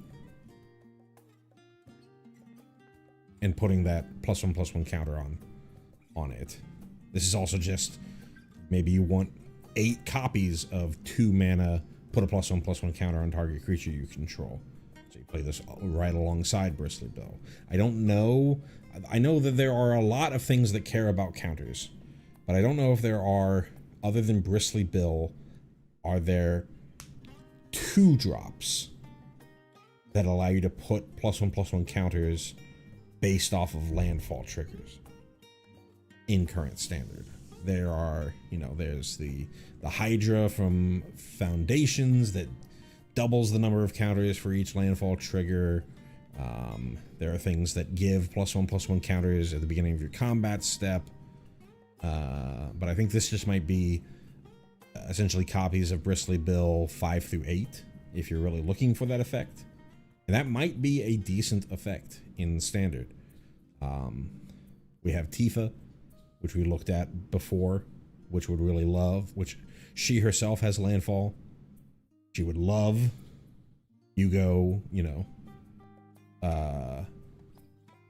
turn 2 Tifa, turn 3 Ride the Shoepuff, landfall, stack the triggers so that the +1/+1 counter from Ride the Shoepuff goes on to Tifa, so that she is a 2/3 that turns into a 4/3 instead of a 1/2 that would turn into a 2/2 into a 3/3.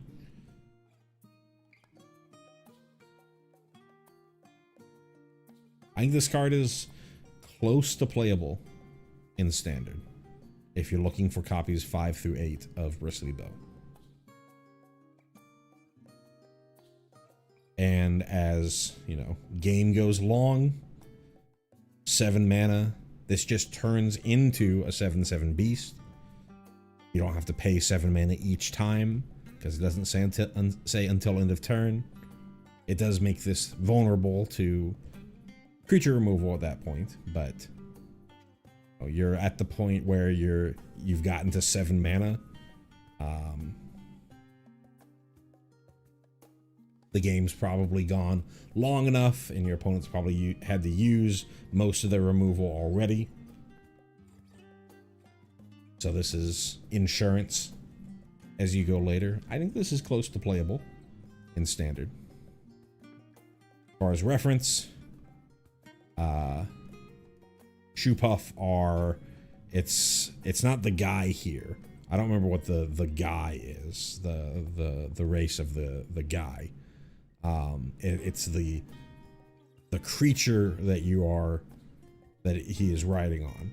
It's kind of like an elephant looking thing that you use to cross this expanse of water. A very, very famous voice acting line of "Ride the Shoepuff, all aboards."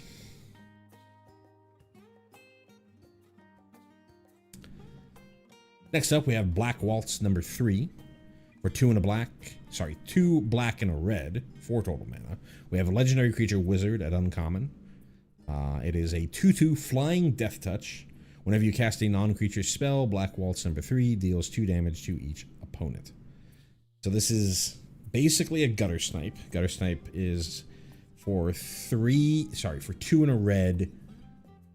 It's like a creature goblin 2/2. I think Gutter Snipe was whenever you cast an instant or sorcery. This is whenever you cast a non-creature spell. Gutter Snipe would deal 2 damage to each opponent. Here, non-creature deals 2 damage to each opponent. So 1 more expensive, but a better body. The same power and toughness, but this is a flying death touch creature. There's certainly you're going to see this deck on the ladder. Probably down in gold and silver, but you are going to see this deck on the ladder, because that is a very powerful effect. If you put it, and notably it's Black Waltz doing the damage, so if you somehow put lifelink on Black Waltz, then all the damage that you're doing there is lifelink damage. 4 mana is pretty expensive for this effect. You're probably just better off playing the best deck in the format in Izzet Prowess than trying to do this. But if you want to go into some sort of wizard tribal thing, because there's a lot of wizard support, and they all kind of do this same thing of sort of prowess, but instead of getting power and toughness, they just directly deal damage to their opponents. You could sort of have Black Waltz be there. I think where this most sees play is in Commander. If you really want to make a Gutter Snipe deck in Commander, you can now play Gutter Snipe as your commander via Black Waltz number 3. You'd probably rather have be an Izzet, but you might be fine enough being in Rakdos here, being in red-black.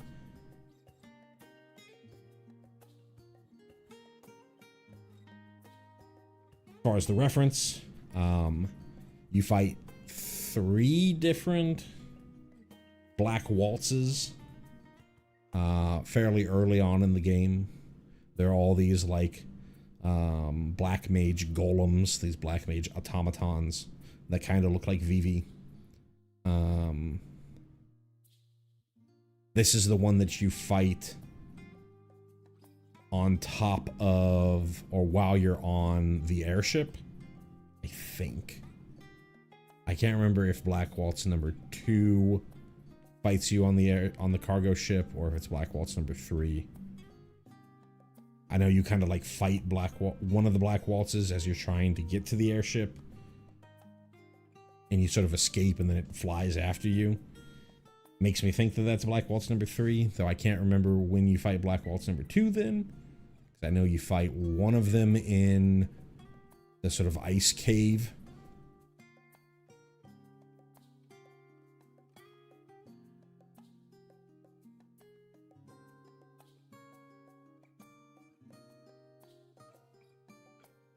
Regardless.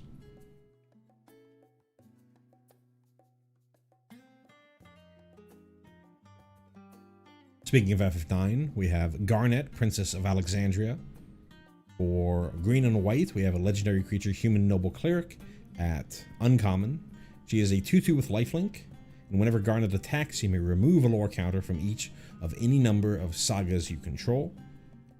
Put a +1/+1 counter on Garnet for each lore counter removed this way.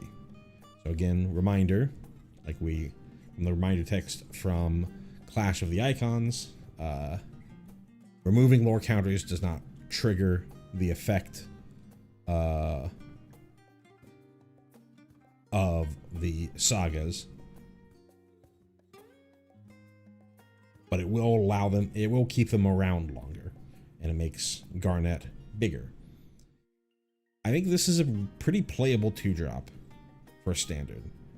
We saw with Sarah that there is sort of a Legendaries Matter theme.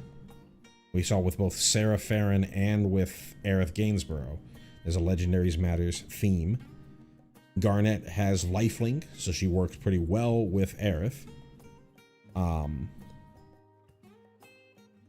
Generally, and then as well, if you don't just want to play her as sort of a 2/2 with lifelink that's a legendary,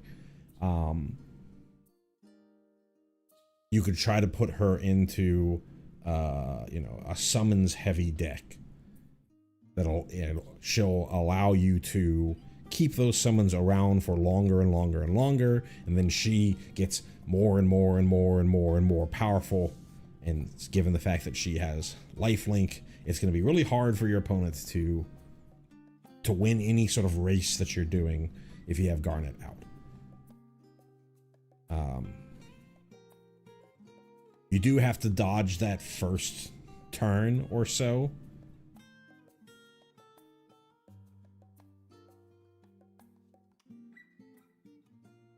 But I could again see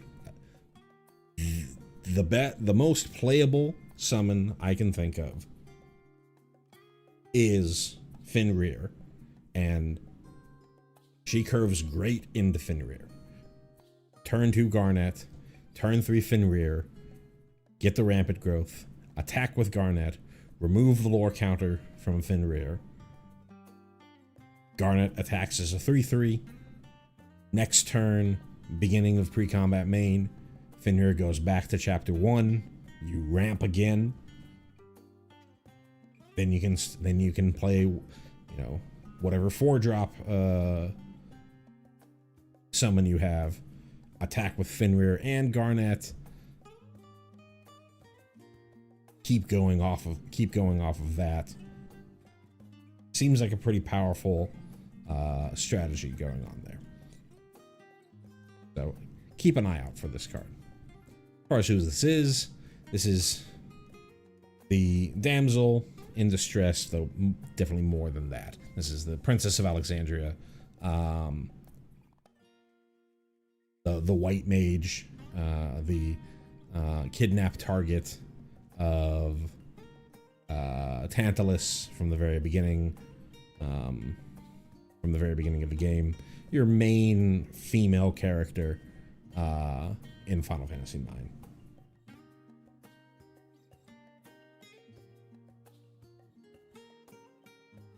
More main characters. We have Hope Estime. I don't know how to pronounce Hope's last name.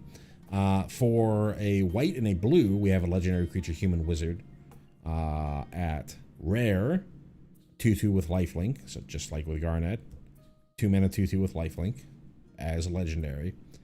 Hope has, at the beginning of your end step, each opponent mills X cards, where X is the amount of life you gained this turn. it's a very cool effect. How good is this effect? I don't think it's that great.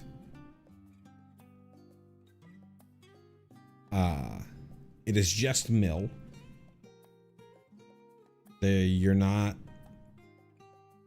sort of gaining. It's just mill and lifelink, which are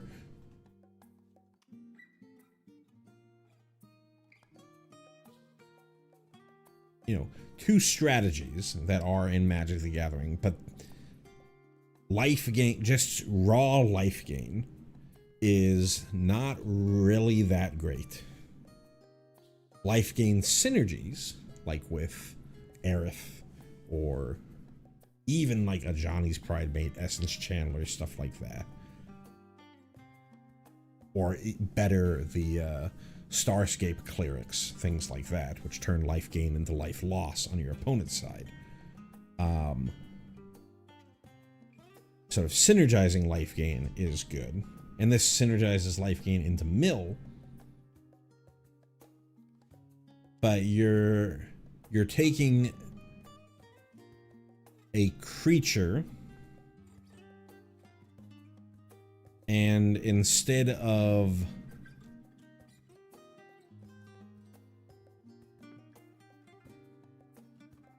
attacking their life source, or their life total, which you only have to get through 20 life to kill, you're attacking their deck, which you have to get through 60.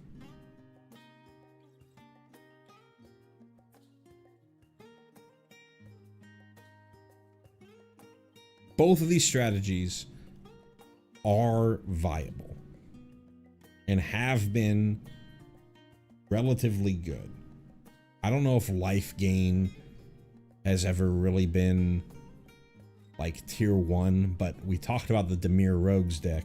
That was really, it was sort of sideways mill, right? It was really, you used mill from the Rogues deck to power up spells that you have that cared about, your opponent having 8 or more cards in their graveyard, so that your rogues got stronger, your kill spells got better, you could cast your Into the Stories and draw 4.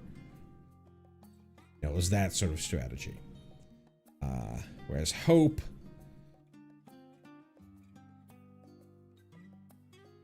life gain does come generally at a cheaper cost than mill.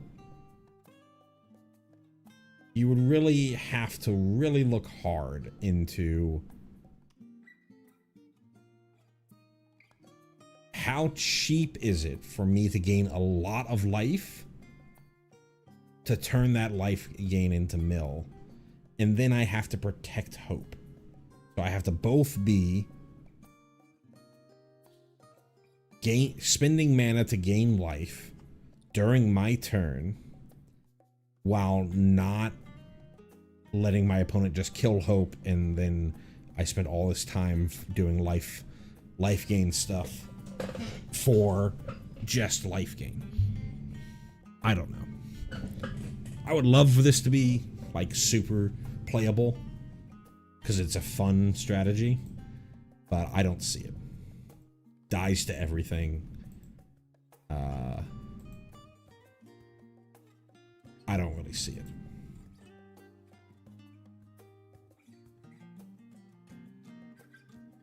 As far as reference goes, this is one of the party members from FF13.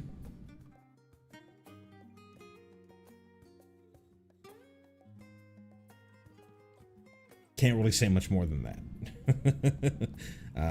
Hope, I think for a lot of people, was like one of the worst characters from 13, so kind of pretty bland, especially from 13. I've heard that a lot of the characters from 13 have their stories expanded, and their storylines kind of a little more redeemed in the sequels to 13.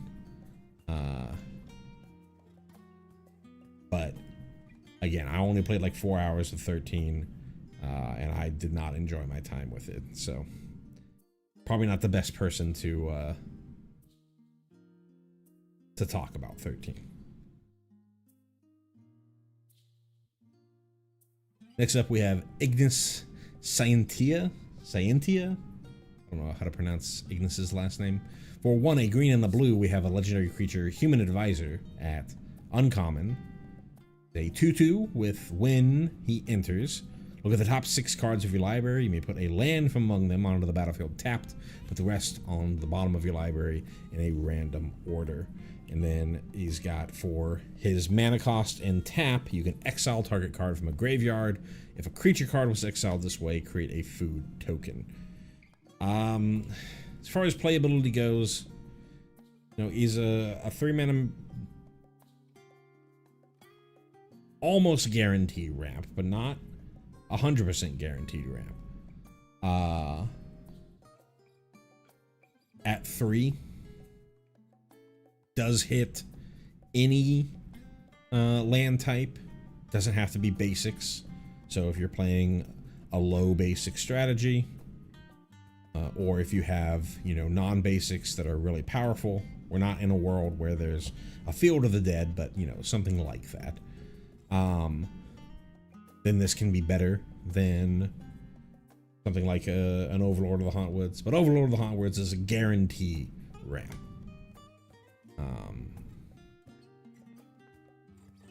You could argue this is play this or play Clifftop Lookout,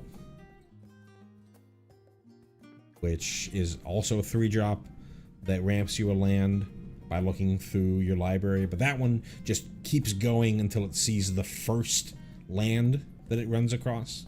Here, if you run into a bunch of different lands and you're really looking for, you know, the dual land, or you're really looking for the 3rd color that you need, Ignis could help you find that, whereas Clifftop Lookout, if you just hit another forest and you're really looking for a mountain, then you're SOL. The incidental graveyard hate is fine, especially in this standard, where Azorius Omniscience and something like you know, being able to snipe your opponent from getting back something with Storm Chaser's talent, or even, you know, you kill your opponent's unstoppable slasher, and then before it returns from the graveyard, you eat it. There are good options or good reasons to have incidental graveyard hate on creatures that you have. This is pretty expensive for that graveyard hate. You could just play Keen-Eyed Curator or even literal Scavenging Ooze in green for cheaper graveyard hate. You could play Heritage Reclamation or other instant speed graveyard hate that comes from your hand, so your opponent can't. Well, not that they can't play around it, but it's harder for them to know to play around it.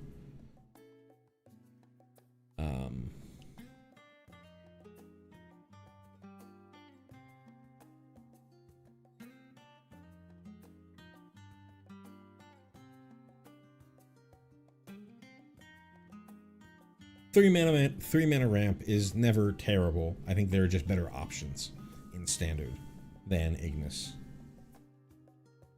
As far as who this is one of your main buddies, just like Prompto, who you can see in the background there. You see Prompto in the background there. You see Noctis here, and this must be Gladio hidden behind the arm. Ignis is the cook, the chef of the group on the road trips.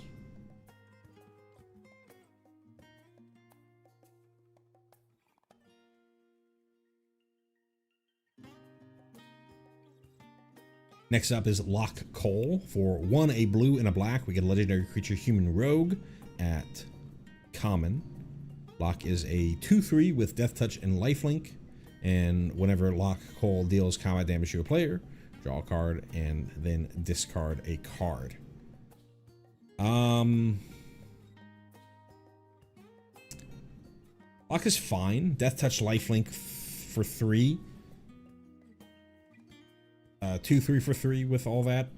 That's pretty good stats. We play Unstoppable Slasher in the standard right now. We play Creature of the Schism, which has 1 extra toughness, which is relevant. That dodges, it makes it dodge both Cut Down and Nowhere to Run. By being a 2/4 for the Cut Down and then having 4 toughness for the Nowhere to Run. But this having Death Touch and Lifelink, you often see people playing in standard now in their sort of black-based mid-range decks. Carcy Revenant, almost exclusively because it is a 3/3 flying Death Touch Lifelinker, as just a way to guarantee that I have a blocker that's going to trade against my opponent's red. Not a guarantee when you're going up against Manifold Mouse, but against much of what your opponent is doing, going to trade there and allow you to get some lifelink in there as well. And then you do have a little bit of card selection. You do have to deal combat damage with lock, so that means you're not holding it back as a blocker. But with lifelink, generally you are wanting to make your attacks. I think it's a pretty playable card. I think the biggest issue is it's competing against a lot of good black 3-drops. We just talked about Unstoppable Slasher, Carcy Revenant, Preacher of the Schism. In this exact set, we saw the same thing happen with Shantoto and Vivi. In this exact set, we have Emmett Selk and Locke. Emmett Selk is the same mana value and the exact same mana cost, 1 a blue and a black, for a 2/4 with Vigilance, and does the looting with an attack trigger. Doesn't have Death Touch, doesn't have Lifelink. So there are worlds where you'd want to play Locke over Emmett for what we just talked about. But if you're just trying to do this sort of, you just want a creature, a 3-drop creature that allows you to sort of filter through your deck, sculpt your hand better. I think the upsides of something like an Emmett Selk is better than Locke. But not an unplayable card. As far as who this is, one of the party members, just like how we talked about with 12, 6 is very much an ensemble cast. You could easily argue that Locke is the main character of 6.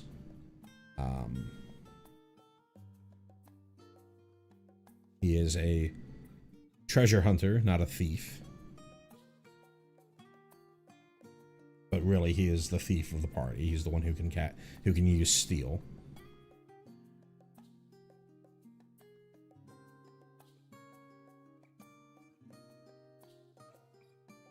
And not much more to say about Locke without talking about basically his whole story. So,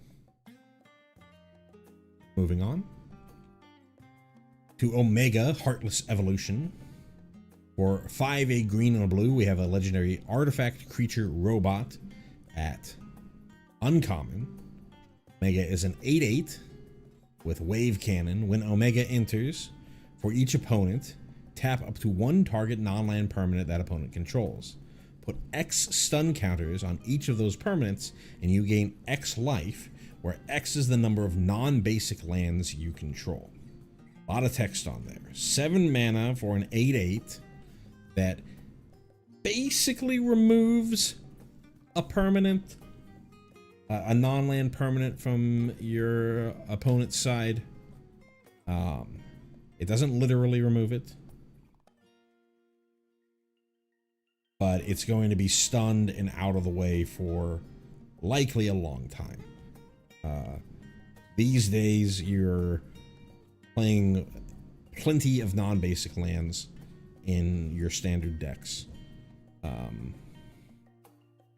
So you are at 7 mana, you're likely stunning something for 3 turns if you just play this fairly. If you reanimate it, you're probably still stunning it for at least one turn, putting at least 1 stun counter on it. But you could have plenty more.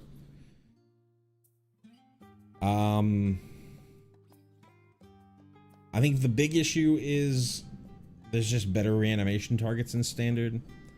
And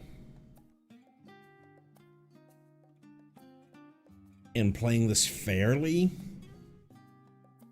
it's fine. Again, it's a big beater that basically removes something from combat. You also gain a lot of life. I do need to point that out. It's not just removal. You do gain a lot of life from Omega entering the battlefield. So it's not the worst reanimation target, but I think that there are better options as far as who Omega is. This is the 14 depiction, though from my understanding, the look of Omega in, I think it's 5. Then I think there's another one in 8, maybe. They all kind of look the same. But Omega plays a pretty pivotal role in, obviously, the Stormblood Raid series, but even beyond that, as you get into Endwalker. The story of Omega plays a pretty pivotal role. The depiction we see here is Omega during the Raid series, based on where you are fighting it and what's going on in the background.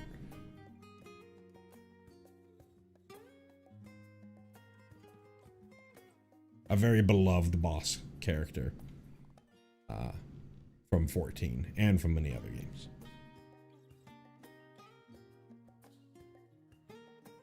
And so we have Tella, Great Sage, for 3 a blue and a red. We have a legendary creature, Human Wizard, at rare. Tella is a 3/3 that says whenever you cast a non-creature spell, create a 1/1 colorless hero creature token. If 4 or more mana was spent to cast that spell, draw 2 cards. If 8 or more mana was spent to cast that spell, sacrifice Tella, and it deals that much damage to each opponent. Pretty powerful. We saw like Murmuring Mystic see a decent amount of play back in Guilds of Ravnica standard. The Tella kind of does the same thing. It's not flying birds, but a 5-drop that spits out tokens as you're casting non-creatures. I think Murmuring Mystic was instant and sorcery specifically. Here it's any non-creature. Makes sense. And this is written like we've seen with other cards, where they care about 4 mana being spent or 8 mana being spent. If you're pretty consistently casting 4 mana cards, you have Tella, you cast a non-creature with 4 or more mana. This doesn't only care about whether it's during your turn, you can do it on your opponent's turn. You get a 1/1 plus draw 2. That's very powerful. 5 mana though for no literal immediate impact is pretty rough in today's standard. And I don't think you're ever really getting to the point where you're casting that many 8 mana spells, and you only get 1 shot of Tella from there.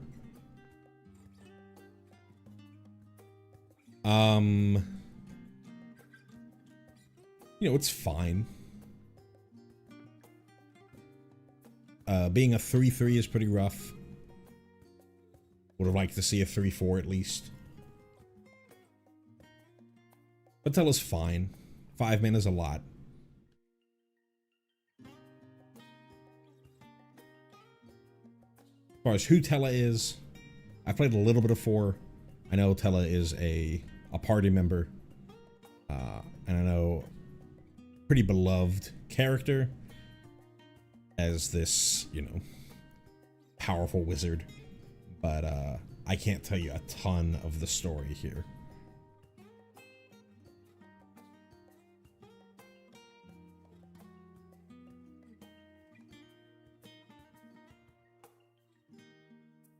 Next up is Etter and Pyrwin. For 6 generic, we have a legendary artifact equipment at Mythic. It has an equip cost of 5, and equipped creature has base power and toughness XX, where X is your life total. That gets the Timmy's eyes bulging here. So this is an example of a card that you would like to be able to use something like Ralbon or Stolen Equipment. Stolen Identity is what it was called. In order to cheat this equip onto something.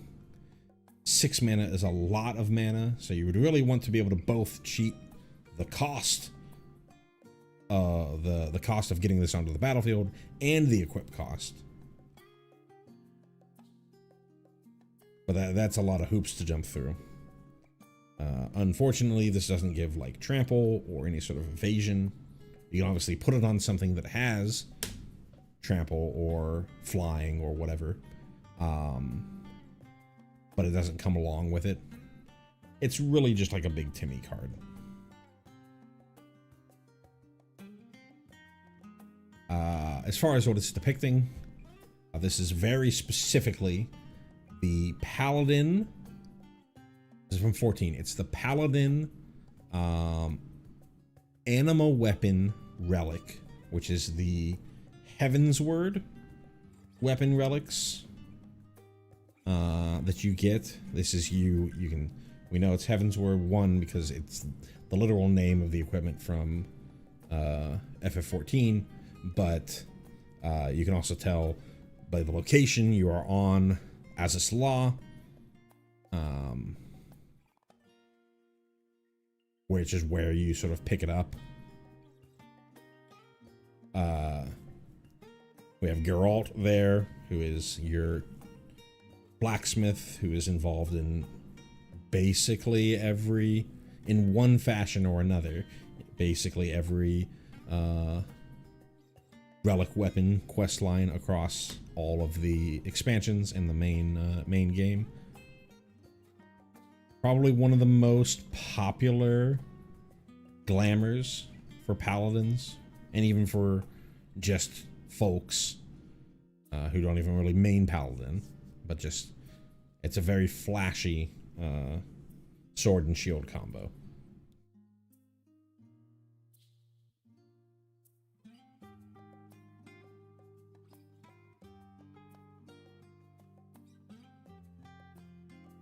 Next up is Elixir. For a single generic, we have an artifact at uncommon. This artifact enters tapped, and then for 5 generic, tap and exile this artifact. Shuffle all non-land cards from your graveyard into your library. You gain life equal to the number of cards shuffled into your library this way. So way back in the day, in Theros block, Return to Ravnica block, standard, there were decks, control decks, that were literal no win con control. They played a card called Elixir of Immortality. If you really go way back, there are versions of this type of deck that used Felden's Cane, which is in standard right now, but people don't use it. That I'm going to point to that fact when we think more about this card. Where the idea was, with the Elixir of Immortality versions, what Elixir of Immortality is, I think it was 2 to cast, and then 2 to crack I say crack, to activate, 2 and tap to activate, and it would shuffle both the Elixir of Immortality and your graveyard back into your library, and it gained you 5. This elixir, you can't just from hand go elixir crack it, because it's entering tapped. So you have to let your opponent know that this is your game plan. I'm going to play this card to shuffle my library back into my graveyard, or my graveyard back into my library. And I didn't really finish the story with the no win con control. The idea of it was you just played counterspells, removal, and a card called Sphinx's Revelation, which was a draw X and gain X life, as just a way to, you know, stay alive and frustrate your opponent from being able to do anything. You know, sweep the board, you remove their stuff, you countered their spells, and then you get to a point where you draw a bunch of cards to refill your hand, and if your opponent was, you know, thinking that they could try to win by just stalling you out, then you drop your Elixir of Immortality, reshuffle your graveyard back into your library, and your opponent's sanity was your win condition, really. They would be, all right, let's go on to game 2. Or if they didn't want to just concede, then your idea is that they would naturally just run out of cards in their deck, and you'd win by a mill. Generally, your opponent would just concede, because especially at a tournament setting, you only have a certain amount of time to play, and if you see that you are going to, that your control opponent has sort of reached the point where the game is no longer in your hands, the control opponent has control of the game, then it's generally better for you to just scoop and try again in game 2, rather than let the game drag on. Your control opponent wins one game, and then you have to worry about, oh, I have to find a win within the, you know, however much left of the hour that you had allotted for your whole 3-game series to find your second win, and hopefully your third, if you decided to go all the way to the end. So, Elixir, it's, you know, Elixir of Immortality. You're supposed to really think on there. There are upsides and big downsides to this card. The upside is, with Elixir of Immortality, you shuffled your entire graveyard back into your library. So if you, for some reason, had a bunch of lands in your graveyard, you're then, you know, re-diluting your deck with a bunch of lands. And if you're at the point where you can safely Elixir of Immortality to put your graveyard back into your library, you probably have enough lands to get the job done for anything. You probably don't need those lands again. You don't need any of those lands in the graveyard, so this only gives you gas. It doesn't give you, you know, gas in the sense of good cards.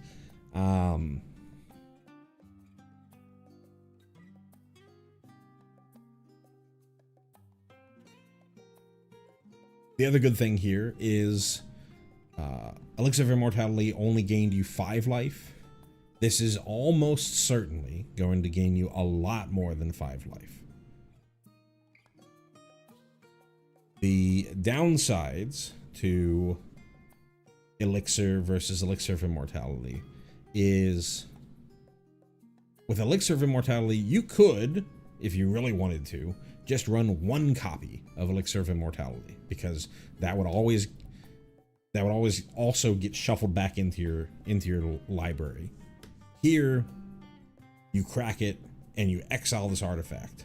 So you have to run, if you want to like really do the guarantee, I'm going to just win via decking. You'd have to play mini copies of Elixir, which become problematic because if you draw multiple copies of Elixir, they aren't really doing anything other than, you know, maybe gaining you a decent amount of life, but it's 5 mana to do so. But they aren't, you know, helping you counter your opponent's next threat or clear the board or anything like that. It also enters tapped, so you can't just go, oh, ripped off the top, Elixir of Immortality, crack it, gain some life, reshuffle my library into my, or my graveyard into my library, and have my opponent feel helpless. Here, your opponent has to know, or your opponent will know, that this is coming.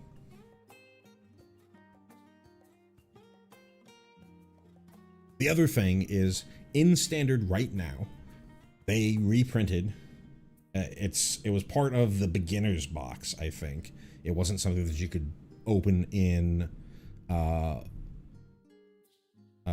play boosters, but everything that in the beginner's box is legal in Standard. There is Felden's Cane, which is the original version of this effect.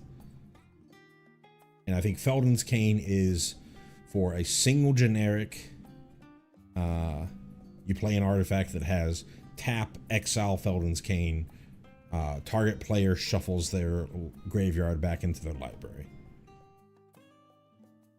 And most control players are not doing the Felden's Cane thing. And you can argue, hey, well, you're not gaining any life there with the Felden's Cane thing, so you're in a much more precarious situation. Part of what made creatureless, you know, no win con control viable in old Theros Standard was you had both Sphinx's Revelation and the incidental life from Elixir of Immortality to keep you at enough of a life total that you couldn't get janked out by your opponent hitting you, burning you in the face, or getting in one nasty swing. And this is better than your Felden's Cane variant, but a lot more expensive. I would love for no win con control to be back there. I think though I think you'll probably still want to play Beza. You'll probably still want to play Meringue River Regent, at which point do you really need to do the no win con control thing?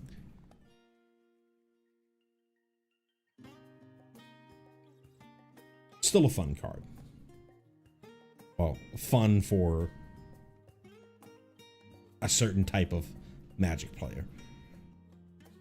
As far as the reference, elixirs are very powerful consumables that you get in many Final Fantasies. It is fully recovers HP and MP. The running joke of elixirs, it's the same running joke that you see in first-person shooters about, you know, well, I gotta hold my rocket ammo, I gotta hold my elixirs for the right time, and you get to the final boss and you have, you know, 20 elixirs and you use like 2 of them, and you lost to a bunch of other bosses and had to reload your saves because you weren't willing to use your elixirs earlier.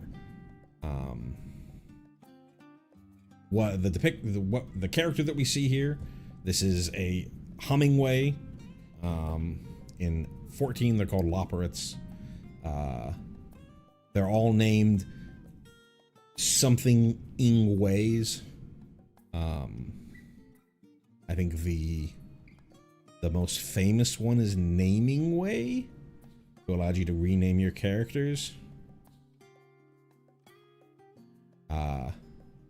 These are the bunnies that live on the moon in 14, or in both 14 and in 4.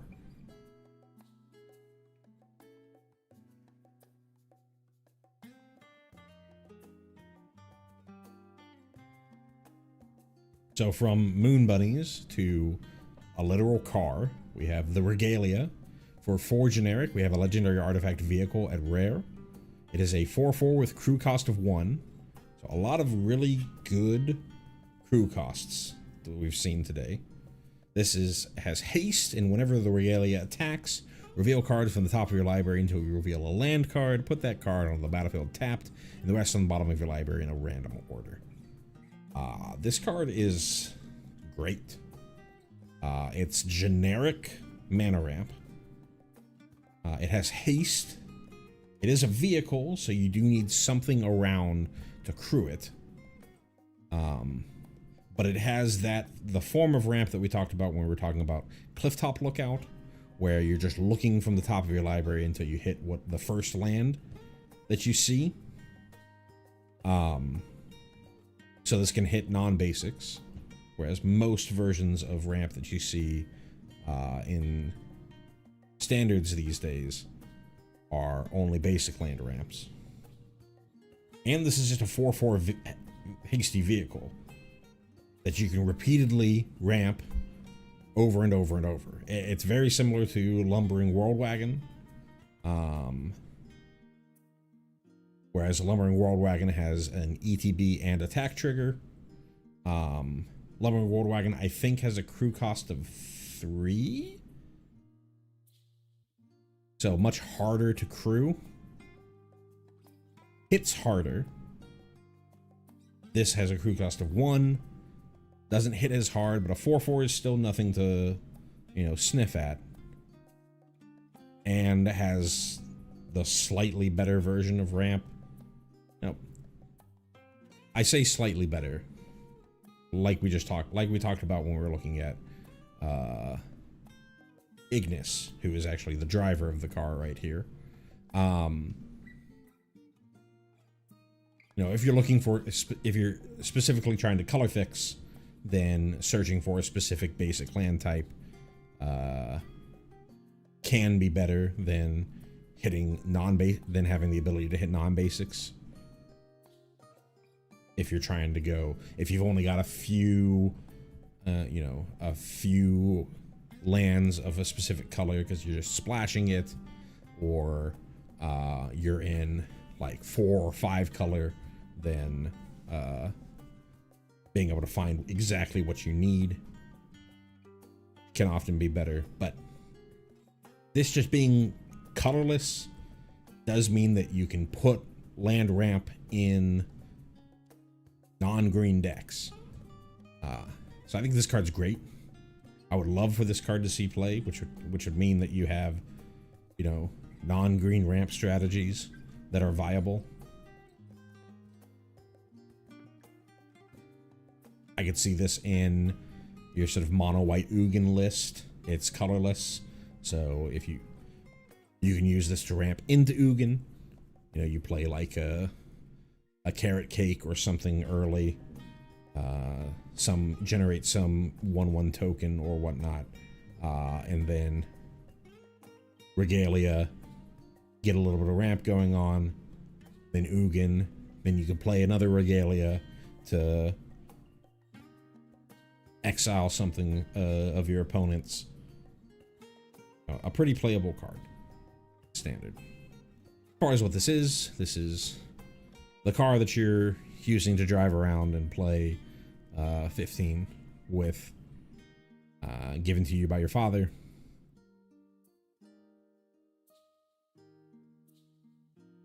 Pretty integral to the gameplay of 15.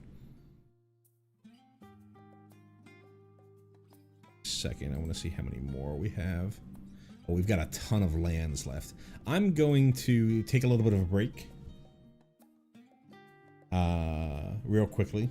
We got a message in chat from Max, literally my mom's car. That's funny. I'm going to take a little bit of a break. I need to go to the restroom and refill my water. And we'll finish off what I have saved so far. Y'all can take a look at the world map here as I take my little break. Might be 5 minutes or so. Thank you so much for everybody who's been watching and been participating in the chat. And I will see you in a little bit.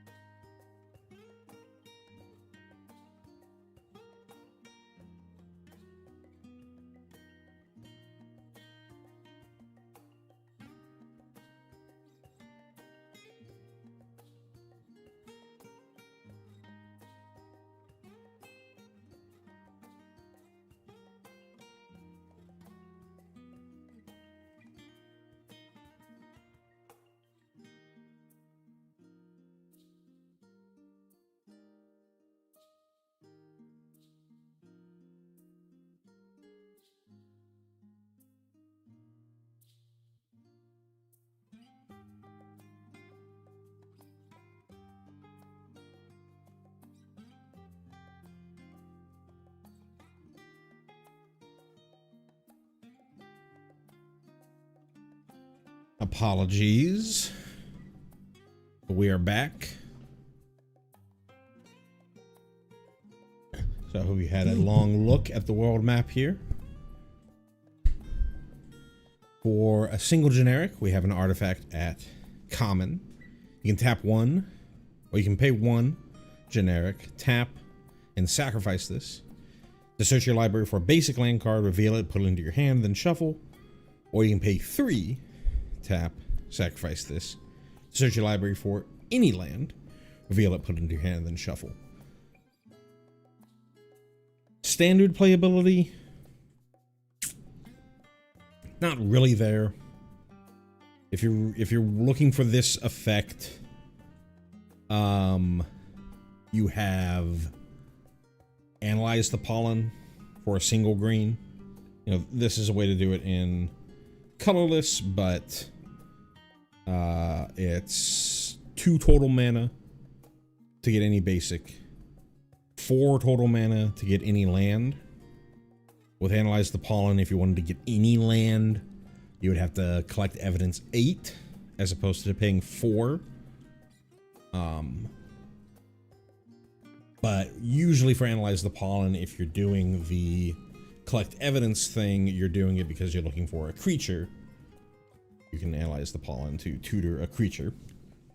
From standard perspective, if you would ever play this card, it's almost certainly for the first part to go get a basic to help, you know, fix your land, get a particular color that you're missing, etc., etc. There aren't enough good non-basic utility lands to go and get. Like, sure, you can go and find a Mirrex, or you can go and find a Fountain Port, even like a Demolition Field, maybe. But you're not finding, you know, there's no Tron in standard. You're not. This isn't. You're not going to use this as an expedition map to go find your remaining Tron piece, so that you can cast your Ugin.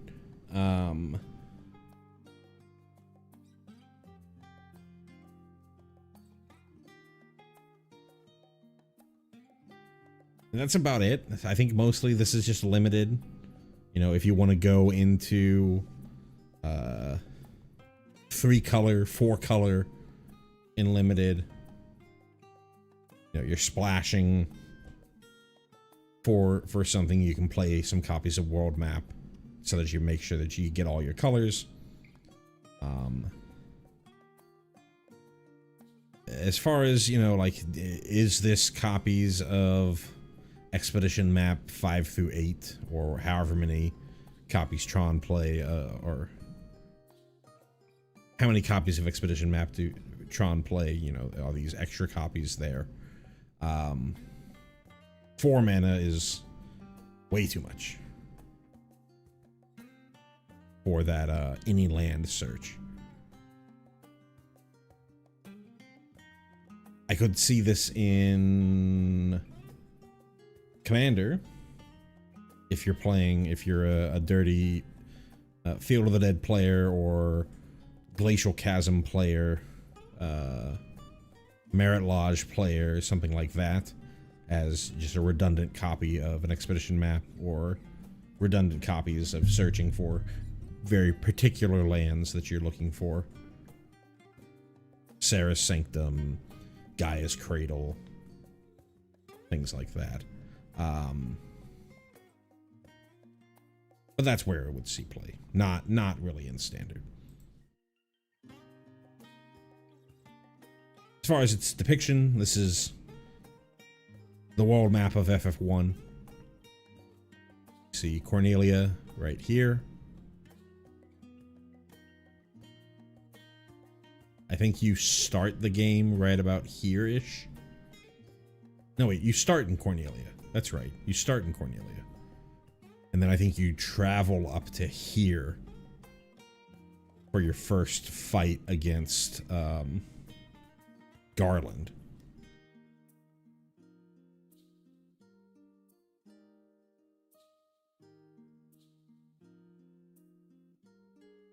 Then we're on to the lands. A lot of these lands are going to be pretty generic. They're just going to be the dual town lands. This one's has a little more play to it, but we're mostly just going to be looking at the lands for the lore side of it, the relevance to Final Fantasy, rather than from the Magic playability, because there's not really much to say after we look at the first common town land. Like I said, this one has a little bit more play to it. Balam Garden, Seed Academy. We have a land town at rare. This land enters tapped. It taps for Simic, so green and a blue. And then for 5, a green, blue, and tap, transform this land. This ability costs 1 less to activate for each other town you control. Other town. So just if this is your only town, it's going to cost 7. It doesn't reduce its own cost. So we talked about town payoffs. We saw the Kikirin earlier. Before we've seen things like Poo Poo UFO, Care About Towns. We saw Town Greeter, Care About Towns. Here's another thing that cares about towns, and it's a land in of itself. It's interesting that we have this Simic dual land. As far as I'm aware, we're not really getting like a cycle of Town Matters rares. This is like the only one we have. So it's kind of interesting that we get it in Simic. Simic just happens to have another dual land. I don't think it's that playable outside of town decks, because it is just an ETB tapped dual land. But it is just interesting. And then to flip it, we'd really have to look at the other side to make a full evaluation of the flip. So let's just go ahead and make that look. It turns into Blam Garden Airborne, which is a 5/4 flying legendary artifact vehicle. Whenever it attacks, you draw a card and has a crew cost of 1.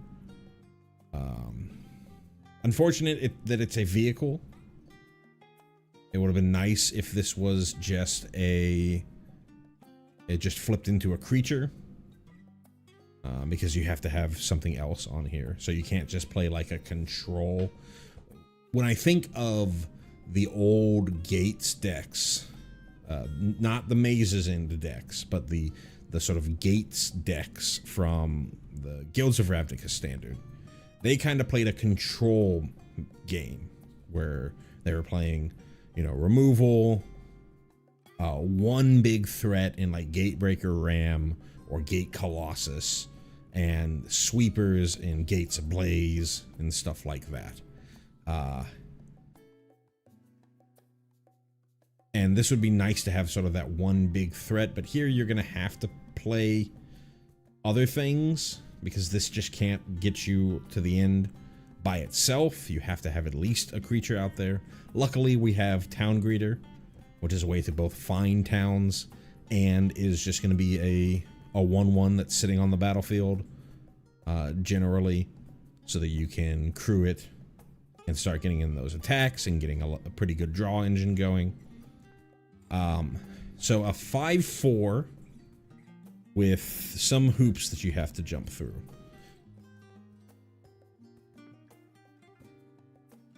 It is non-legendary, which is nice. Is that right? No, it's the land is non-legendary, but the vehicle is not. Ooh.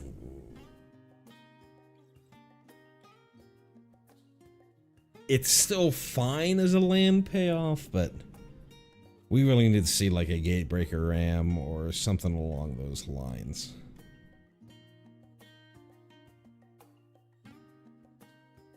It being legendary, like, it makes sense from flavor perspective, right? This is the In 8, you are these like teenage, college age kids at like a military academy. And this is the academy.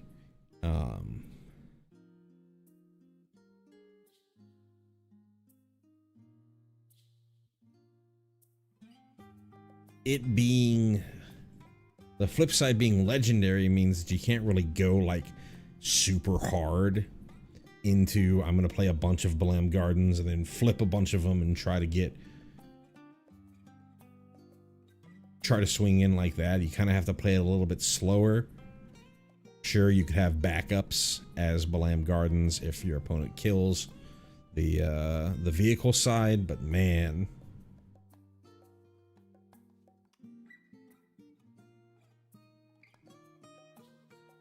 that's rough.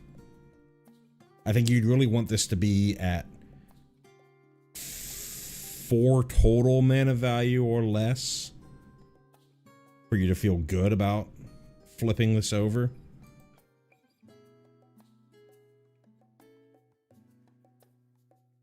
You obviously want it to be all the way down to just the colored pips, but I think if it got down to 4, you're okay with it. Man, it being legendary is rough.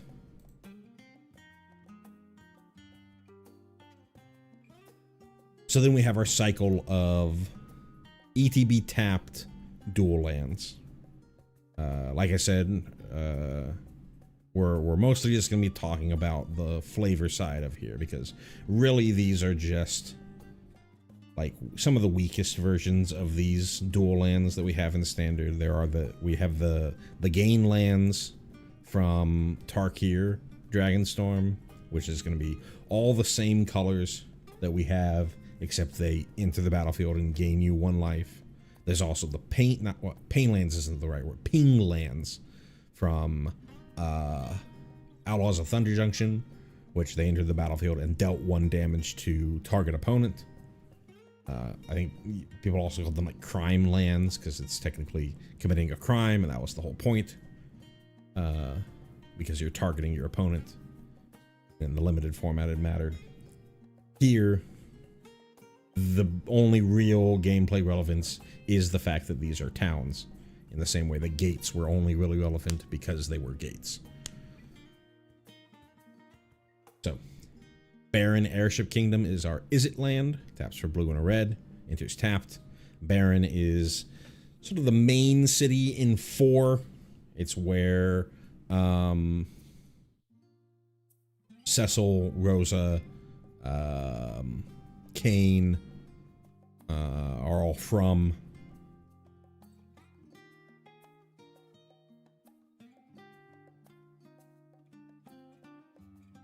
You see, it's it's an airship capital, and you see the airships over here.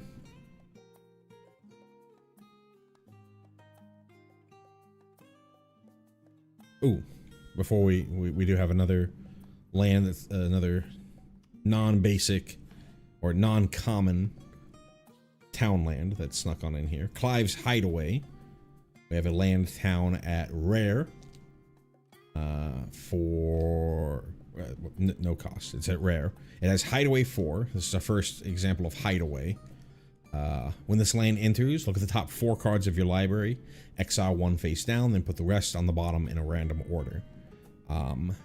Note, if you're a longtime Magic player, they made this change relatively recently. I don't remember exactly when, but they made this change relatively recently. Hideaway used to have explicitly in the, as an explicit part of the ability Hideaway, the thing that had Hideaway would enter tapped. They removed that. For all the old cards that had Hideaway originally, in reprints of those, they'll say Hideaway whatever the count that they have there, but they'll have on a separate line, this land enters the battlefield tapped, like we just saw with Baron. But if you're somebody who's coming back to Magic, who's been away for a long time, who remembers, Windbrusk Heights and Shelldock Isle and stuff like that, this hideaway now no longer implicitly means it's going to enter the battlefield tapped. And this one, since it doesn't have any additional lines that say that it enters tapped, is going to enter untapped. So you hideaway, you look at the top 4, you put one of the, whatever your choice in the top 4 under the hideaway card, under, quote unquote, the hideaway card. Face down so your opponent doesn't know what it is. And then generally, we'll see in a bit, but generally with hideaway stuff is there's something that you can do that allows you to cast or play the hideaway card for an alternate casting cost. So here this land taps for generic or colorless, taps for colorless, and you can pay 2 generic and tap it to play the exiled card without paying its mana cost if you control 4 or more legendary creatures.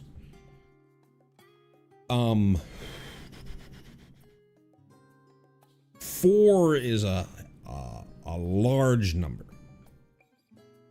It's probably, given the influx of legendaries that we're getting in this set, it's probably easier than you think. And hideaway itself is a very powerful effect. We see there is a deck in standard right now that is built entirely around, I shouldn't say entirely, because it has sort of a fair game plan, but the way that it really wins is it's built around this card called Collector's Cage, which has hideaway 5, I think, and its trigger is if you have 3 different creatures with different power, then you can play the hideaway card without paying its mana cost. That is pretty easy to get to,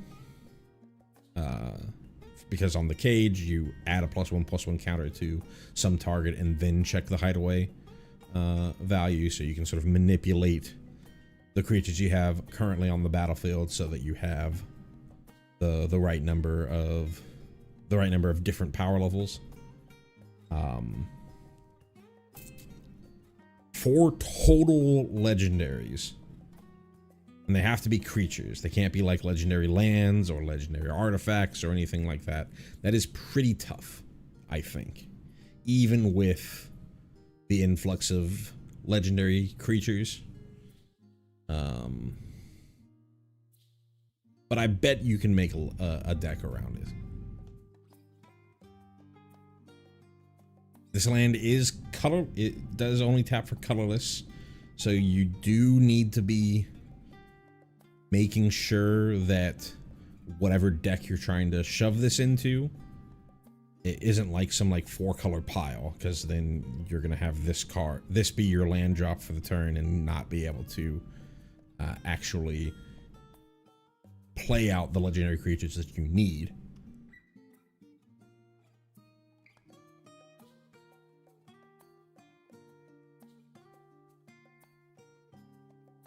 It's a pretty powerful effect. I think I just worry that it's going to be too hard to hit that requirement. 4 is a lot, and since they're legendary, they have to be different cards. It's not like, hey, you just have 4 creatures on the battlefield, 4 legendaries. So if you unluckily draw, 3 of the same legendary off the top, you're just sort of like looking to resign immediately.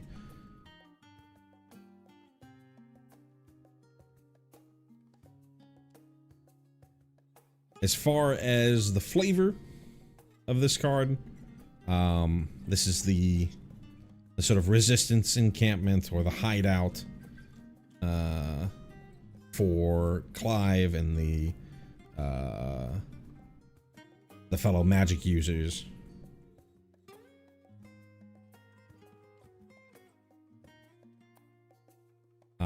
And it being colorless does make sense, because a lot of the story of 16, where if you read the creature card Ultima, it's about like the world getting consumed by blight, and it's sort of sapping the energy from the land, and the hideout here is on blight infested land, which generally means people aren't going to be living in that area, but that's the perfect place to hide out.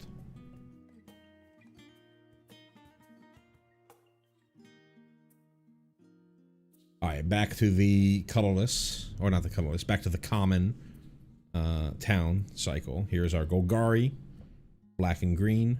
This is Gone, Town of Ruin. This is from FF5. Again, I've played FF5. I don't know a ton about it. Is this supposed to be Exdeath? I don't think I noticed that the first time that I looked at this, but that does kind of look like how Exdeath looks with the pauldrons and stuff like that.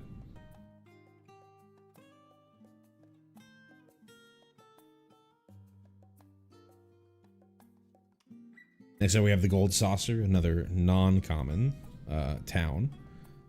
It's a land town at uncommon. It has tap for a colorless. You can pay 2 generic and tap it to flip a coin. If you win the flip, create a treasure token, or 3 generic, tap it and sacrifice 2 artifacts to draw a card.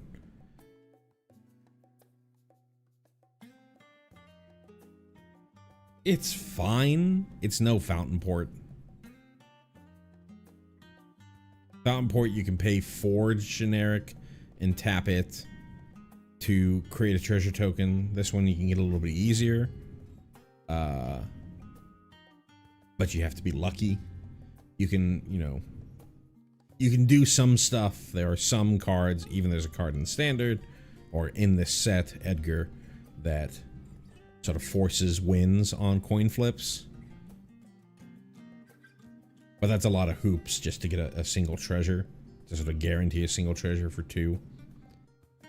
If you can, where I think that you might see people play this card is in sort of artifact decks, things that make maps, clue tokens, stuff like that. Because 3 sacrifice 2 artifacts, draw a card. Not the worst thing in the world, though I do then argue there. Just play Fountain Port, 2 tap, sacrifice a token.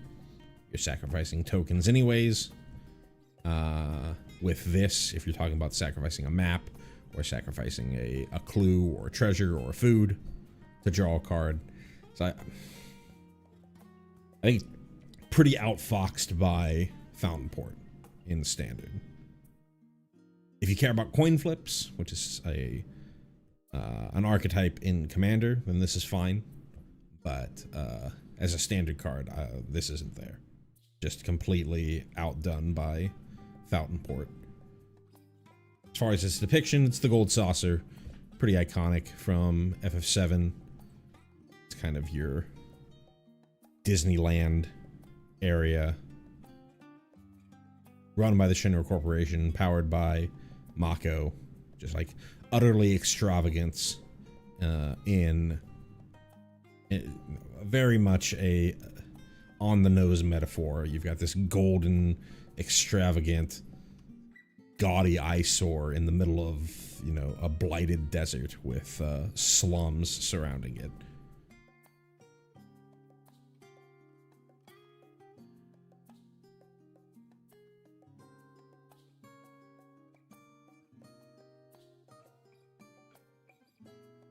More FF7, we have Gungaga, Reactor Town. This is our Gruul dual tapland. Gungaga is a town near a failed Mako reactor. More sort of on the nose.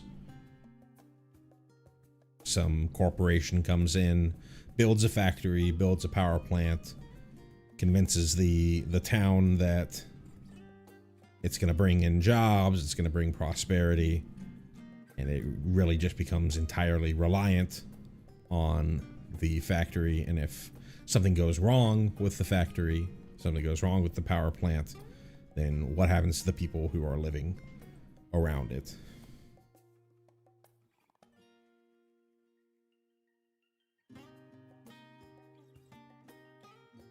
Guadasalam, Far Plain Gateway.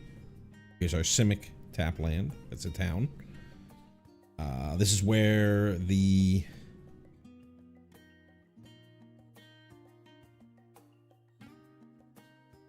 not main antagonist, kind of main antagonist. Your Maester Seymour, the one of the antagonists of FF10 is from. He is a Guado. They are deeply connected to the Far Plane, which is kind of like the heaven or the spirit world of Spira, where the dead can rest in peace.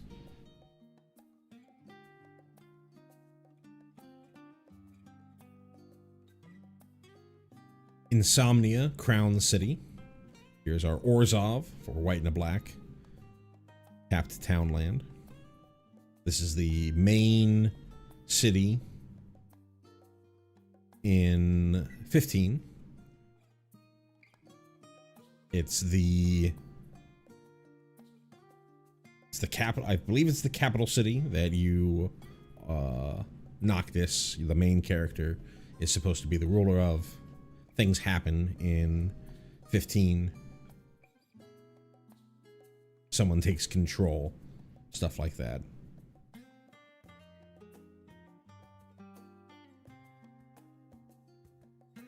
Not much else to say here. Again, 15 being very contemporary. This just kind of looks like a major metropolitan city.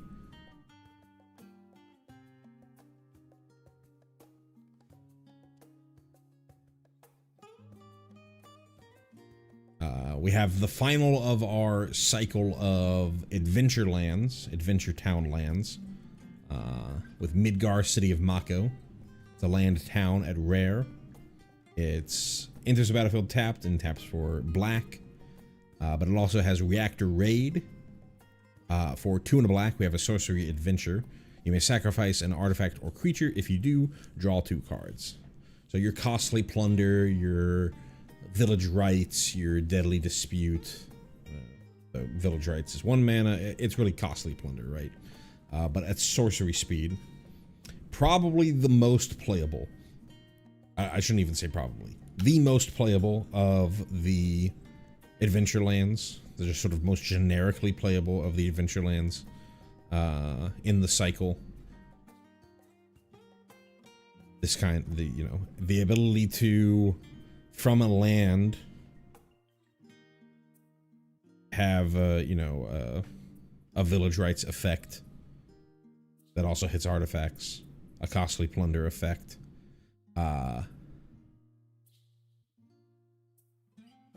I'm not going to say it's free, because you are playing what's basically a enter the battlefield tapped swamp, but having that draw 2 on a land is very nice. You don't want to play this card in any black aggro deck. You're going to want to play this in something that's a little more mid-range. Like, I wouldn't, even though this has sacrifice synergy, I would not play this in your Orzhov Raise the Past list. Because if this is your only black source and you really want to go turn 1 Snarling Gorehound, you're hating yourself.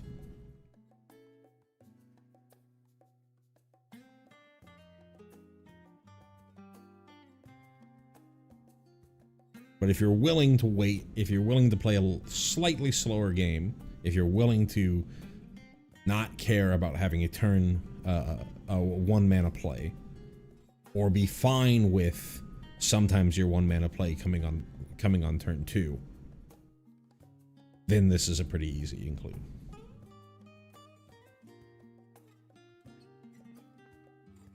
As far as the depiction, Midgar, the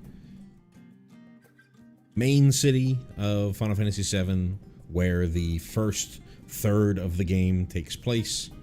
If we're thinking about the recent remakes of 7, the entirety of the first remake, FF7 remake, takes place in Midgar.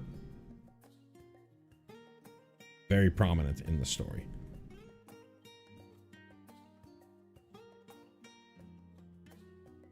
We have been listening to the night theme of this location the entire time we've been doing this stream. Sharlayan, Nation of Scholars. It is our Azorius tapped townland. Sharlayan is it's where all of the Scions originated from. Well, the original Scions, the Archons, originated from. It's kind of a nation state that is like a college or a university. It is in sort of the northern reaches of the planet of Hydaelyn.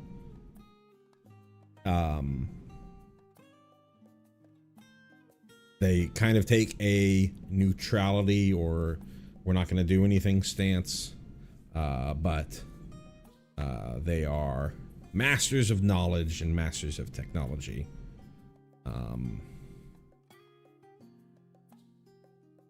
This is technically what people would call old Sharlayan.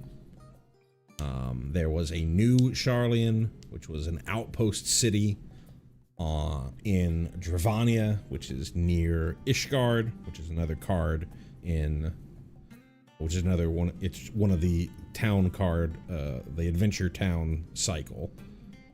That was abandoned when the Garlean Empire started to wage war on the continent of Eorzea.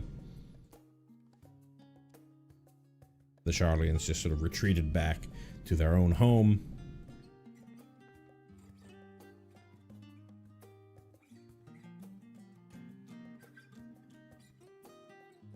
And abandoned New Sharlayan. This here is Old Sharlayan. We have the statue of Thaliak with his ever-flowing ewer pouring water out.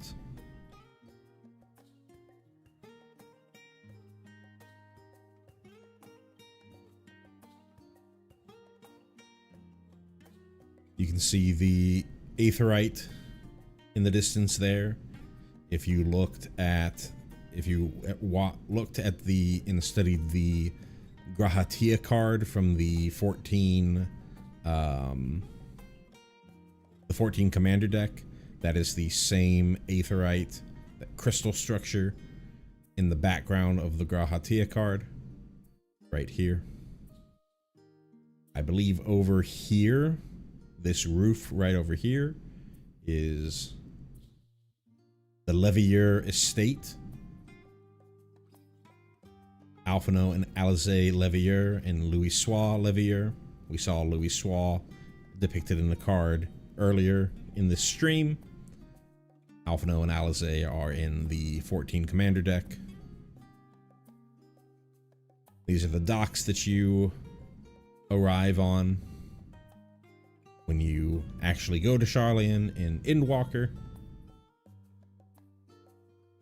And the theme that we've been listening to the entire stream is the night theme of Old Sharlayan.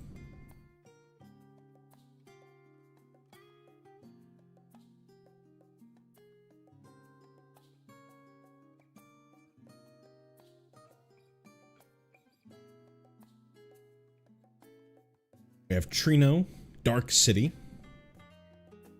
Here's our Demir tapped town land. Demir being blue and black.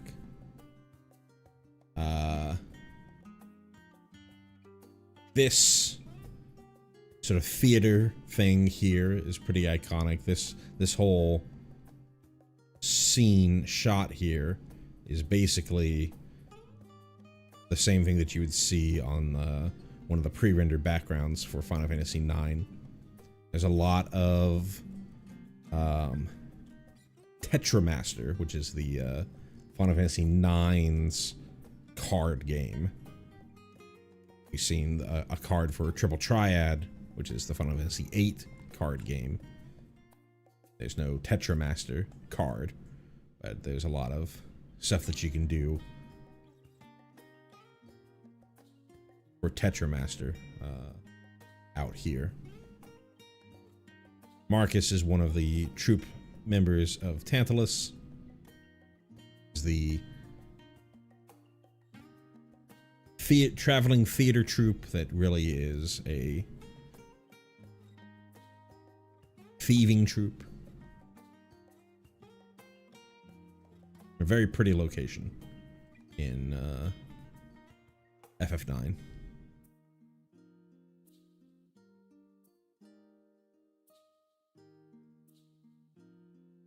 Next up is Vector, Imperial Capital. Here's our Rakdos, aka our black-red tapped townland. This is the capital of the Gestalian Empire. Very mechanical. They're the inventors of Magitech. They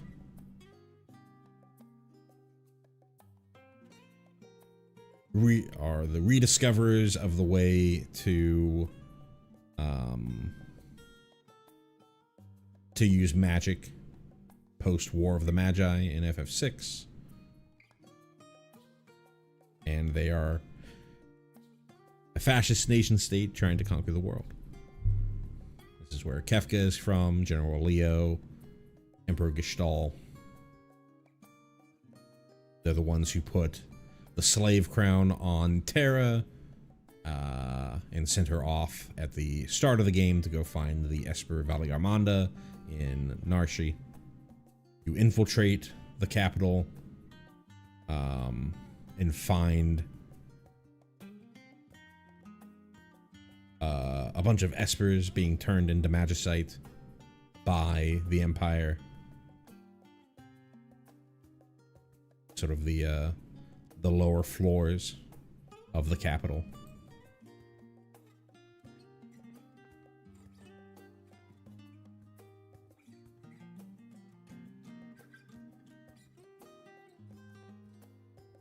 Next up we have Windurst, Federation Center. It's our Selesnya, green and a white, tapped townland. This is 11.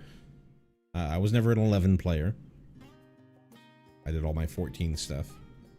This is one, I think this is one of the starting locations in 11. Correct me if I'm wrong.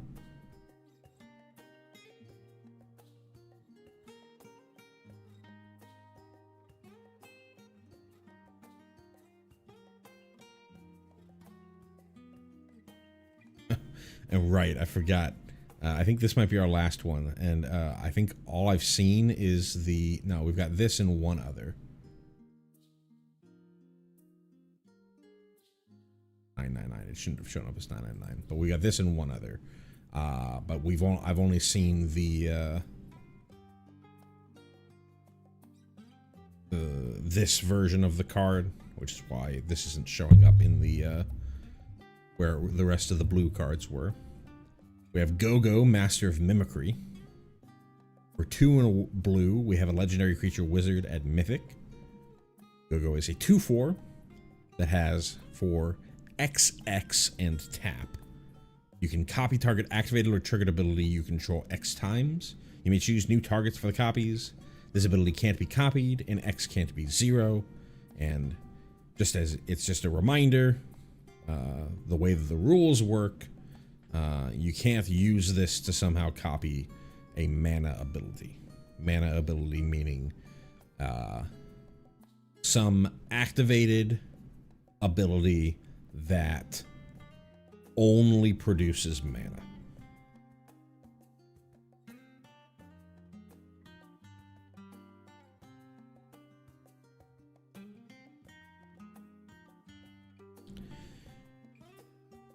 Playability, the only time that a card like this would be playable is if it is broken. So it's going to be really hard to say how playable this actually is. In standard, right now, I don't think that there's any huge ways to abuse this. But as soon as there is, he only exists as a combo piece. There's nothing else that you can do with Go-Go. I don't think that you can really play Go-Go for like value. I'm just going to copy, this. I'm going to use Go-Go to crack a fetch land and then copy the fetch land trigger so that I can go get 2 lands or whatever. So make every fetch land a rampant growth. Like, sure, that's things that you can do, but that's sort of nickel and diming for a card that's not really doing too much else other than that. It's only things you control, so you can't steal effects, triggered abilities, or activated abilities of your opponents. The only time that this card is playable is if it's broken. I wrote a post on the Magic the Gathering Reddit where I talked about there is technically an infinite in standard with Go-Go. It requires 8 mana.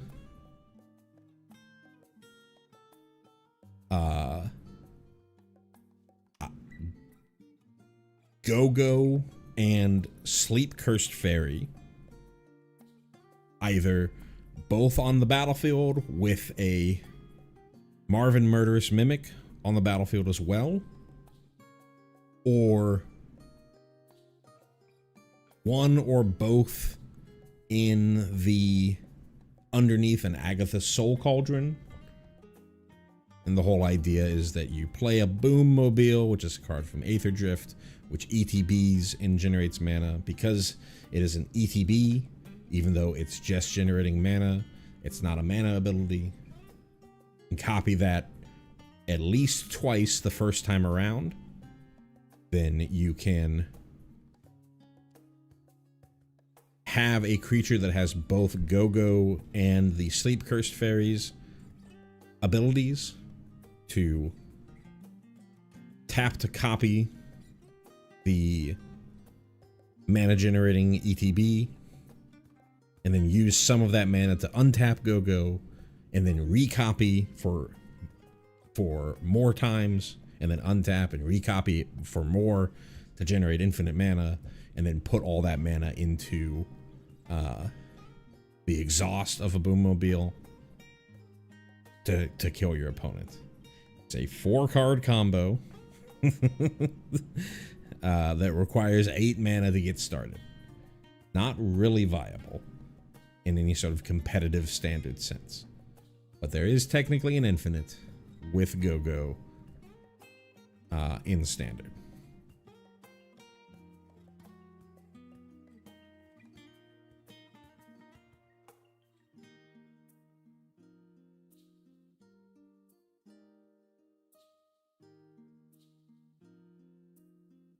As far as who Go-Go is, in 6, he's just a party member that you can get. That only thing that he does is repeat the last, whatever the last thing that your party member did, that somebody in your party did. So, Master of Mimicry, it works. You're repeating whatever the last thing that happened on the battlefield.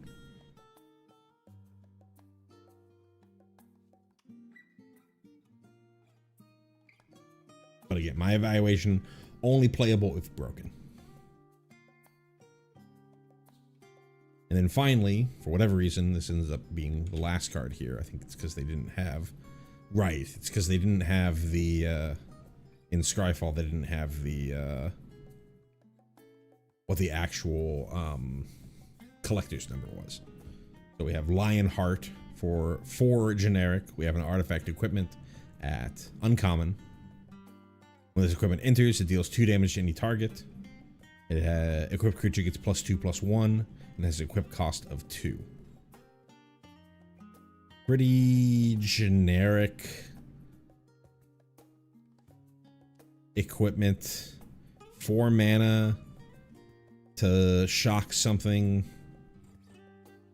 plus a leave behind an equipment. Just giving +2/+1. Probably fine in limited. Might be a little overcosted even for limited. And doesn't really give enough. Just gives +2/+1.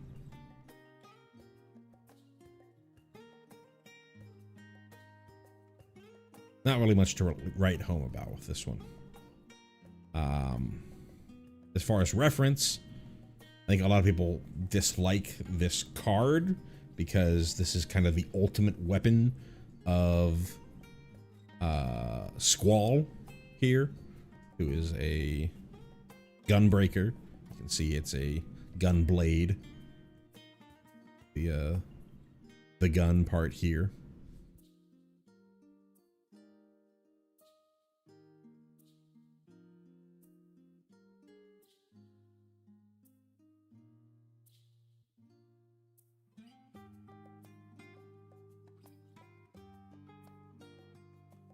And so for being the ultimate weapon, being a pretty generic card is a little disappointing for your FF8 fans.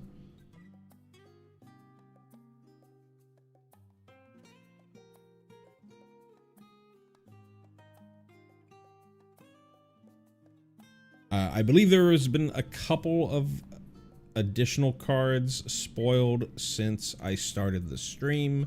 Let me see if I can take a look real quick and see if they made it to Scryfall. Download those real quick.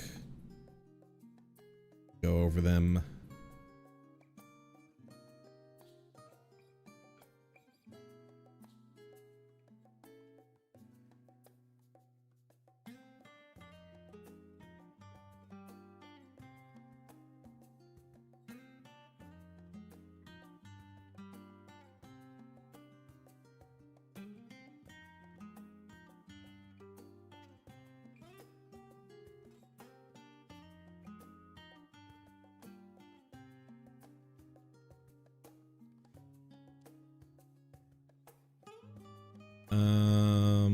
So let's see.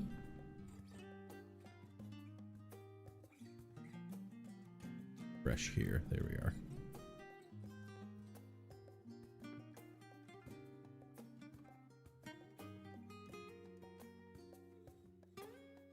I thought one of them was white.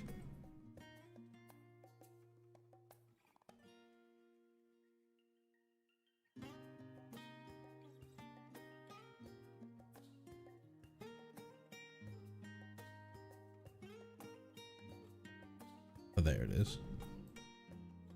There we go. Here's one. We have Magitech Infantry. For a single white, we have an artifact creature, Robot Soldier, at common. It is a 1/1, and this creature gets +1/+0 as long as you control another artifact. And you can pay 2 and a white to search your library for a card named Magitech Infantry, put it on the battlefield tapped, then shuffle. A 1/1 that turns into a 2/1, so it turns into a Savannah Lions. Savannah Lions is literally in standard right now. from that same beginner's box.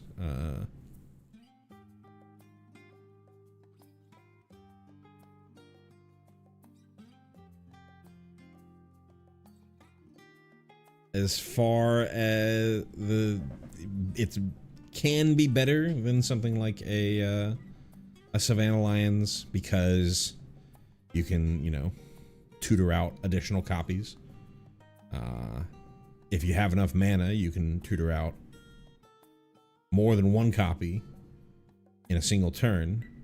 But even though this has this sort of like, I'm gonna get additional copies, this doesn't have the Relentless Rats, Persistent Petitioners effect of I can play any number of copies of this card. We have seen things like that, where they have cards that care about, that specifically can like tutor out additional copies. There's Tempest Hawk in standard right now. In the past, I forget what the name of the angel was, but there was a 4-drop angel that you could like search for another copy from your sideboard and put it into your hand. So it's not like this is entirely new. Playability, you know, a 1-mana artifact creature. If you care about artifacts, if you care about multiple card types for like Delirium or something like that, if you care about soldiers, then you got something going on, but pretty generic. Next up, we have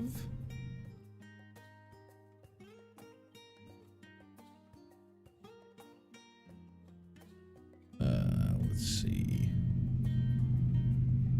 over here. Yeah, that looks like it.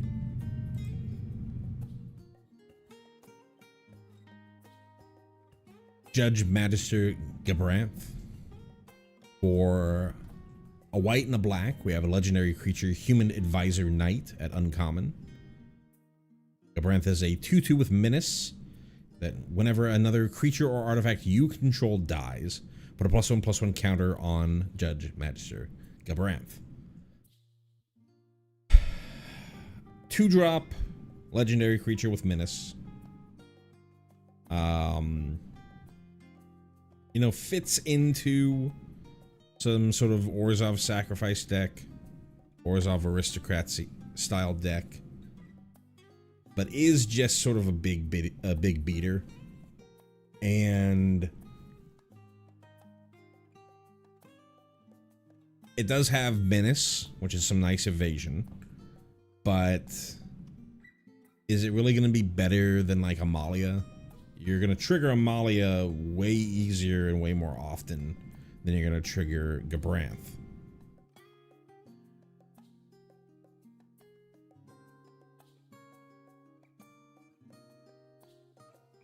It does care about artifacts getting sacrificed, so if you have, you know, map tokens, etc. that you're generating and sacrificing those, Gabranth is going to get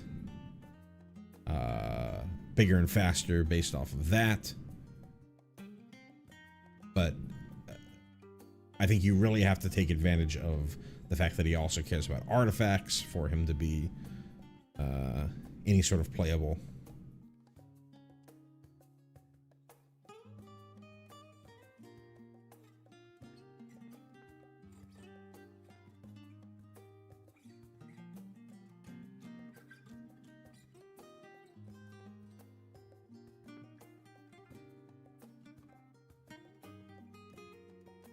Yeah, I think I'd rather just play an Essence Channeler or an Amalia than Gabranth here.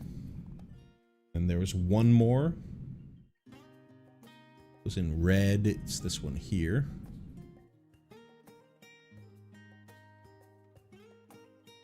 Sorceress's Schemes for 3 and a red. We have a sorcery at uncommon. It says return target instant or sorcery card from your graveyard or exiled card with flashback you own to your hand. Add a red, and it itself has flashback for a 4 and a red. That's interesting. When I first I glanced at this card while I was on the shitter, I thought that it was like you only return an instant or sorcery card from your graveyard with flashback. I was like, okay, like a really specific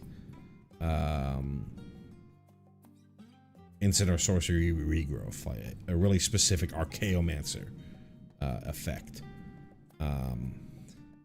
But this allows you to rip things from exile that you already flashbacked. It has to be something that has flashback on it to pull it out of exile. And I believe that's how this is written. I believe it is return target instant or sorcery card from your graveyard or exiled card with flashback. Honestly, now I don't know. Let me look. Let me go look at what other people might be saying about this card. Because I don't really know if this is saying that the card that you return has to be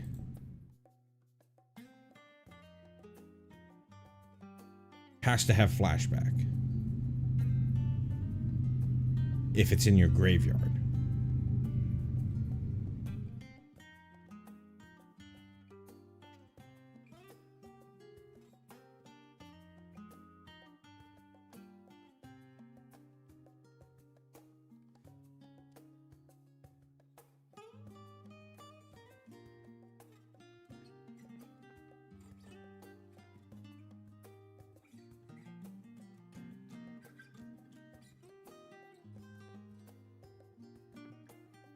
Okay, so I'm right, or given what other people are saying, I am right. It's you can return an instant or sorcery card from your graveyard, or return an exiled card with flashback.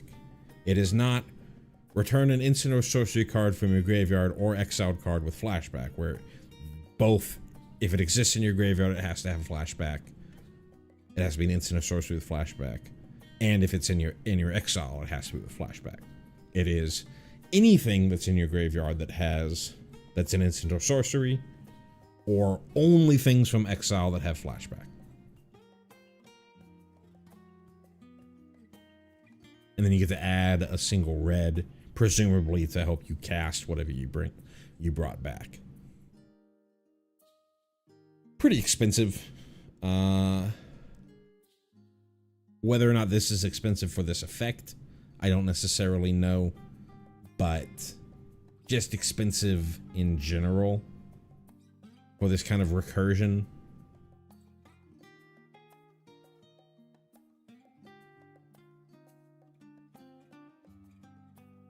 It's not an Archaeomancer. It doesn't leave a body behind. The neat thing is getting things from exile with flashback. But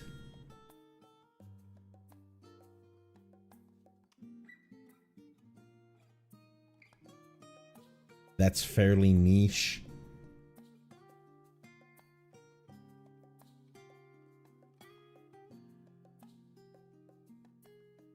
Weird that this can't get an exiled card with Harmonize, which is just, you know, a slightly different flavor of flashback from Tarkir Dragonstorm.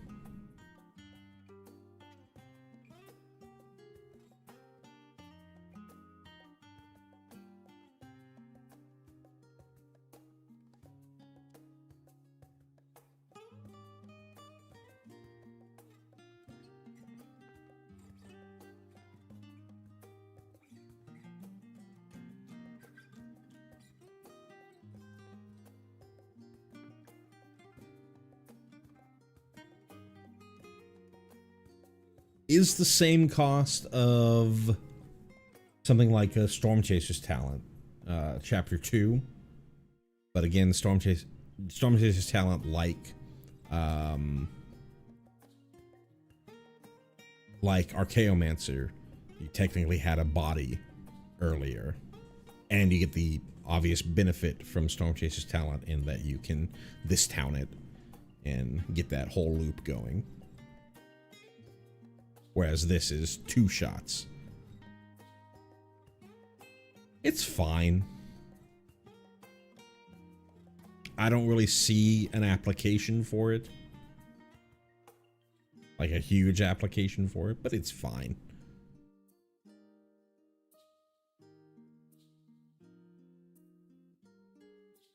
I think with that, that's going to do it for the stream. I think we've caught up to all the cards that have been spoiled so far.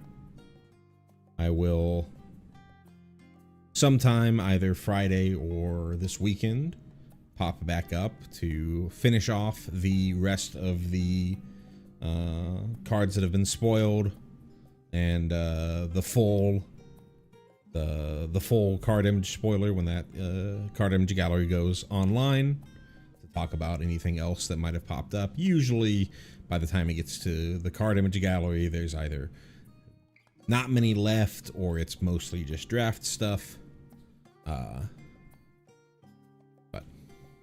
it'll still be cool to view the set as a whole, talk about the set as a whole, talk about some of the cards that I think can have an impact in standard, talk about my thought about the set, whether it's a win or not, from both a competitive side and from a flavor side, stuff like that. But yeah, with that, that's going to end the stream today. Going for 5 hours. Throat's a little dry, but had a good time spending this Memorial Day with y'all. Thank you so much for stopping on by, everybody who has joined the chat and talked in the chat, and anyone else who might have just been lurking and decided not to join the chat. Appreciate y'all as well.